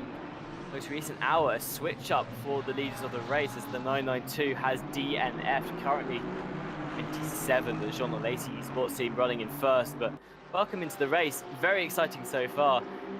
Very excited to see how the rest of the hour is going to unfold as well. Oh, absolutely. I've been trying to follow it from the start, but I'm almost losing track of where cars are because everyone just seems to be so close together. But yeah, massively disappointing to see the 992 go, but you know, secretly in my heart, I was cheering for the 27, so it has played out into my hands perfectly. Well, you've heard here today, everybody, commentary bias coming from Nate already, supporting the current leaders in this race. Gryfax Engineering, the number 69 car, running inside that top 20, currently running in P19, coming up to the rear of Geert Fischer in number 33, Aston Martin. We've got a block of Aston Martins that's inside of this top 20 here. You've got 3 currently fighting for P18, and then also if you look further up the field between P12 and P14, they're a lot more split up, but still a block of Aston Martins. Yet again, one thing that's been echoing around everyone's voices today, Nate, is the most recent update into ACC, which has changed a lot of the cars. Also had 3 new cars entering into the game. Now, I know that you are one to drive a lot of these cars as well. Had a great deal of time now to have an experience in the most recent update. Hearing it from you, what are your thoughts on the changes made to AC Series? So yeah, the 1.9 original patch was interesting because, as everyone knows, it did completely change the physics of the game, and it was like playing a brand new game. It just felt completely alien. Obviously, settling into it, everyone sort of has found their feet a little bit now, and it is much better overall. You can actually use the curbs without fear of some random suspension travel sending you into the nearest wall, and it makes the tracks more fun to drive. You can definitely use more of the track now. The only thing now is the I suppose they fixed it with the 0.2 patch, was the graining. That was horrendous, but you know, luckily for the drivers out there today, especially having to double stint the tires, there is they've sorted that out. Yeah, absolutely. You just mentioned the tyre graining being one of the factors of the most recent update that drivers were struggling with. Of course, like you said, they patched that a couple of days ago. However, that being said, still tyre wear is an issue. Now, it's not as bad as it was. Tyres do wear off a lot quicker than they used to pre the update as well. Something today that we've seen is a lot of the cars that are driving on the old tyres have struggling a lot more than usual with a track temperature of 31 degrees Celsius.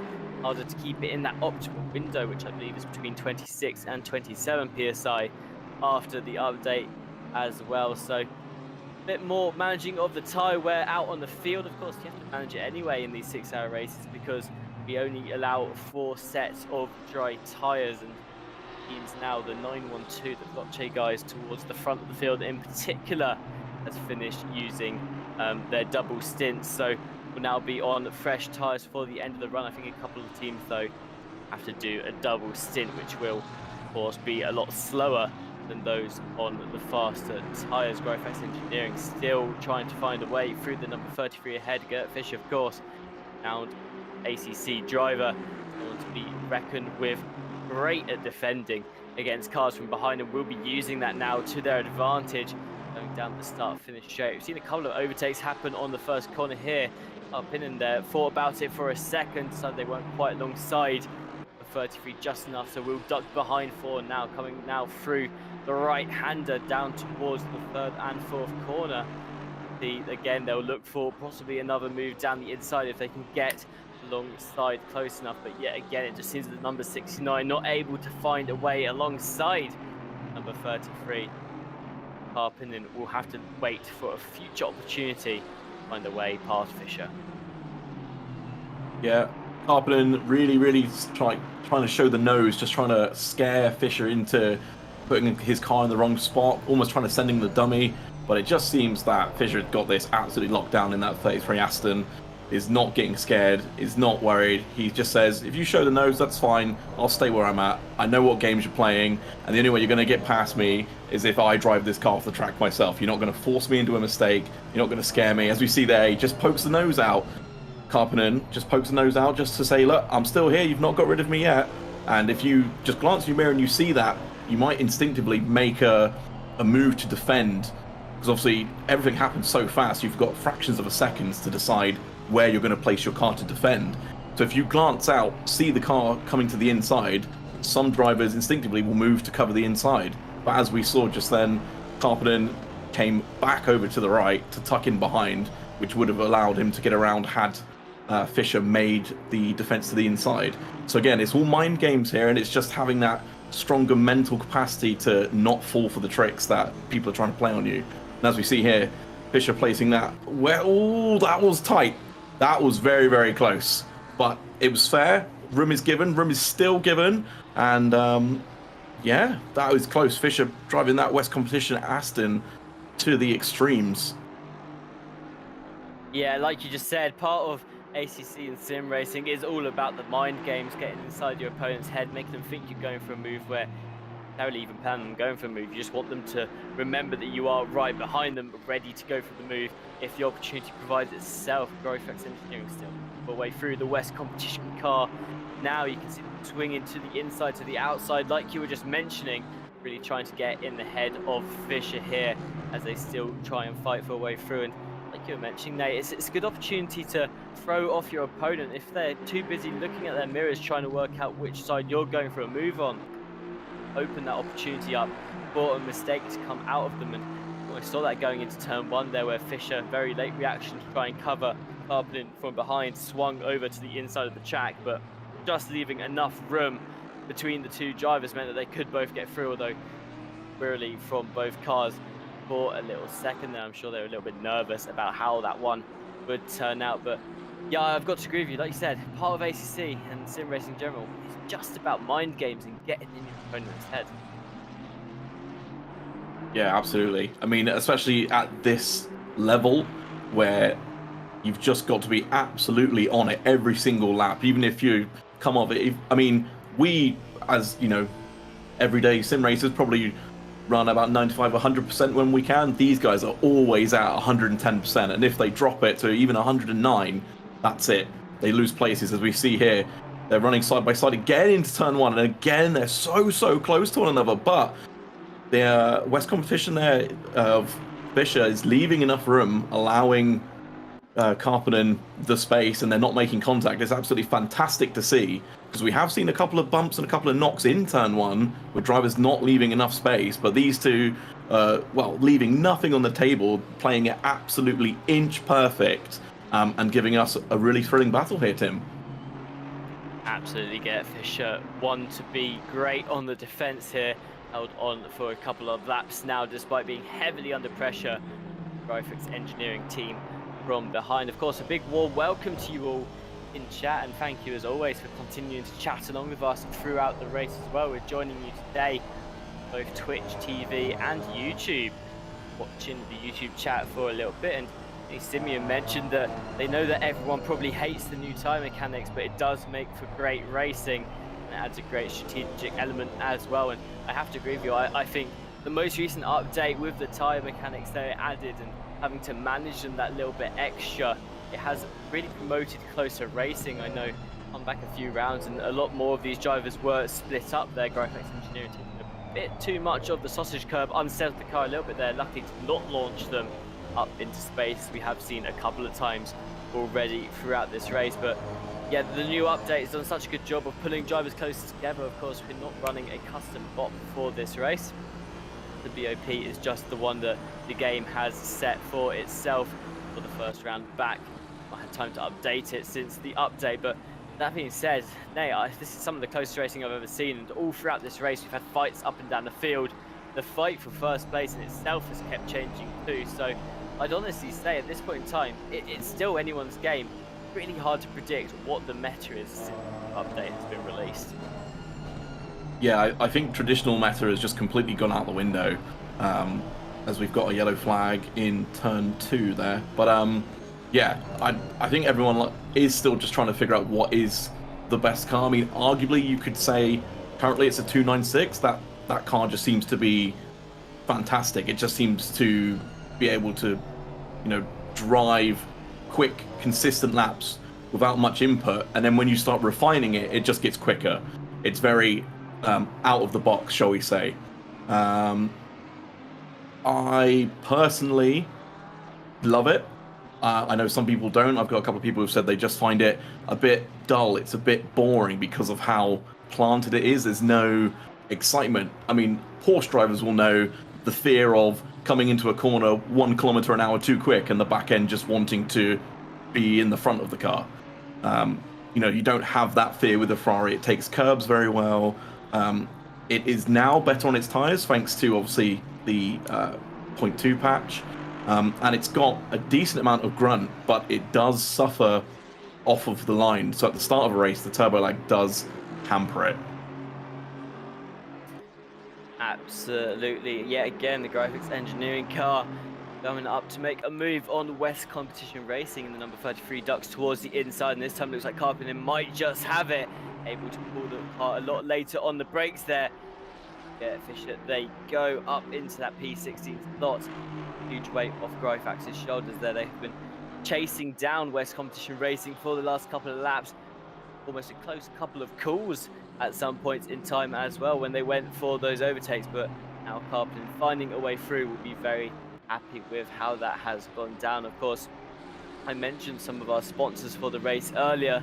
We also have a couple of partners who have helped to bring us some things with this race. Live timing on pit wall has been brought to you by our friends over at Team 1FF. They're in a partnership with ASAP.de, who are, interestingly enough, currently hiring people for a various range of roles. So go and check out ASAP.de if you're interested in joining their team and maybe helping to provide them with some analysis and insight into the future. Go and check out the roles they are hiring for at the moment. They're for Esports. What's 2 car currently running in P22 on the back of Dominic Healy in the number 31 Ferrari. Another well-known driver is Dominic Healy, for being great on the defense as well. Has made a couple of appearances across multiple championships in RCI. Always a top 10 driver in the weekly series, and again doing a very good job as well during this Esports Championship as well. We've talked a couple of times about Dom Healy and the rest of the team behind that number 31. Currently finding himself in the top 21 as well, so scoring points for this race as it stands. The final section now will be on defense against Leopold Esports here. The number 42 just again a little bit too far back to make anything happen, not able to squeeze alongside. Nate, not usually a place you'd go for an overtake here. Of course, they're not doing it now, but we have seen a couple of times in this race, people have gone through that chicane neck and neck. Makes for some absolutely great racing, but you do get a little bit scared watching it all unfold. There's not a lot of room for 2 cars through the chicane at the end of this race. Oh no, absolutely not. I mean, it's a struggle getting 2 cars through turns 1 and 2 here, let alone trying to get them through the chicanes at the final part of the track, or of the lap, excuse me. But like you said, we have seen drivers do it, and it mainly falls on the leading car obviously making a mistake from the following corner, and you can, if you get lucky, you can nose it to the inside, but you have to obviously stay tight to the corner, otherwise you're going to run out and there'll be a couple of door bangs happening for both cars, which could leave one or both of them facing the wrong way. So like you said, not normally a place, but if you're feeling brave, if you're feeling lucky, you really can go for it and do it. Absolutely. KNZR93 in the chat said, where is Boothby's car? Of course, they're referring to the number 992 Lotche UCOG team. Fortunately, during the last hour, their car had an issue. They had to DNF from the race. They were running in P1 for the majority of the time, had pulled themselves out a decent lead as well to the guys behind, but unfortunately for them have since DNF, which massively blew open the race for first place. Since that, had several different teams fighting in that top spot. The other Vlotche car, the 912, originally holding on to that position. Grantis Krakus now behind the wheel. And Swajna in the number 5 originally held that position for a little bit as well. Of course, that is Hill Blast car that originally held first place for a little bit, but then finally the Jean Lacey Esports team, the number 1 car, with number 27 on it as well, and they are now in that P1 slot. Alberto Garcia behind the wheel for the number 27, currently holding on to that first place. Wild Things Racing, Dom Healy back on the number 42 from behind, still able to hold on to that 21st position. Like again, we're watching it where cars following each other for a little while now, struggling to find a way through. We're going to see some similar tactics as well, where the number 42 will be back in and out, showing their presence, trying to get in the head of Dom Healy here.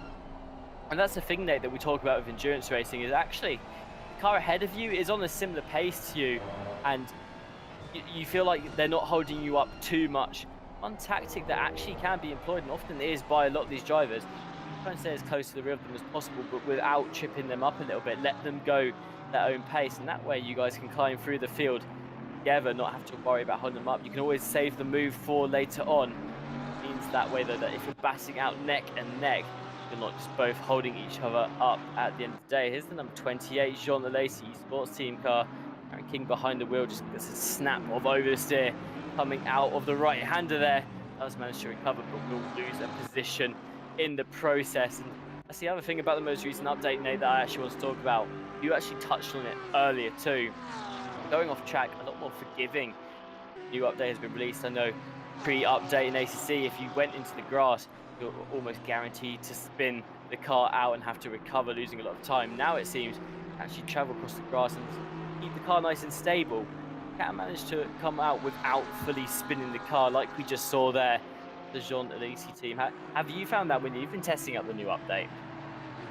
I mean, I would like to be able to say I've experienced that, but normally when I go off, I just hit the wall. I don't have enough time to save the car, so I can't personally speak for that part of it. But like you said, there is a lot of talk of how it is easier to control the car when you are off the track.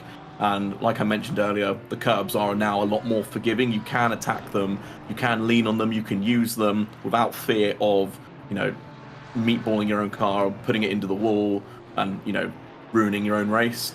So that's one really nice thing about the new update.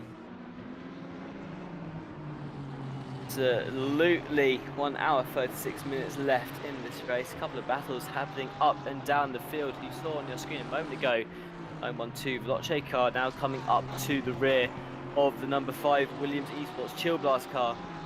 Mentioned earlier, they're now on a fresh set of tyres. They've done both of their stints that required them to be on the same set for approximately 2 hours, a little bit less than that. Now they've got 2 fresh sets of tyres to take them towards the end of this race. Weather in these races is based on the real life forecast. So today we've got a nice sunny day out on track.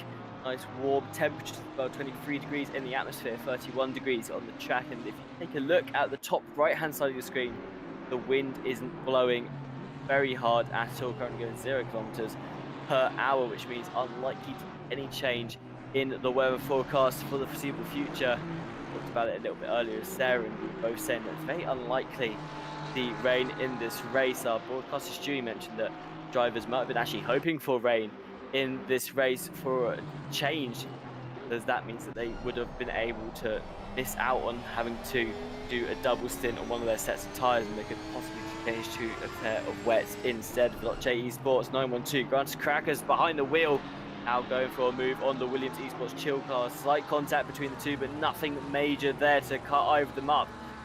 Veloce lagging a little bit of momentum coming out the corner. They're not quite able to fully get the overtake done and dusted. That's allowed Max Wodgener to hold on to the inside line, now coming up towards the right-hander. And Williams Esports Chill Blast still in the lead now, able to just about fend off Grantis Caracas, so they have a huge amount of momentum coming out that corner there. Much better exit than number 5, but just can't find a way through. Again, tucks towards the outside of this corner, but can't quite get enough momentum to go around the outside. And Wodgener for now has managed to fend off Caracas. Although Caracas there, very eager to get through and very feisty on the attack. Yeah, that was some absolutely fantastic driving there. The Wodgener's placed the car just absolutely perfectly, coming out of every single corner. Didn't allow Crackers to pick where he was going to go, because he just placed the car in the middle of the track and said, right, if you go left, I'll just slowly coast over. If you go right, I'll just coast over the other way. You're not going to come past me as easily as you want to. And held him to the outside of most of the corners so he could get the better drive, obviously, or get the better exit, apologies, and just would not allow Crackers to come past him. So absolutely fantastic driving there from the number 5 Chill Blast Audi. And again, fantastic driving from Crackers in the Virtua Esports Porsche to, again, not make contact, and both of them just, you know, side by side. I think they might have rubbed doors, but I mean, you know, rubbing's racing. What else can you do?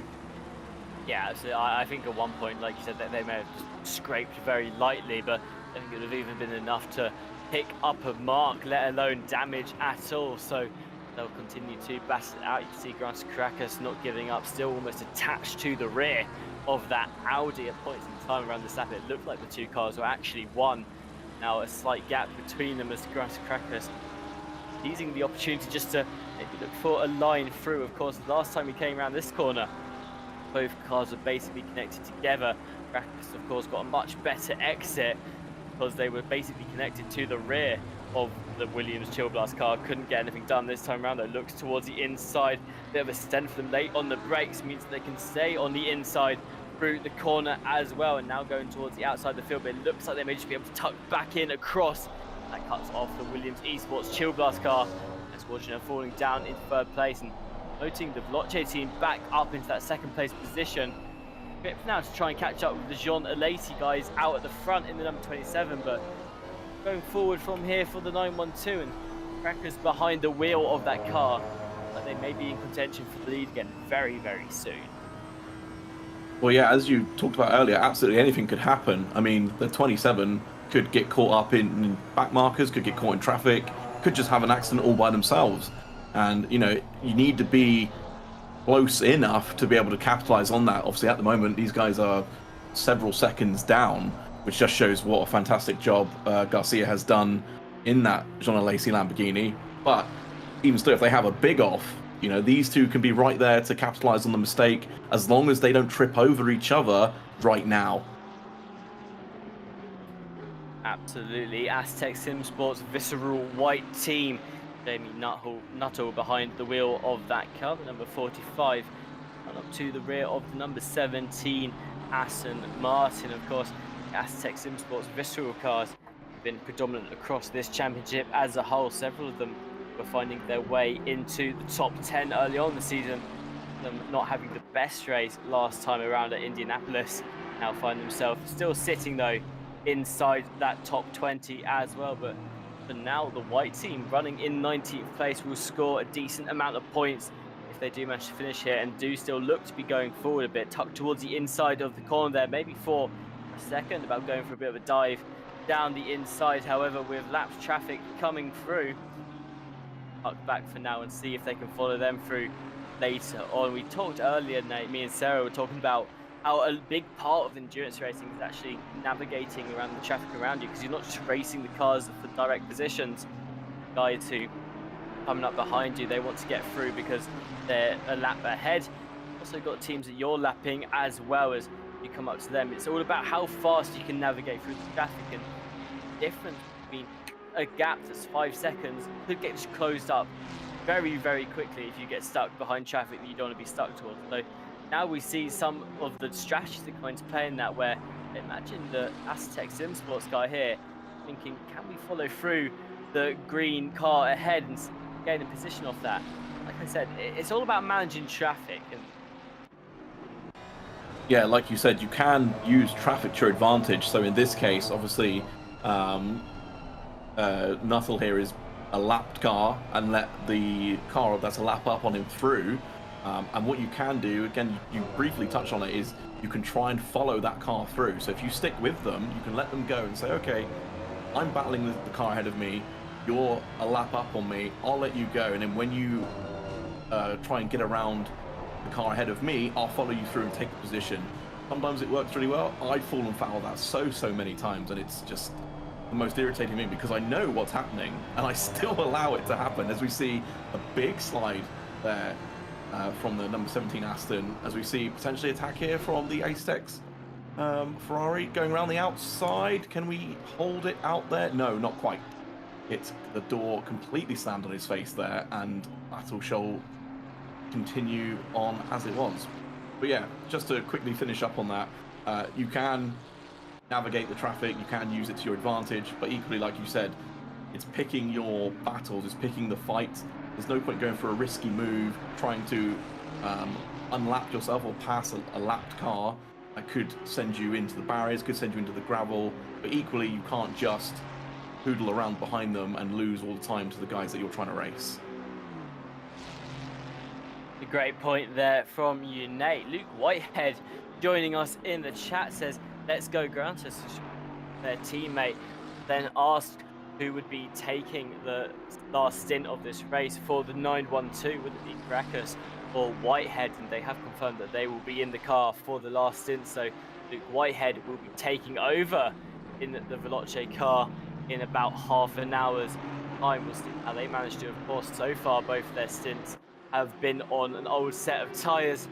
Get a nice and fresh set of tyres this time round, and really get to see them put out some amazing pace as they continue to chase down that first place slot they fought for a couple of times so far across the race as well. Well, then back to the fight between Gerrit Fischer in the West Competition racing car and the number 69 happening just ahead of them.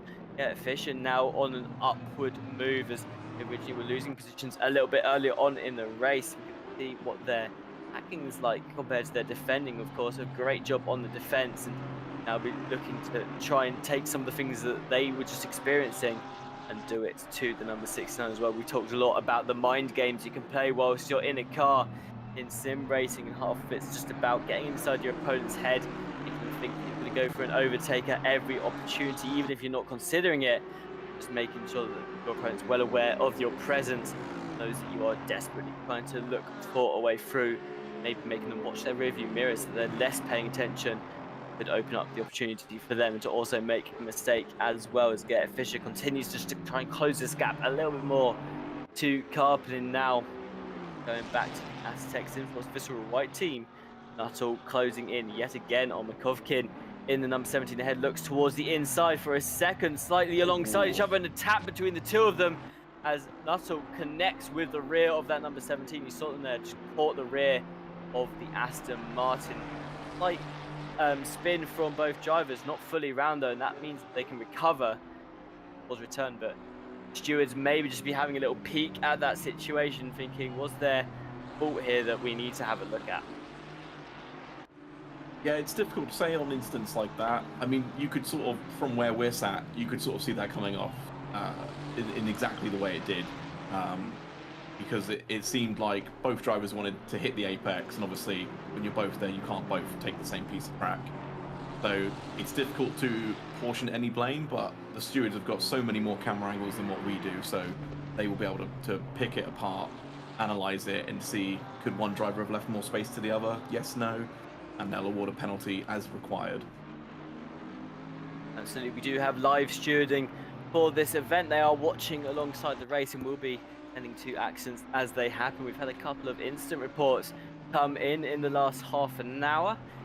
Lap 136, turn 3. This is involving the number 60 and the 696 car. The racing incident, due to it being a netcode incident.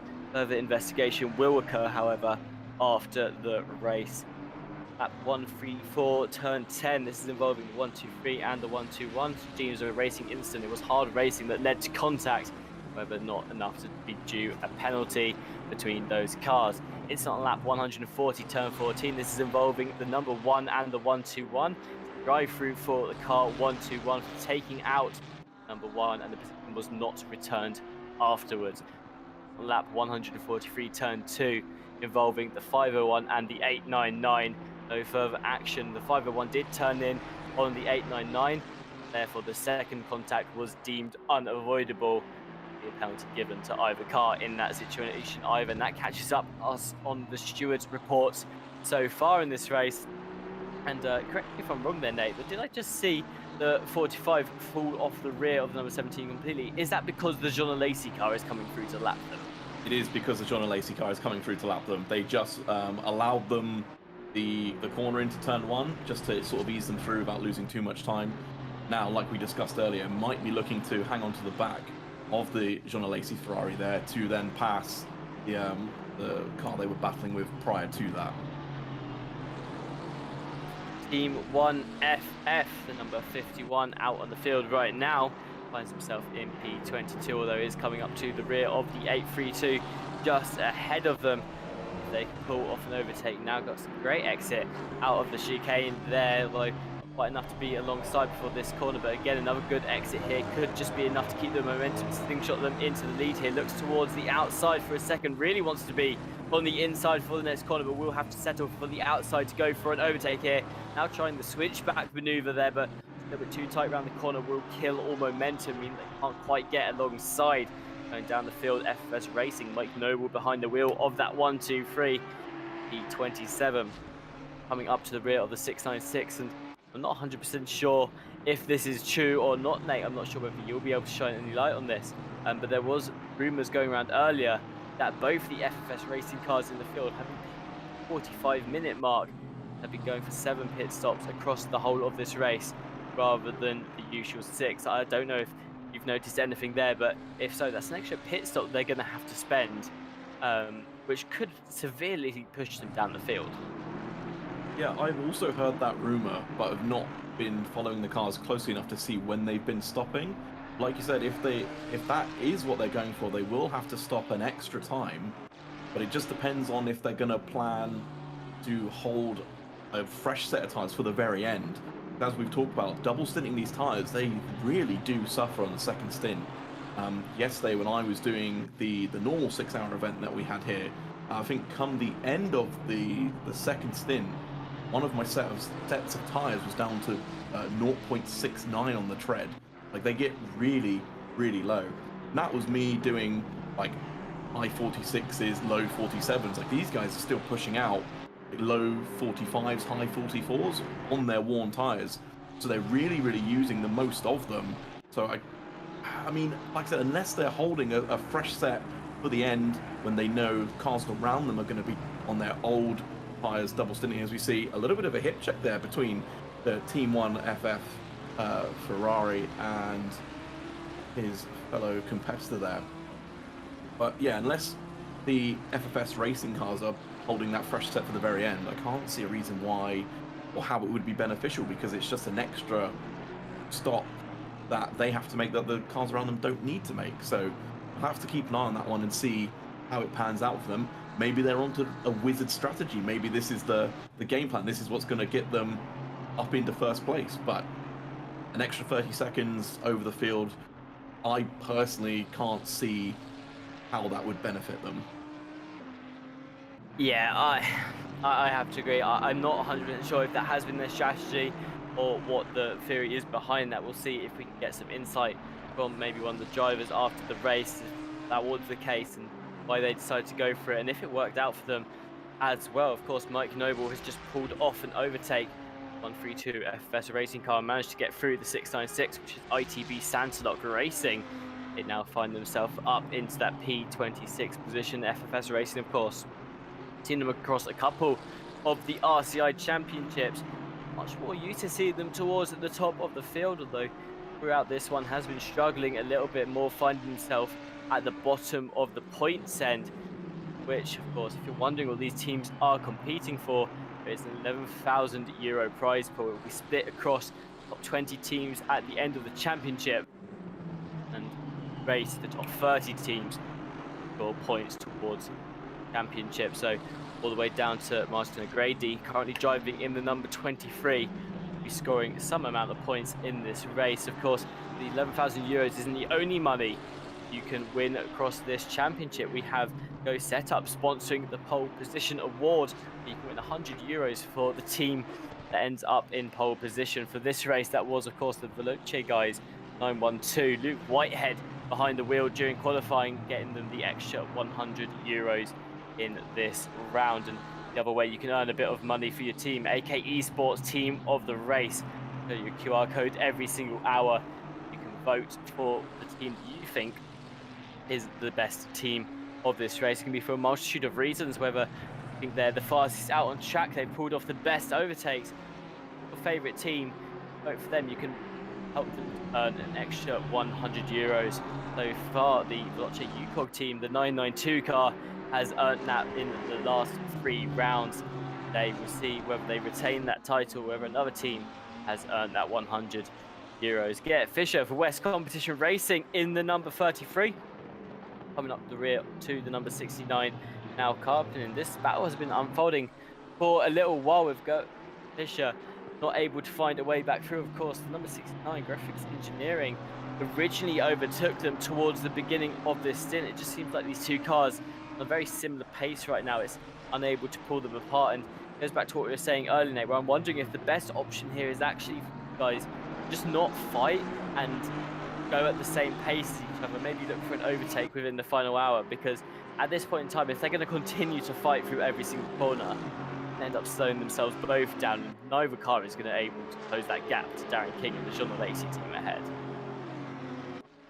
Yeah, it's an odd one though, isn't it? Because obviously we would assume that Fisher in the West Competition Aston here is the slower of the two. It feels weird calling these guys slow when they're all so fast, but is the slower of the two because he was passed by Harponen, you know, a handful of laps ago, but he's still hanging on to the rear wing of that Aston and is, you know, like you said, keeping pace with them. So arguably is no longer the slower car, but needs to find a way past to, like you said, avoid getting caught and then chase down Darren King in the 28 Lamborghini, as we see a Porsche having a little bit of a wobble there. But oh, who's that? Who's off there? Oh, it's Darren King. What has happened here then? Oh, a little bit too much grass there, just locked the rear end. So, well, I guess now we should see in a moment Fisher and Carpenter arrive on the scene. Oh no, they're a little bit further back. But yeah, I mean, arguably Fisher just needs to try and get past, or Carpenter needs to say, right, he is faster than me now. If I let him go and just stick with him, because we're slowing ourselves down, we can both chase down car ahead and make the overtake together. But racing drivers just, we're not wired that way. That would never work. But in an ideal world, if everyone had walkie-talkies between the cars, I'm sure they'd communicate that way. But yeah, it is an odd one because, like you said, it was role reversal a few laps ago, and now we're sort of doing each other's jobs again. So I wonder if Carpenter will use any of Fisher's tactics against him when it comes to defending. Yeah, absolutely. And it's interesting what you said with Darren King, of course, going for a spin there in the Jean Lacey car. That gap now is a lot closer. However, again, it's going to be worth it for one of these teams just to yield for a little bit and try and climb up together. You see the Aztec Sim Sports official right car goes for a move down the inside of the corner. They have been lining this one up for a couple of laps now against number 17, and now finally Jamie Nuttall able to come through, going down to Team 1FF, another team that's been fighting 164 for a little while now, coming down the start finish straight, almost nose touching the rear of the Aston Martin there towards the outside of the corner here. Little tap between the two of them. Those sets the Team 1FF just, of course, going to come across the curbs to stay in this fight, but on the outside they are here, although I don't think Stuart would be too happy if the overtake is done now. Would have been an off-track assistance there. You can see lurking in the background, number 42 Leopold Esports, trying to find a way through this fight. They've got a lot of momentum behind their car as yet again the number 51 cuts across the track there, right in front of the number 42. Now just closing the door on the opponent's in there in the Leopold Esports car. Really hard when you are the third driver in this situation. Can't find a way through the cars ahead when actually number 42 that has the most pace here in this scenario, because the guys out front have been battling out neck and neck since turn one. Yeah, Romanenko there, like really aggressive with his moves.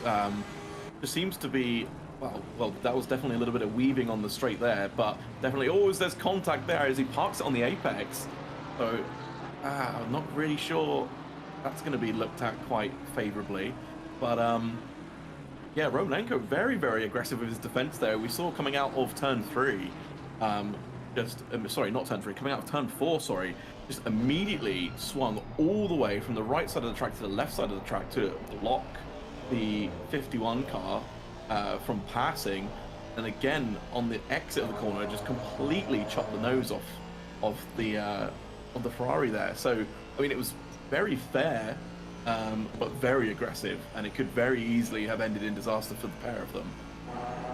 Absolutely, and I think I saw there the number 51 flashing their lights a bit miffed about how the last couple of battles has gone, getting very close to the rear of the Gator Chain car, coming through turns 1 and 2 yet again, and though not able to get quite alongside them. We saw on the last lap round these two almost making contact a couple of times. Still in the background you have the 832 car lurking, looking for a way through as well, and now yet again Jay behind the 51 getting very close to the rear of Romanenko, sorry. Come around out of the first sector into sector 2, and now you can see the move getting done. Number 51 down the inside there. Like you said, there was contact between the two cars, but for now Team 1 FF will get up into that 19th place position. Let's have a race replay there, because I'm not sure how much contact that was there, whether that would be deemed necessary to look at in the steward's eyes. So you can see Team 1 FF cuts across the track there, like contact between the two, or whether that actually played a part in keeping the momentum of the Gator Chain, but they did not get a great exit out of that corner. I'm more looking at behind where Team 1 FF, by cutting across the track there, just went straight into the 832 and the number 42 that was just behind them. Another collision yet again from some very aggressive racing coming out of Gator Chain and Team 1 FF for the 19th place position. Yeah, do you ever wonder if some of the drivers have got slight grudges against one another?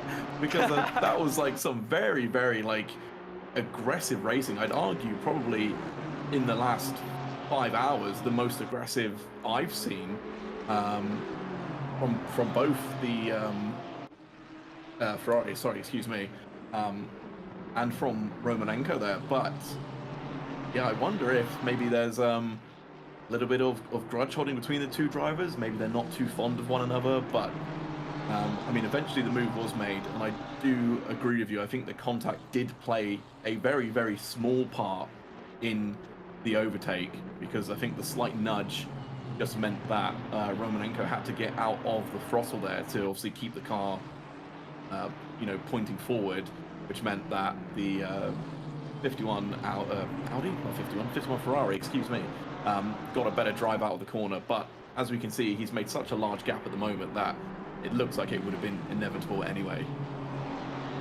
Yeah, absolutely. I was thinking about what you said about maybe a grudge between the two. Of course, we don't know if that is the case. However, maybe just with the 164 there being quite aggressive on the defense in the first place, it meant that Shay was thinking, okay, if you're going to be aggressive on the defense with me, then be aggressive with how I overtake you as well there, and throwing them on to try and get through a little bit more. We know that they probably weren't happy with how the lap before turned out for them as well. And on your screens, you've got a fight between the two Williams Esports cars. Razor car has just overtaken the Chill Blaster, number 55, up into P3 there.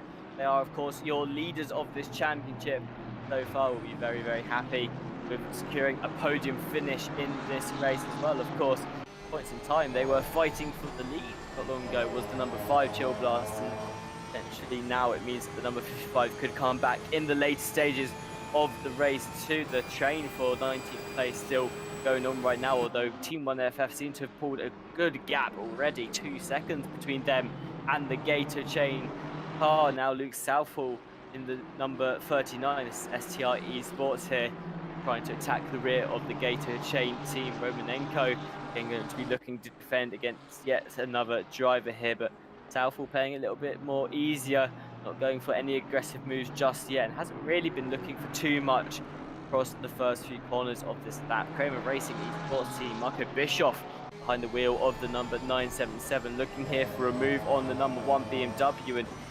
pre-update, Nate, we would just be laughing right now and saying, yeah, that is absolutely not happening. There's not a chance that that Porsche is going to be able to get even alongside the BMW. And though it is struggling at the beginning of this, you can see that closing the gap a little bit towards the end of the straight. The Porsche has upgraded. It's got the all-new car out since the update, which is a little better on the acceleration and top speed. It's still not great, but it is better than it was before. And of course, several BMW drivers have mentioned that it's hard to drive the BMW as well, which is why we see now Bischoff all over the rear of West Competition Racing here.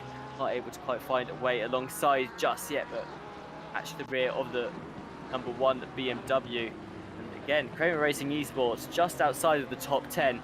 Want to be finishing up in that top 10 as well, because double check, because last I saw, I believe Kramer Racing were towards the top of this championship. They are currently holding P10 overall. Didn't have a very good time at Imola during round 2, only scoring 3 points for finishing in 28th position. Of course, came 4th in round 1, 17th at Indianapolis as well. So we'll see how this all ends up turning out. But Marco Bischoff, Kramer Racing Esports, now going down towards the inside of the corner. Can West Competition Racing get the switch back? It looks like they're going to down the inside and ready back through. But Kramer Racing trying to fight their way up into P12.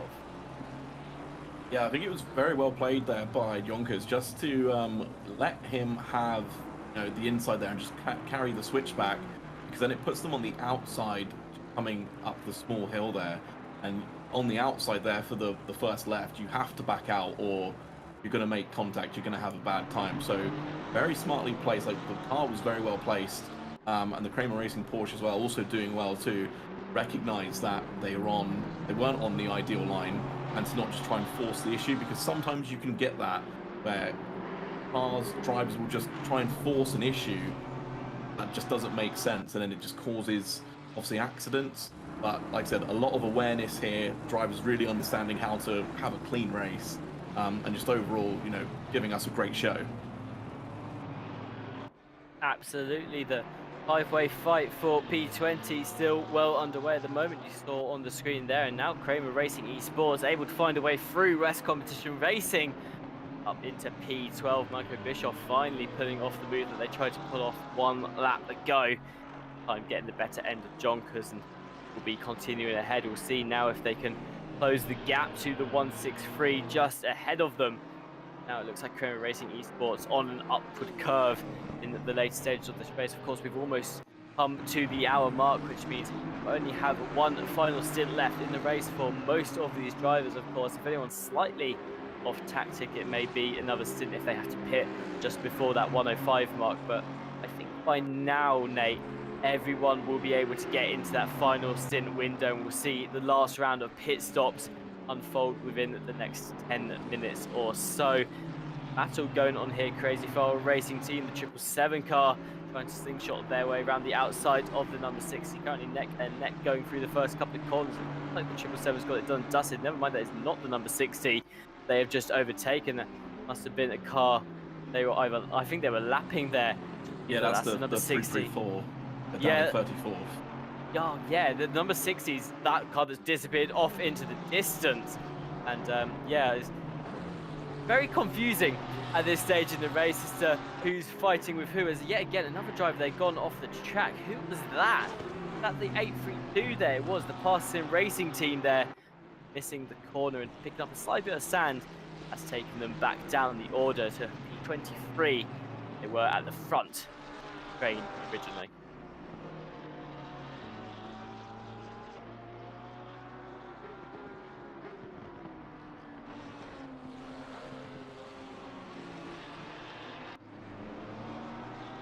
Don Alessi Esports Team, the number 27, still leading this race. As 2.3 seconds between them and Grantis Caracas in the 912, who continues to try and close the gap. For now, of course, in of this stint, that was a much bigger gap, I believe, about 14 seconds between them. At one point, there is now the 912 continues to close down on the Jean Alessi e-car just ahead. Garcia behind the wheel of that, but we know in about 10 minutes time they'll be sorting out their driver. Caracas will, of course, getting out the car. Luke Whitehead, who joined us in chat for a little bit earlier, be hopping back in for their final stint if in that time they are able to retake the lead of this race. Started in pole position, earned themselves an extra €100 courtesy of the Go Setups sponsored pole award there. Found themselves up and down the field throughout the race, Nate, and at one point I saw them down in 4th. At one point I think actually they even dropped to 5th, but all the time this top 5 have been very closely battling it out.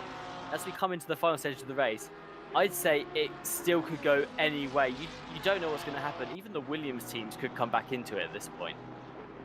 Yeah, like you said, the 912 has been sort of up and down. They did scamper off for the first part of this race, for the first maybe sort of half an hour, 45 minutes, and then we assume that they pushed the tyres a little bit too hard. And then their pace dropped off quite severely, and they were caught by the rest of the field. And then since then, they've just sort of been like battling with everyone, sort of floating around. I don't think they've dropped any lower than 6. So like you said, they're still in contention for the lead here. And we've been informed that they've got a fresh set of tyres on the car and are ready to start attacking to get the lead back. So it's definitely not over. Even with just over an hour left, you could still see anyone. And like you said, even the Williams cars could come back and take a surprise victory here as well.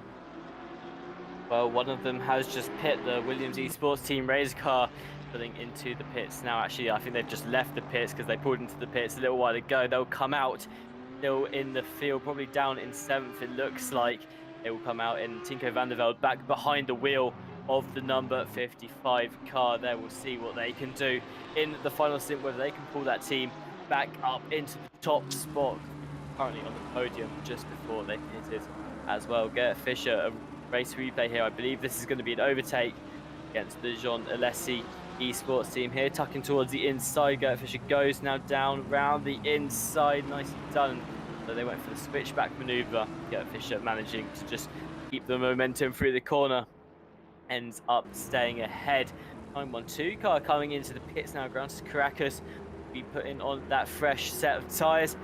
Luke Whitehead back into the car for their final stint. 2 seconds between them and the number 27 team before they went into the pits. So everybody remember that number, because that could play a huge part later on in this race. As well, of course, Alberto Garcia behind the wheel of the number 27 Jean Alessi Esports team.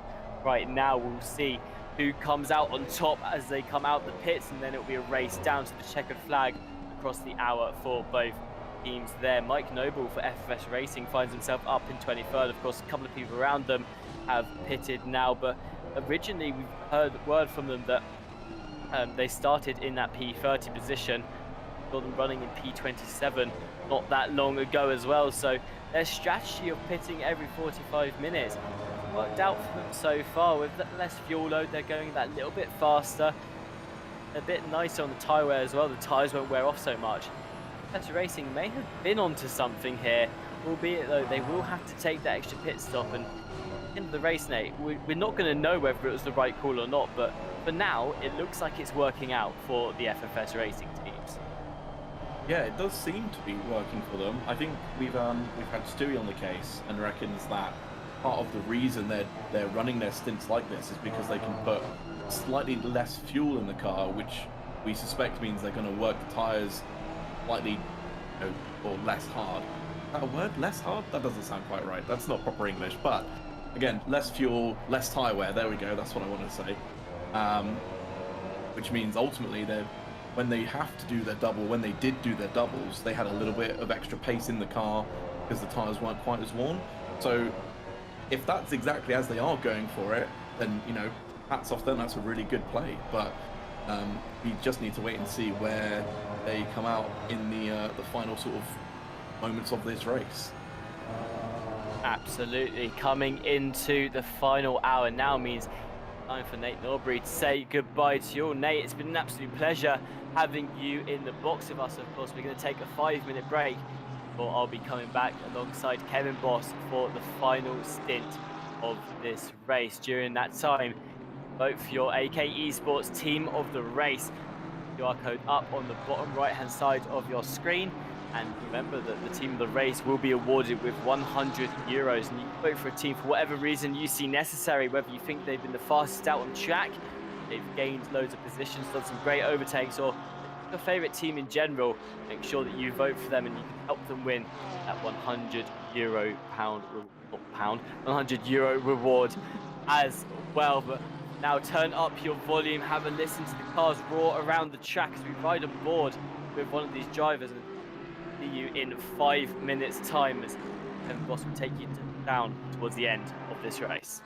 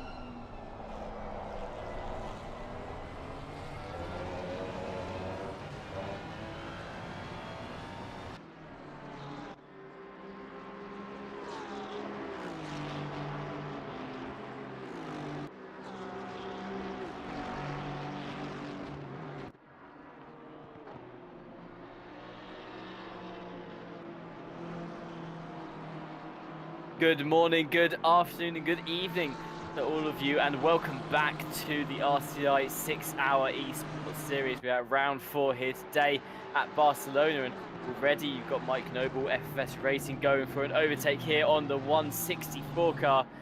Done and dusted through the right-hander. I'll put them up into 15th place, but my name's Tim Pegg, joined by Kevin Boss for the final hour of this race. Stewie still behind the broadcasting as well. Kevin, welcome in. Been a very exciting race so far. Lots happening up and down the field, and I believe coming into the final part of this race, may have a three-way fight for first place. Yeah, it's definitely been exciting. A lot has happened, as you just said, as we're now looking at Philip Minard trying to get that P2 position away from Castorino. Just 3/10 behind, so that's pretty close. I've been spending the last 5 hours in the steward box. Been very interesting to see how it all works. And yeah, it's given me a great insight into how the stewards do their decisions.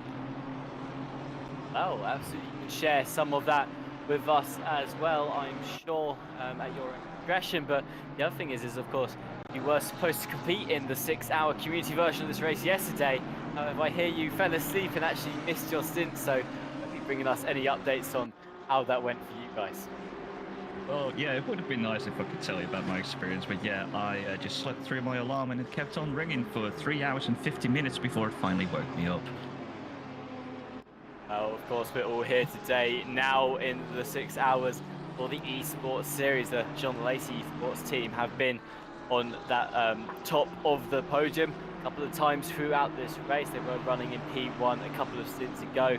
I believe Pitt is in P1 as well, so something's happened to them. Pit lane that's put them 5 seconds behind the 912. Now we do know that the 912 has a fresh set of tyres at car, so they definitely aren't running on the same old tyres as well. Find out hopefully soon why the number 27 was so slow in the pit lane comparatively. Number 95 Aston Martin is in the P2 slot at the moment, although I believe Castorino hasn't yet gone into the pit lane. They last went into the pits at 141, and we're now 23 laps later than that, so they do still have to pit at some point, which will release number 27 back into the mix, able to close the gap to Luke Whitehead ahead. And we just heard from our broadcaster Stewie that it wasn't a slow pit stop from the number 27. It was only 1 second slower than the number 912 there, just fighting their way through the corner around the edge. 95, that will put them up in second. They can now try and close that gap. 912 ahead, but I was saying, Kevin, definitely watch those guys. I reckon a couple of minutes time may see a fight for P1 between the Jean Lacey team and the Veloce guys. Of course, if the Williams Esports teams are lurking as well. You can see the number 55 Razor team 9/10 off the back of Castorino and the 95s.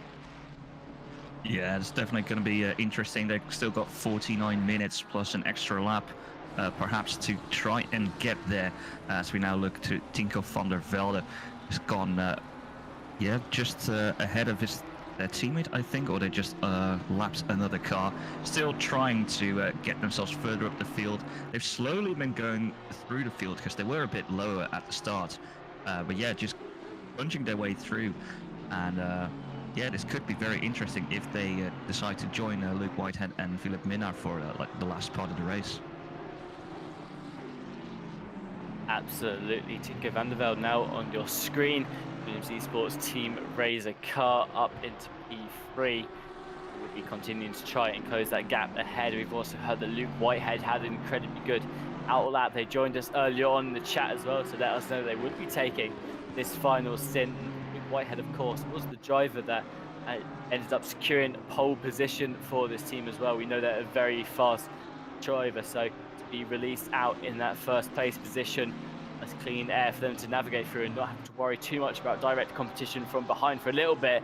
Hopefully will help the Veloce guys try and pull a bit more of a gap on the number 27 behind. Of course, teams right now up on the podium, not yet scored a podium in this championship. That is, of course, 912 in the lead, and the Jean Lacey 27 is in P2. They've yet to score a podium so far.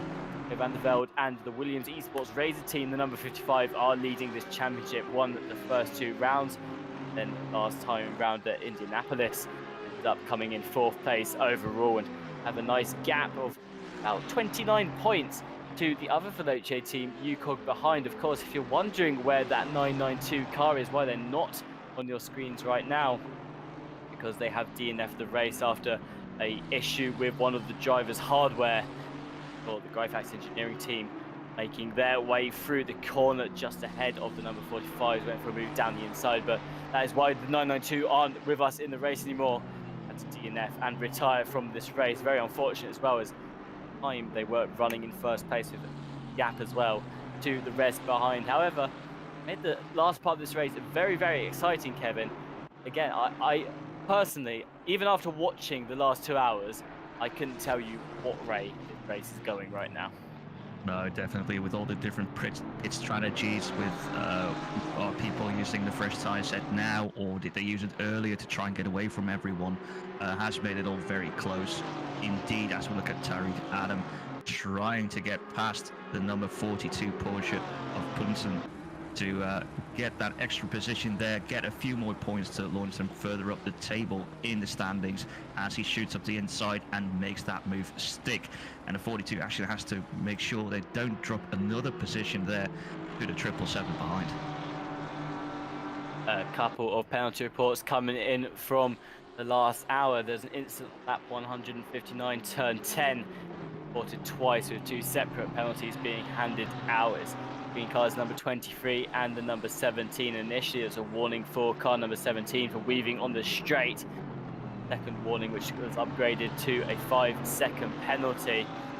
Again, on the same corner, same lap. A 5-second penalty for forcing the car off the track as well. That's why you see the number 17 with a little penalty next to their name right now. Of course, you were saying about which teams have still got fresh sets of tyres to put on. Most teams actually do. Hopefully Stewie here we can talk about how long people spent in the pits and what that means for likely which tyre sets they have taken. But you can tell from looking at things my side, Kevin, I believe the top 3 guys right now, Luke Whitehead, Nar and Tinko van der Velde, all on a fresh set of tyres. And there you go on the side of your screen. Now you can see most of these pit stops being on the exact same amount of time. And yeah, basically everyone has taken a fresh set of tyres. The only people you can't really guess about right now is the number 95 Castorino, pitted on lap 141. They've yet to serve their final pit stop yet, so we'll see whether they're going to switch up their tyres or not. And I believe further down the field we have another team as well that hasn't yet pitted. So we'll see in the next 44 minutes whether they have a fresh set of tyres. Be the case though, Kevin, that they'll be wishing they have kept fresh set of tyres, because when everyone around you is basically driving in the optimal car, fresh set of tyres, the lowest amount of fuel you'll have taken all race, having a great time gaining loads of positions on those that did not. So I think it's more or less today has been the similar strategy for most teams, getting those double stints out the way quite early on. Yeah, definitely. And there's also, especially with, oh, there was a hit there on the back of the 42 by the 777. Let's see if they slow down. Seems like they're slowing down to try and let the 42 back through. Though the 42 needs to get their car started again, having to let traffic through to safely rejoin.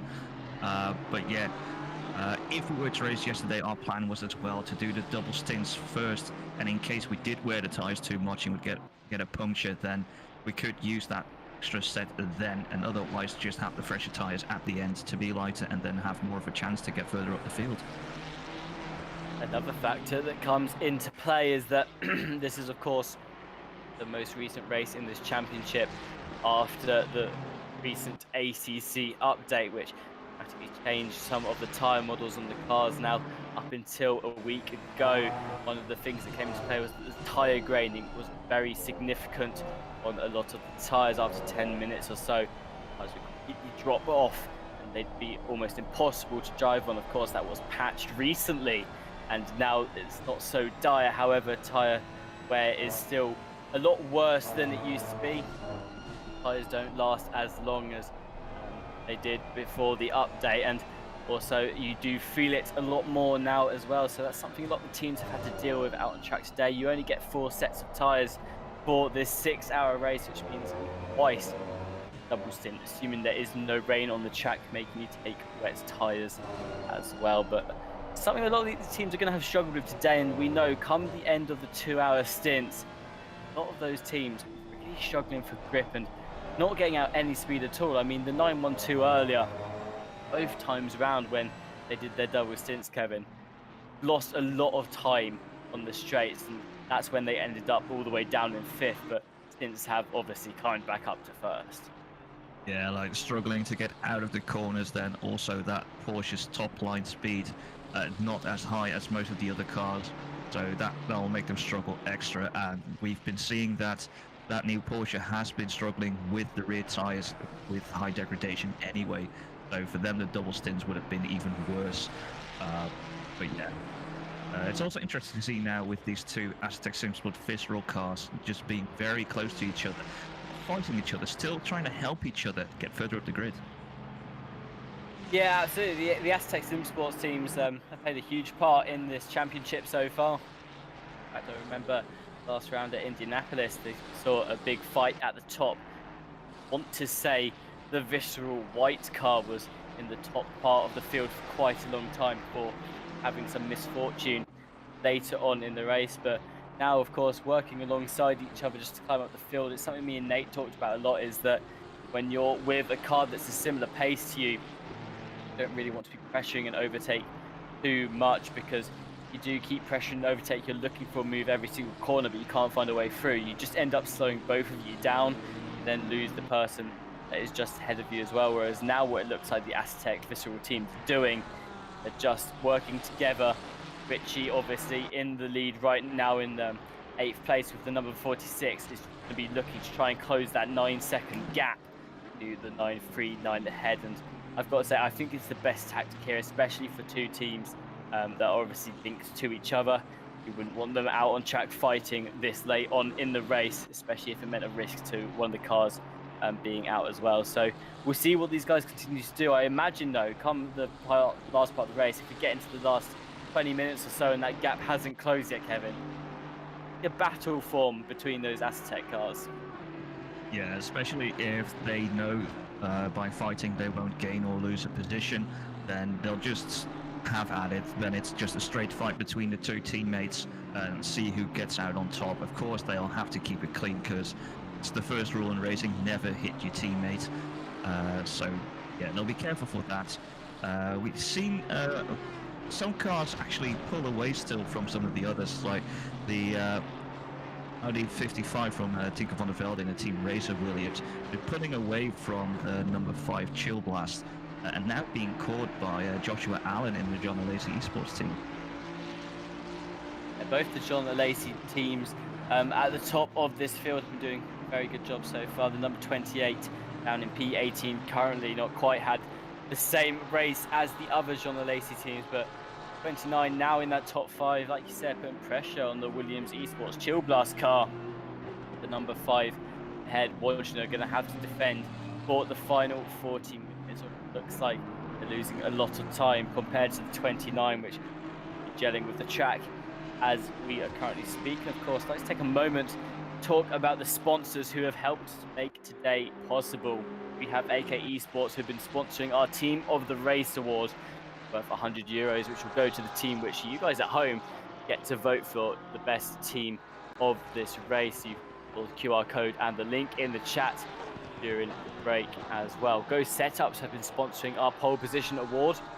Today that was given to the Veloce team 912, currently also leading this race as well. And yet again, the team that manages to give themselves the pole position will gain €100 courtesy of Go Setups as well. And our final sponsor is Fanatec, lead sim shop for high-end sim racing gear.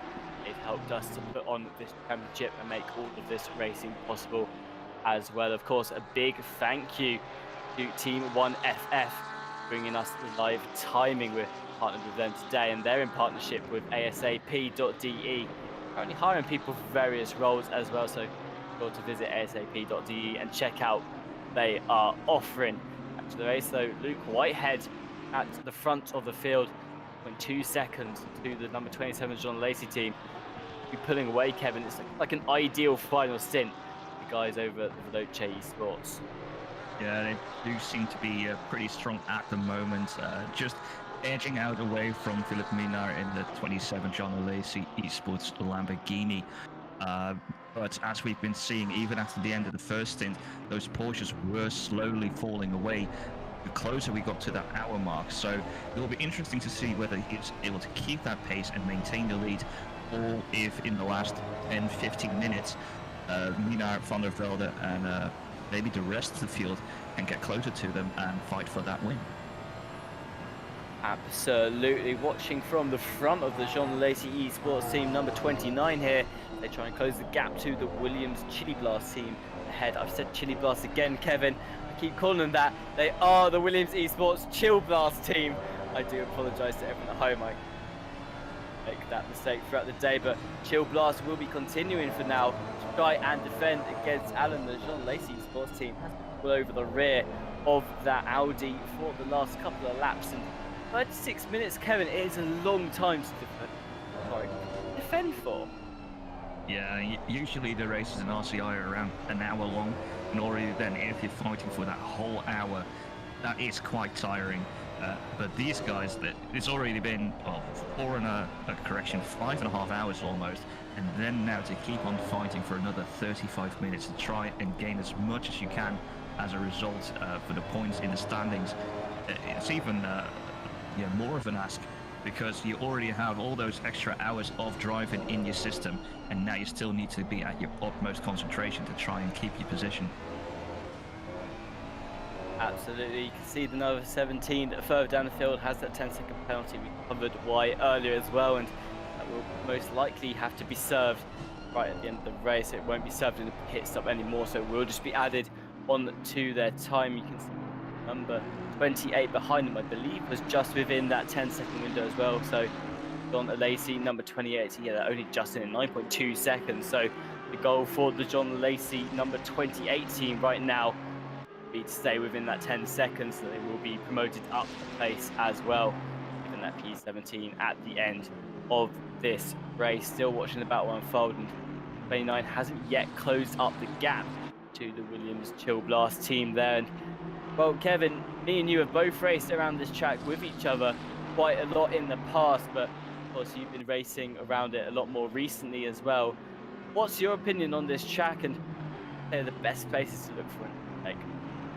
I think usually if you're able to keep it in line with the car in front, turn 4 is an opportunity, though you need to be alongside before you even dare to try it. If you're behind the car, don't even try the dive bomb, because the line through that corner in turn 4, you need to have a bit more space in these GT3 cars. Otherwise, of course, there's the standard turn 1 where you can sit in the slipstream of the car ahead for a long time, and otherwise you can have a go into the hairpin, and I think that's turn 11. Yep, still watching with the Jean Lacey Esports team now, just looking for a way through, and they'll have to take your advice on where is best to overtake here, of course. Looking like they've made too many rash decisions just yet. Me and Nate were talking quite a lot about, Kevin, about how in sim racing, part of it is just getting inside the head of your opponent's sort of mental game of ducking towards the inside and outside of corners, even if you're not necessarily going to go for an overtake on that particular corner. Ensure your headset is aware of your presence just behind them, help to throw them off, maybe cause them to go a little bit wide, make a mistake. Will open the door up for you as well. We're not seeing too much of that yet, though, from Joshua Allen behind the wheel of that number 29. Wondering if they just want to get that little bit closer before they really start putting the pressure on as well. Of course, they'll want to see what the situation is between the number 5 and the number 55 ahead, because at one point they'd have noticed that the Chill Blast team was leading this race, so there's of course potential for them to reclose that gap, although Nico van der Velde back behind the wheel of team Williams Esports Razor, it doesn't look like that is going to be the case right now. So it's going to be interesting to see what the Jean Lacey team opts into doing here. Of course, there is potential for a double podium for them if they can get both drivers up past the Williams cars here, but only 30 minutes left in the race. That's not a lot of time to do the moves that they need to do. It's weird saying that because sometimes that's the length of the race as a whole, but of course, in a 6-hour race, well, it's only a 12th of the race left for them to try and get something done in. If you look at it on lap, then you think, okay, there's not a lot of time left. But still, if you look at it pure as it is, still 32 minutes to go. A lot can happen there, but especially for Joshua Allen in that John Alesi Esports Ferrari. He'll want to get past Wojtina in the number 5 Audi, because we can see here the number 5 is dropping away from Tinker van der Velde in the 55 from their sister team. So if they want to try and get to that podium, they probably need to get a move on. But it also seems like Aidan Walsingham here in the Aztec Simsport official red car is now trying to get past their teammate in the 46, because on the start-finish straight we saw a bit of weaving, trying to look for an opportunity. So maybe the next time we hit the start-finish straight, we'll see a switch of position there. Yeah, absolutely. It seems like they've been allowed to go all out for it. Now you see the Aztec Simsport official red car, like you said, weaving along the straight, trying to look for a way through.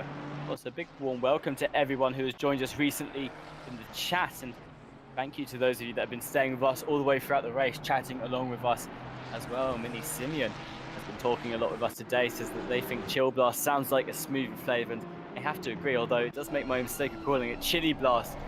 Or gross. I'm not sure I'd like a chili flavoured smoothie, Kevin. Be spicy. It would be spicy.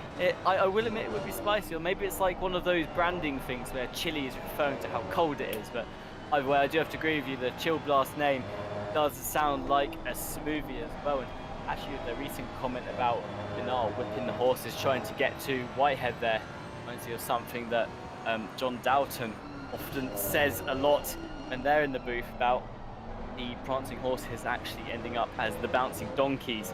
A lot of the time, this was of course before the update, when at Ferrari, whatever curb it hit would just bounce along the track and really overreact to it. Now not so much the case. After the most recent update, the curb model has been reworked a little bit. We were talking about it earlier that actually when your car hits the curb now, especially those that really struggled at hitting curbs before, can actually deal with it a lot better this time around. Same with when you go off track, very punishing before. If you even picked up a slight bit of grass, very easy to completely lose the car and spin it out, throwing the front of the front end of the car. However, now it seems with the most recent update, a lot less punishing is it to go off track as well as hitting those curbs. I saw a couple of drivers earlier, Kevin, ended up driving right across the sand traps and the grass as well, without spinning the car at all, just managing to rejoin the track when it was safe to do so, not losing too much time. So with the new update and a lot of changes has brought about some things that I think the drivers are quite happy to see. Of course, it's being a lot less punishing. Your race isn't over the second you go wide and make a mistake. Well, it isn't completely over, and yes, it made the car more stable, though as far as I know is that going off track and getting like the dirt and sand on your tyres is actually more detrimental to your tyre wear. So even though you might not spin out, you'll still get that deterioration, that extra deterioration of your tyres. So you still want to avoid that, because otherwise, yeah, you will be struggling later on, because if you don't get that salt or sand, grass, sand, dirt, whatever's on your tyres off, they will be hurting later on.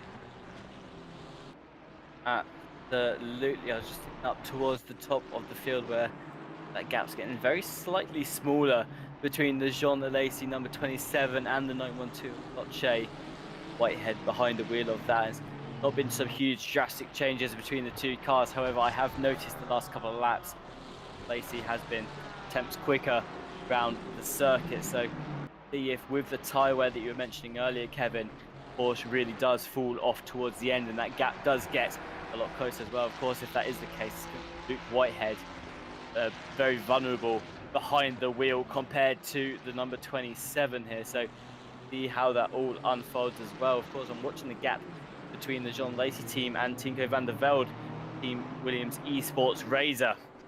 That's only 3 seconds as it stands now as well. A nice beautiful delta there of 3. very fond of that, but they've been slowly closing in across the last couple of laps too, although last lap I think got held up in a little bit of traffic as they were a second off the pace of the 27. But other than that, have been reeling in. Of course, something else that I've talked about with both Sarah and Nate today, Kevin, is that how much of an endurance race just comes down to navigating traffic, making sure you climb through the field as quickly as possible, don't get held up for too long. Yeah, definitely. You need to pick your points where you're gonna, well, not really force, but let the driver ahead know that you're lapping. Like, okay, I'm coming through here. So they have the time to react, position their car, and make yourself and them lose the least amount of time.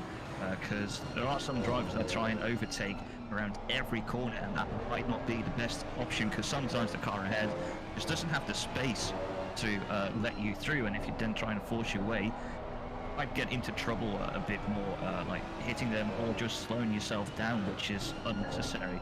And especially if you look at it in a situation like this with Wojtina trying to get past the lapped car there in front. If he tries and forces it a bit too early, slows himself down, he'll be right for the taking by Joshua Allen behind. Genesis Esports driver Tariq Adam behind the wheel of the number 60 there, now looking for a way through the 164 just ahead. This is fight for P22 on the field right now. Very close here of the Aston Martin. Of course, the Aston Martin was a car that before the update is a very good all-rounder. Of course, the best cars in ACC at the time, just good at everything. Now, of course, still the case is the cars didn't get hit too badly by the most recent changes, and again proves to still be a great all-rounding car, still fighting at the top of the field in quite a lot of the championships that I've been watching recently, Kevin, as well. On the flip side of that, though, I do know that the Audi has reportedly been struggling. I was talking to a couple of drivers yesterday who said that the Audi has received a bit of a nerf with the most recent update. Though we've got two Audis inside that top 5, which is of course the Williams teams as well, so still doing a great job with the car are those drivers. And then again, a couple of other cars that feel like has been taking a hit. I know the BMW as well reportedly isn't great since the most recent update. It's still a great car, but it's just not as powerful as it used to be. Of course, used to be a dominant car as well. Genesis Esports now, Tariq Adam going towards the outside of turn 1, neck and neck with the 164. They're picking up the curbs there, it bounces back onto the track, and that ruins all the momentum. They're gonna have to reset now, try and close that gap up yet again to Romanenko ahead. I think there might have been a bit of contact there, slightly forcing the Genesis car wide. But yeah, if there's something like that, then the team will report it to race control, and the stewards will have a look after. But yeah, that's not how they want to see that go, and you want to try and make it go cleanly, and then yeah, if the car on the inside runs wide a little bit, then yeah, you run yourself into trouble there. And especially overtaking on the outside into turn 1, maybe not the best line to take, because even though you have the inside for the turn after, something like what we just saw can happen. And then for turn 3, which is the next right-hander, you'll be on the outside again. So maybe not the best of positions to try and overtake, unless you've got a lot of overspeed that can have the job done before you enter turn 1. Those of you that have been paying attention, your eyes have not been deceiving you.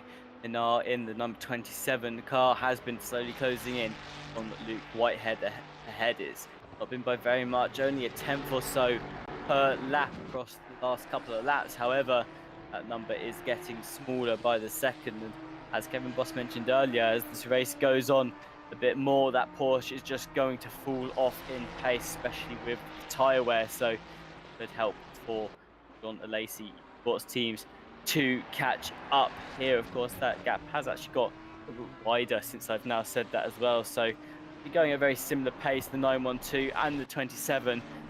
You're eyeing it though, as several points in this race that lead position has switched a couple of times as well. And of course, don't discount Williams Esports Team Razor, as they have won 2 of the rounds in this championship so far, came 4th in round 3 as well, and now it looks like they'll be scoring yet another podium. Definitely not a team to discount too. We're currently watching on board with the Aztec Sim Sports Visceral Red team. They bring the fight to the Aztec Sim Sports Visceral Yellow team, just ahead of them in the number 46 there. guys have been able to go at each other. It looked originally like they were going to work together to go forward, although with the gap not closing ahead to the 939, have been battling out for the last couple of laps. Genesis Esports going back to them and their fight with the 164 Gator chain car just ahead of them there. And the Tariq Adam continues to try and close in on them. Of course, we saw an overtake at the beginning. A couple of laps go around turn 1. The contact between the two of them meant that the Genesis Esports car went for a little trip over the bumps at the side of the road there. Now reclosing that gap up to just a couple of tenths of a second. Not sure to strike soon. And the big long start finish straight coming up, Kevin. It's never been a more perfect time to maybe look for a move. Definitely, though, instead of like what I said before, trying to get the outside, they'll want to try and get the inside. Though those are not the easiest because they're both in Aston Martin, so they'll have basically the same car, the same speed. All the difference that they have is maybe get a better exit or sit in the draft. But yeah, here we can see Romanenko is just defending well enough, even stopped the draft early on, but went back to the racing line, and he can just continue his merry way. Jonas Salvalainen for Gryfax Racing, a driver that's well known as a winner across several RCI championships, has won races and championships in several different series. I know a while ago won the Friday champ and the Thursday champ as well. They've won a couple of times too. They're currently running in P15 just behind Gert Fischer in the number 33 Aston Martin here. A battle likely to form between these two. Fischer, of course, we saw earlier, very good on the defense, managed to hold back that Gryfax car a couple of times. They've been switching positions across the last couple of hours of this race, and again it seems they are coming up to each other. We'll see if Salvalainen here reckons they can find their way through. It's worth noting that the purple BMW that just went to the right on your screen there, it's just 3.7 seconds ahead, is the West Competition racing car driven right now by Sebastian Apostel. So just within clutches of this fight at the moment, trying them as it may be that Fischer manages to reel them into this battle as well. Won't be getting too much pressure from behind though. Will Salvalainen is Nuttall in the number 45, 12.93 seconds between them and the Gryfax engineering car. So you don't have to worry too much about looking in their mirrors for now. Can focus solely finding their way through Gert Fischer. Yeah, it's pretty close there as we now see, oh, that's Romanenko off. Here we have a race replay to see what happened there between them and the Genesis car, and they just seem to be grouped from behind, spinning out over the sausage curbs there to avoid any corner cutting. Yeah, but that's it. I think it actually happened quite early on. I don't know why they stayed line astern there, because especially through that corner, if you're that close and someone breaks earlier, you have something like that happen, and you might just want to take a slightly different line through there and then try and attack on the start finish straight instead of fighting each other there through the chicane. So yeah, that'll probably be reported to the stewards. Probably won't have to wait too long for a reply there. We did have one incident come through in the meantime. Was back all the way at lap 177, turn 5, involving the 42 and the 777. Was a drive-through for the 777 for a takeout on the 42.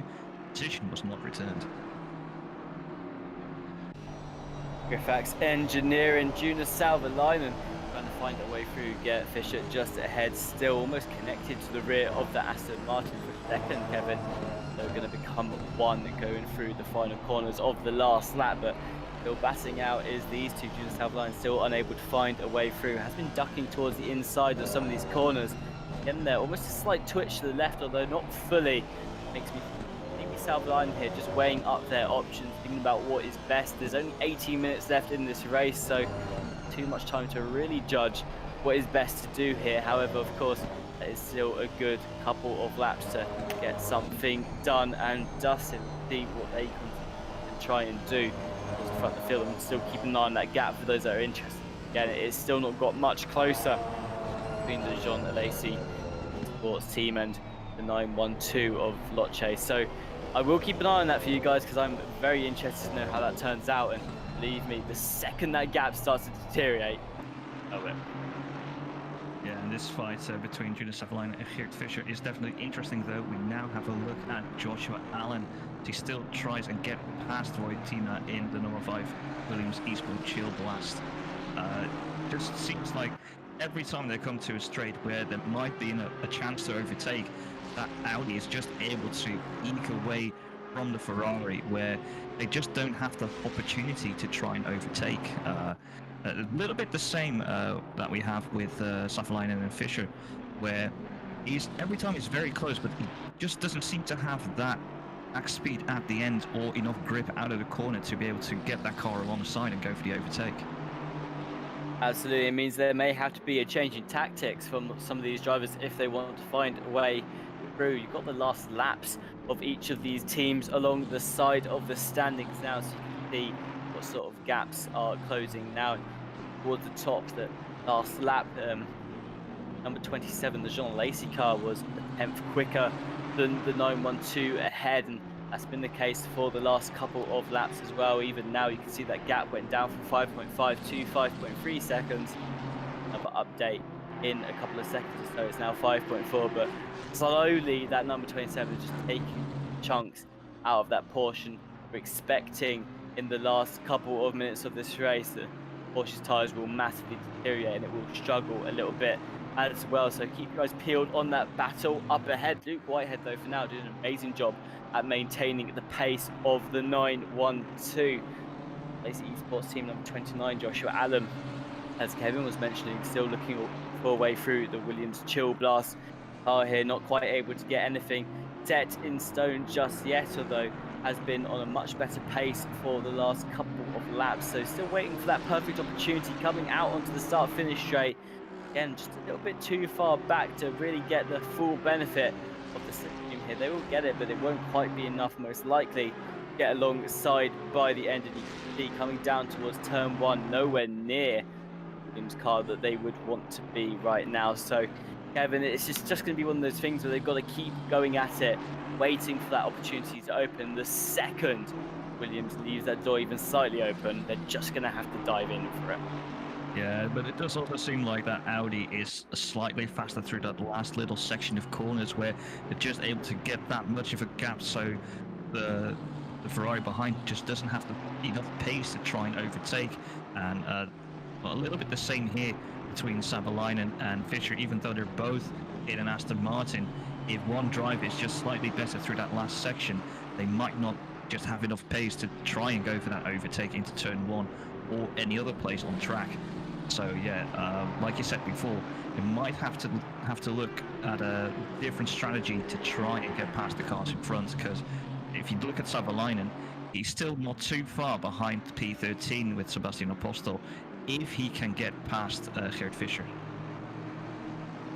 Absolutely, and they're going to all be weighing that up in their boxes right now as they decide what the best course of action is to be. And like you said, it's Savalainen's job here to try and get through Fischer as quickly as possible so that they can chase down Apostle ahead. The Lacey Esports team number 28 coming up to the rear now of the number 17. At one point in time, that was a 10-second gap between them, and now it is not more than 3 tenths. So see if they manage to find their way through. Of course, it's another 11-second gap then to the number 45 ahead of the number 17. So well, it'll be merely a consolation prize for the Jean Lacey Esports team, as they will already finish P17, as the number 17 car has that 10-second penalty. And with that, they've actually just let through the Jean Lacey Esports team as well. Don't want to get up in a tangle this day on the race that could see them land another penalty either, or lose some positions. And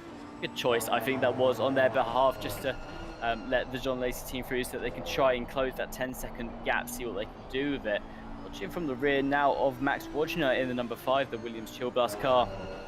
Looking back on the Jean Lacey number 29, and now you can get an idea of exactly what Allen is doing here to try and get in the head of Max Wagner. You can see a couple of times just ducking towards the inside. The problem that they're facing right now is as soon as they come up towards the corner, they're just losing the little bit of distance that they did have, and they're falling down a little bit too far to really look for a move. But coming out of the corner, they get that initial burst of momentum where it seems like they're going to maybe be alongside by the end of the straight. But as you've just seen there, yeah, again, the Audi across the whole of the straight, likely putting that gap a little bit closer, as when they go through the corner, the Ferrari catches up. And oh no, what's happened there? There's a car at the side of the road, Kevin. Yeah, I can't really see it. Seems like it's 832. So yeah, just been told by Stewie in our ear, he was just letting people by, so nothing really happening there. But yeah, this is what I was just saying. Does seem like in these last couple of corners, Audi is just that bit stronger, because look how he pulls away from that Lamborghini here through the final corner onto the start-finish straight. And this is the reason why he's not been able to overtake. But the Audi now also has the help of the draft from the number 1 Apostle in BMW. Absolutely. In the YouTube chat, Mini Simeon is mentioning, oh, hang on a second, the West Competition Racing car there, trying to navigate their way around this situation.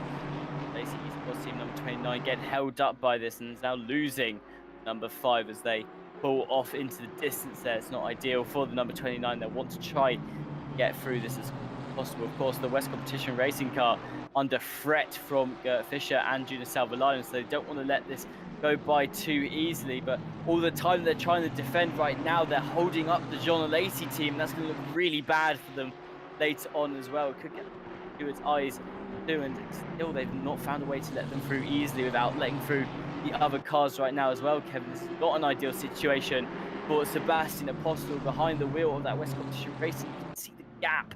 The Williams Chill Blast car is now pulling on them as well. That's 1.4 seconds that they've now got on the Jean Alesi car. They're now going down towards the inside, but that's opened the door for a move for Juna Salvalainen. They're going alongside Gert Fischer and now alongside Sebastian Apostel as well as they try and find their way through. They're through the number 33 car. Contact with them in West Competition Racing sees the number 1 go off the side of the track, rejoining just at the end of this battle. That all goes into play and helps Juna Salvalainen now get up into that P13 position. Sebastian Apostel, the big loser there, losing 2 places. Gert Fischer remains in 14th place, and all of that started, Kevin, because of that awkward moment. The blue flags trying to navigate around each other. The Jean Alesi car now 2 seconds behind the Williams Chill Blast. Yeah, the Jean Alesi, all their good work has become undone by not being able to get past the blue flag number 1 BMW with Sebastian Apostel behind the wheel. And yeah, exactly what you said, what they had to be careful for happens in the end. They let through the Jean Alesi number 29, and then just being attacked immediately by both Juna Salvalainen and Gert Fischer. And what a move by Salvalainen. I don't know whether there was contact or whether he got a bit really happy by himself. But yeah, it was all very close, but still for Salvalainen to overtake there in Sector 3 in, well, the hairpin was normal, but then to overtake through the long right-hander afterwards, not an easy job to do. No, absolutely not. And like we saw, there's a cluster of cars trying to go for that corner because the Jean Alesi team opened the door and Juna Salvalainen was like, look, this may be our only chance to get an overtake off here. You just have to follow them through, which caused that awkward situation. 3 cars trying to navigate through the same corner at the same time. A couple of penalty reports have come in the last couple of minutes, Kevin, so I'm just going to go through them now. Do interrupt me if a fight breaks out. Broadcasters, it's lap 187, turn 5. This is involving the car number 42 and the number 1. It was a warning for car number 1 for avoidable contact, and lap 187, turn 7 between the same cars, 42 and number 1. This time they were warning for the number 42 who flagged infringement that led to contact. Lap 188, turn 1. This is involving cars number 60 and the 164. The warning for the car number 164 for avoidable contact on the number 60. And then finally on lap 190, turn 14, involving yet again cars number 60 and 164. It's a drive-through penalty for car number 60 for taking out 164, and the position was not returned. So he's having a drive-through at this late on stage in the race. You can see Adam down in P22 there. The number 60 car is going to still have to serve that drive-through as well. Very unfortunate for them to have to serve it this late on. We'll lose them a couple of positions. Aztec Sim Sports Visceral Red 44 car still looking for a way through. The Aztec Sim Sports Visceral Yellow team, you can see now the number 46 just ahead of them still. This battle, Kevin, been going on for the last 20 minutes or so. It seems that both cars here very evenly matched up.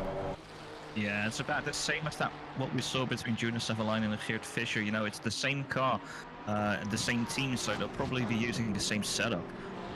And yeah, that doesn't leave a lot of room for where your car would be better than the other car. The only difference is the driver, and at the moment they are going as fast as each other. So yeah, no real difference there. But yeah, I've also now been looking once again at that gap between P1 and P2, and it's stabilized around the 5.5 second mark. So whatever pace that the Jean Alesi Lamborghini number 27 found, Luke Whitehead has found back, or the Lamborghini slowed down as well. But yeah, that gap seems to have stabilized over the last couple, well, say 10 minutes. For those of you that are cheering on the Veloce team, that'll be music to your ears to know that Luke Whitehead able to maintain that 5.5 second gap, won't come under too much pressure now in the last 7 minutes. Like, it could have been left very vulnerable at the end of this race had that gap not been quite so big. So all Luke Whitehead has to do now, keep it on the track. I know earlier on in the chat, Simeon was mentioning that they do hope it's going to be a photo finish, but at this point it is Luke's race to lose, and I do have to agree with you there at this point in time, with the gap being that big. Luke Whitehead has that huge pressure on their shoulders, that gap as high as it is, but a great job from the guys over at 912 today. Have been at the front of the field more often than not, always within that top 5 across the race, so able to bring home a win would be huge for them. Championship, especially with the other Veloce car having to retire out of this race. You can see Luke Whitehead just cruising around in some nice open air for a little bit. Have a bit of traffic to get through ahead of them, but other than that, not too many threats up on the track ahead. Of course, we saw earlier that navigating traffic can cause its problems with the number 29 car being stuck behind West Competition Racing for a little bit, which then inevitably caused Racing to fall down the field as well. If you're wondering what these teams are competing for here today, 5-round championship, and the winning team at the end of the round will receive part of an €11,000 prize pool, split between the top 20 teams in the championship. Get prize money from that €11,000 prize pool. Top first teams in each race will score points. You know, every point can count in a championship like this. Sometimes just 1 point can be the difference between winning or losing. Of course, there are other ways these teams can earn themselves some money throughout the championship as well. Go Setups have been sponsoring the Pole Award, where you can earn yourself €100 if you win the qualifying session. Today that went over to 912 Veloce team. Luke Whitehead behind the wheel managed to bring home great lap that scored them pole position after qualifying. Of course, the other €100 that you can earn is for the AK Esports Team of the Race. So we show you a QR code on your screen, and you can vote for your favourite team and help them to earn an extra €100. So far, the Veloce UCOG team have won that in every single round. Will that be different today? Some other teams putting out some great performances too, so be able to tell you next round who ended up winning that €100. Philip Bernard on your screen right now, the number 27 John Alesi Esports Team car, 5 seconds off Luke Whitehead now, but getting to the point where it's too little too late, Kevin. 4 minutes to go, 5 seconds to close up. It's going to take a miracle for John Alesi to close that gap now. Looking now, it's about 3 laps to go, I'd say. And yeah, with even though last lap they closed by about 4/10, if you spread that over 3 laps, that will just not be enough. So as you said before, it is Luke Whitehead's race to be lost, though we now see Joshua Allen in the number 29 John Alesi Esports Lamborghini going into the pits, and that's because of the stint timer. So their last pit stop, they were a little bit early with going in, so now they have to do a drive-through to reset that stint timer in order to be able to finish. And let's see if they can keep a hold of P5, or whether Fleischer and Mahilovic can overtake him as they go out the pit lane.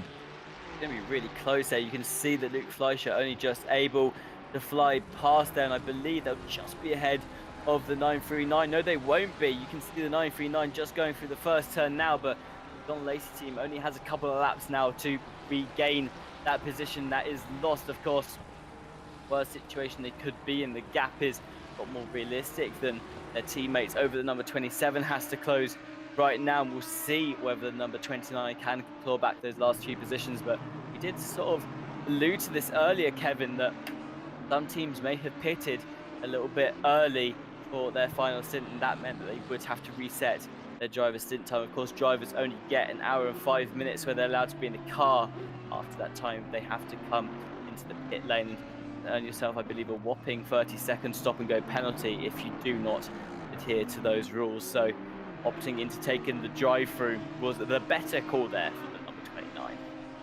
Yeah, but still, if you look at the whole race, if in the last stint you go in too early, then somewhere along the way you've made a strategic miscalculation, as Mini Simeon calls it here in the YouTube chat. So I like that way of calling it.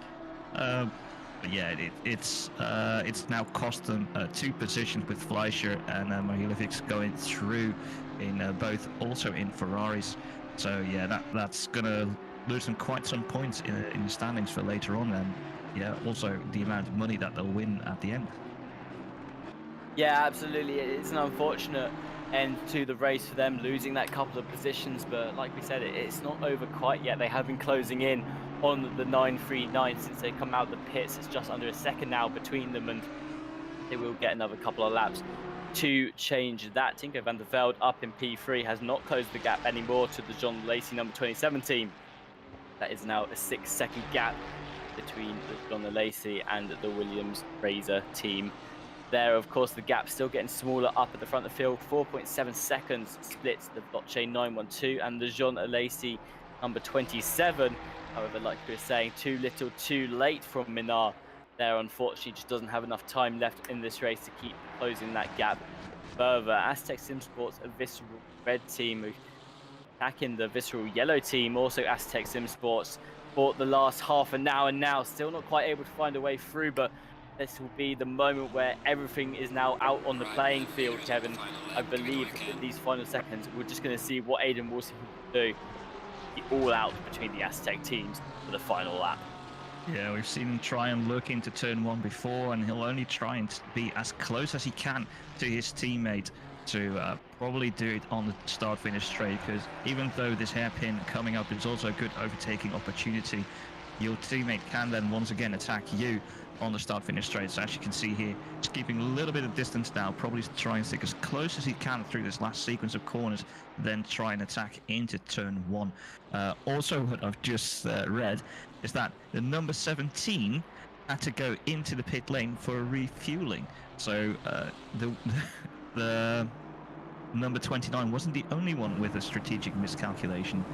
I was going to say, it sounds like another strategic miscalculation there, coming from the number 17, who've had to refuel this late on. Really not ideal for that team. Of course, the leader is now on their final lap. You can see them just about to come into sector 3 now, so not a lot of time left in this race for teams to make those final couple of moves. We know there's a couple of fights going on up and down the field as well as we speak. 777 Crazy File Racing team trying to push themselves a bit higher up in the top 30 now. They're currently sitting 26th, want to make that 25th place in the last couple of minutes here. But Luke Whitehead behind the wheel of Veloce Esports, 4.3 second gap between them and the Jean Lacey team coming round the final corner now, and assuming nothing horrendous goes wrong, as the car there was looking very skittish coming out of the final chicane there, will cross the line. Ladies and gentlemen, Luke Whitehead and the team at Veloce Esports 912 are your winners here at Barcelona for round 4 of the 6-hour Esports RCI Championship. John Lacey team number 27. Pinar behind the wheel brings it home in second place. That's 2 new podium sitters in this championship, and Van der Velde behind the wheel of the Williams Esports Razor car rounds out that podium. The leads of the championship still up there, getting a nice load of points for the standings as well. The Kill Blast car also crossing the line.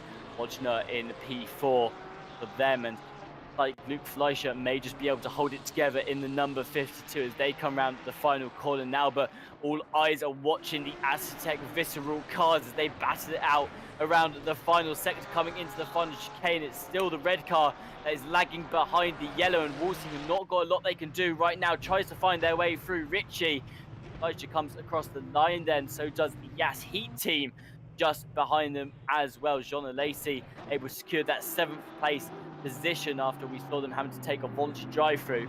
And it is the Aztec Visceral Team Yellow securing 8th place. That Aztec Visceral Team Red securing 9th, not quite able to get through, but only 1.17 seconds up as they come to the line. Number 95, Casarino, behind the wheel of that Racing Point, at times was in the lead of this race. Now crossing the line in P10 here, with just behind them the 163 Gato Chain guys are about to cross the line as well. Chrome Racing Esports, after starting at the top of the field, they finish in 12th place as well. A great end to a great race. Kevin Boss, there have been some phenomenal battles back today. Yeah, there have been some very good battles all across the field, not just at the top, but also at the back, where in most of the cases it's been very good, clean racing all across the field, as we now see the final standings here on your screen, with the top 3 we've already known for now a little bit, as no one was able to really get that gap closer. But yeah, well done to everyone. Congratulations to the 912. And I think we're about to get them in for an interview.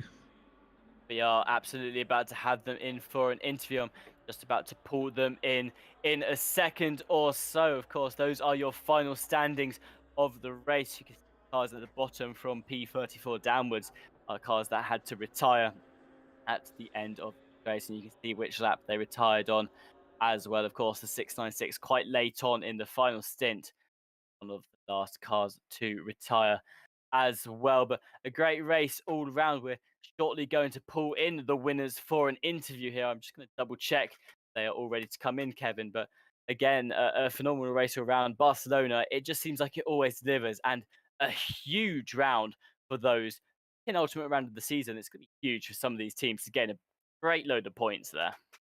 Yeah, and some of the teams that have already been up there, like the Williams team Razor, they've always been around that top. So even now, even though they didn't win, P3 will still gain them a lot to try and clinch the championship at the end of the last round. But still, a lot can happen in that last round at Paul Ricard.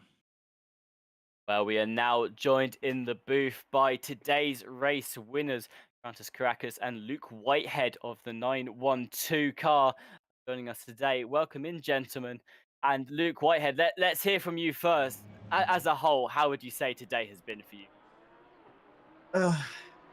Really a roller coaster. Obviously, qualifying pole was the perfect start.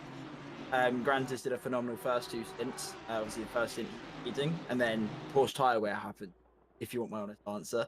And every double stint was pretty torturous for us both. Obviously, Grantis dropped back, and it was basically every time we went new tyres, it was all about playing catch up and just trying to salvage the track position and the pace. And obviously, we did really good. We had really good pace.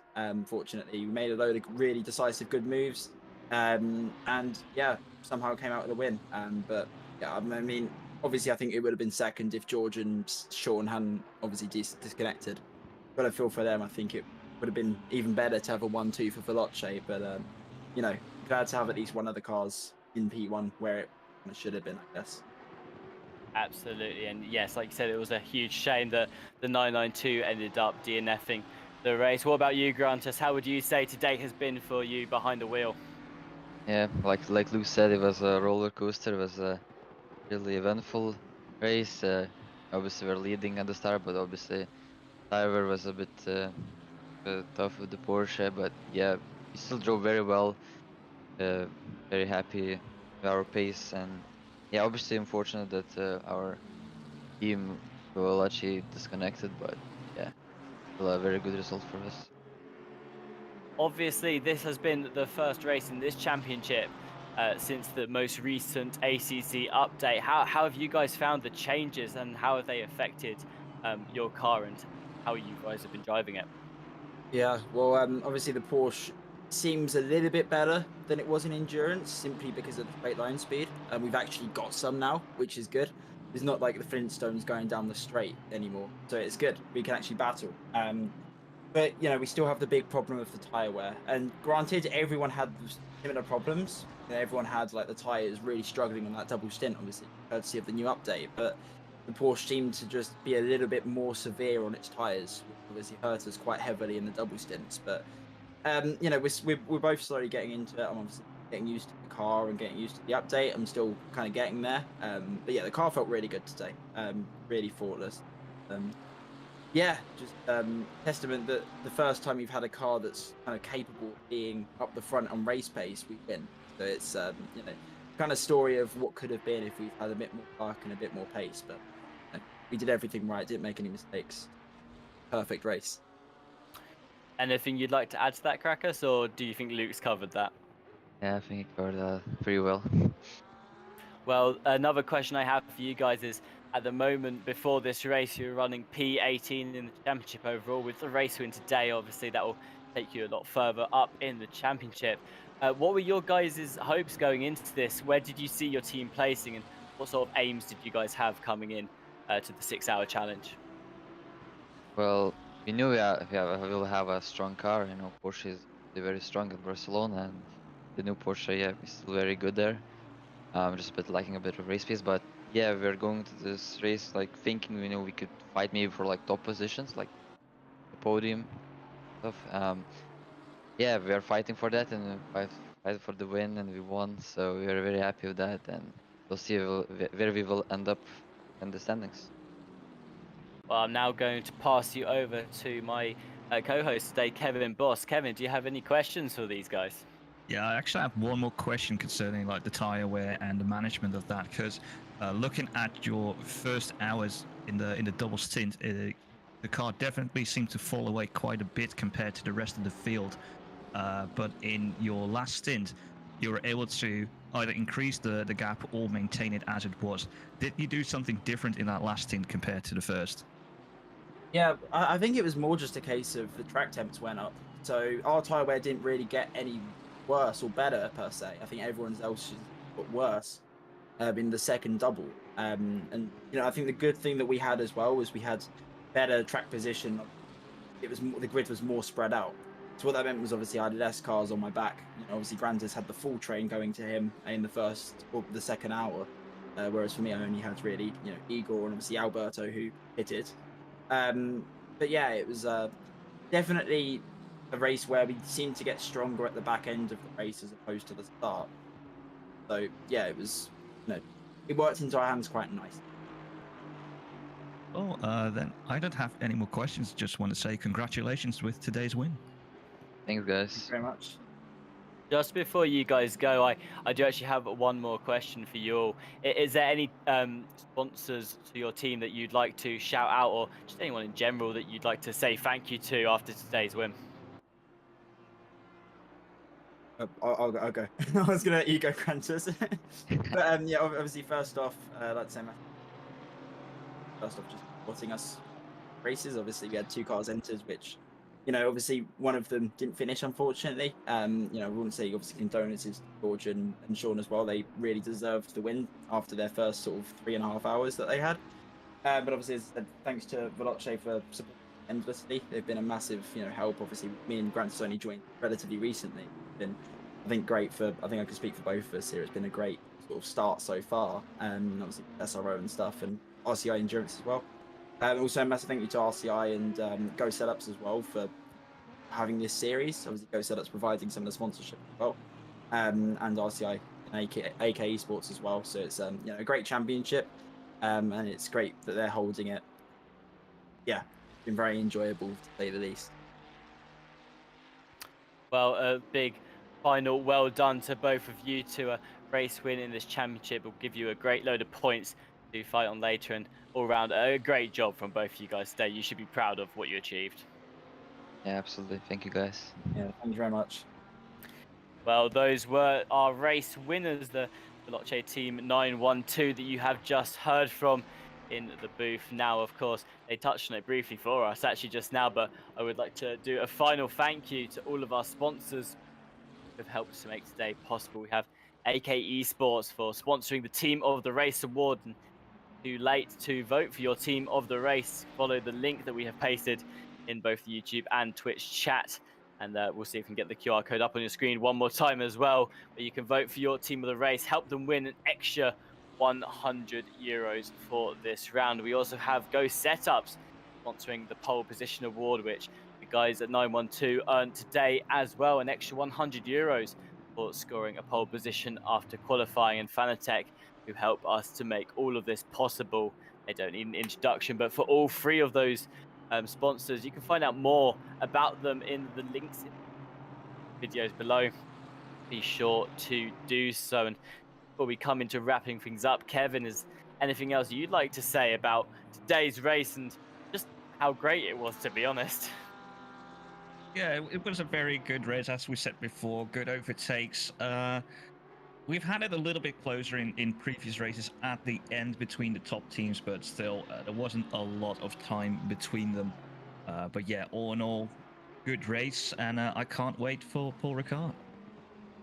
Absolutely. And another team that I do have to thank just before we leave is Team 1FF for bringing you the live timing via Pitwall today. They are in partnership with ASAP.de, currently hiring people for various different roles. So be sure to go and check them out as well. As Kevin just mentioned, we'll be heading next in 3 weeks' time, Sunday, the 28th of May, to Paul Ricard for the final round of this championship. Be sure that you don't miss out on that. Make sure that you subscribe to our channel, hit that bell icon as well. You'll know when we go live. It's going to be a race that you will not want to miss for sure, as the drivers will battle it out for the final championship points, helping them to earn their share of the 11,000 euro prize pool as well. If you've not had your racing fix for the weekend yet, we will be back tomorrow with the final for the Maserati Cup.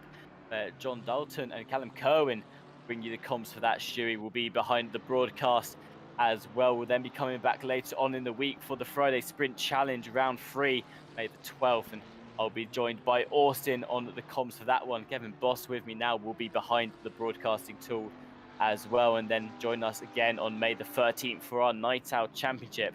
Jesse Lee and Stewie will be navigating your way through that race too. That's also on Round 3 at the moment. Of course, if you head over to our channel, our website at racerci.com, go to our championships page and you can get involved in some of our racing championships too. We've got a couple of sign-ups open at the moment for our Thursday championship, which will be starting soon, starting on May the 11th at Paul Ricard.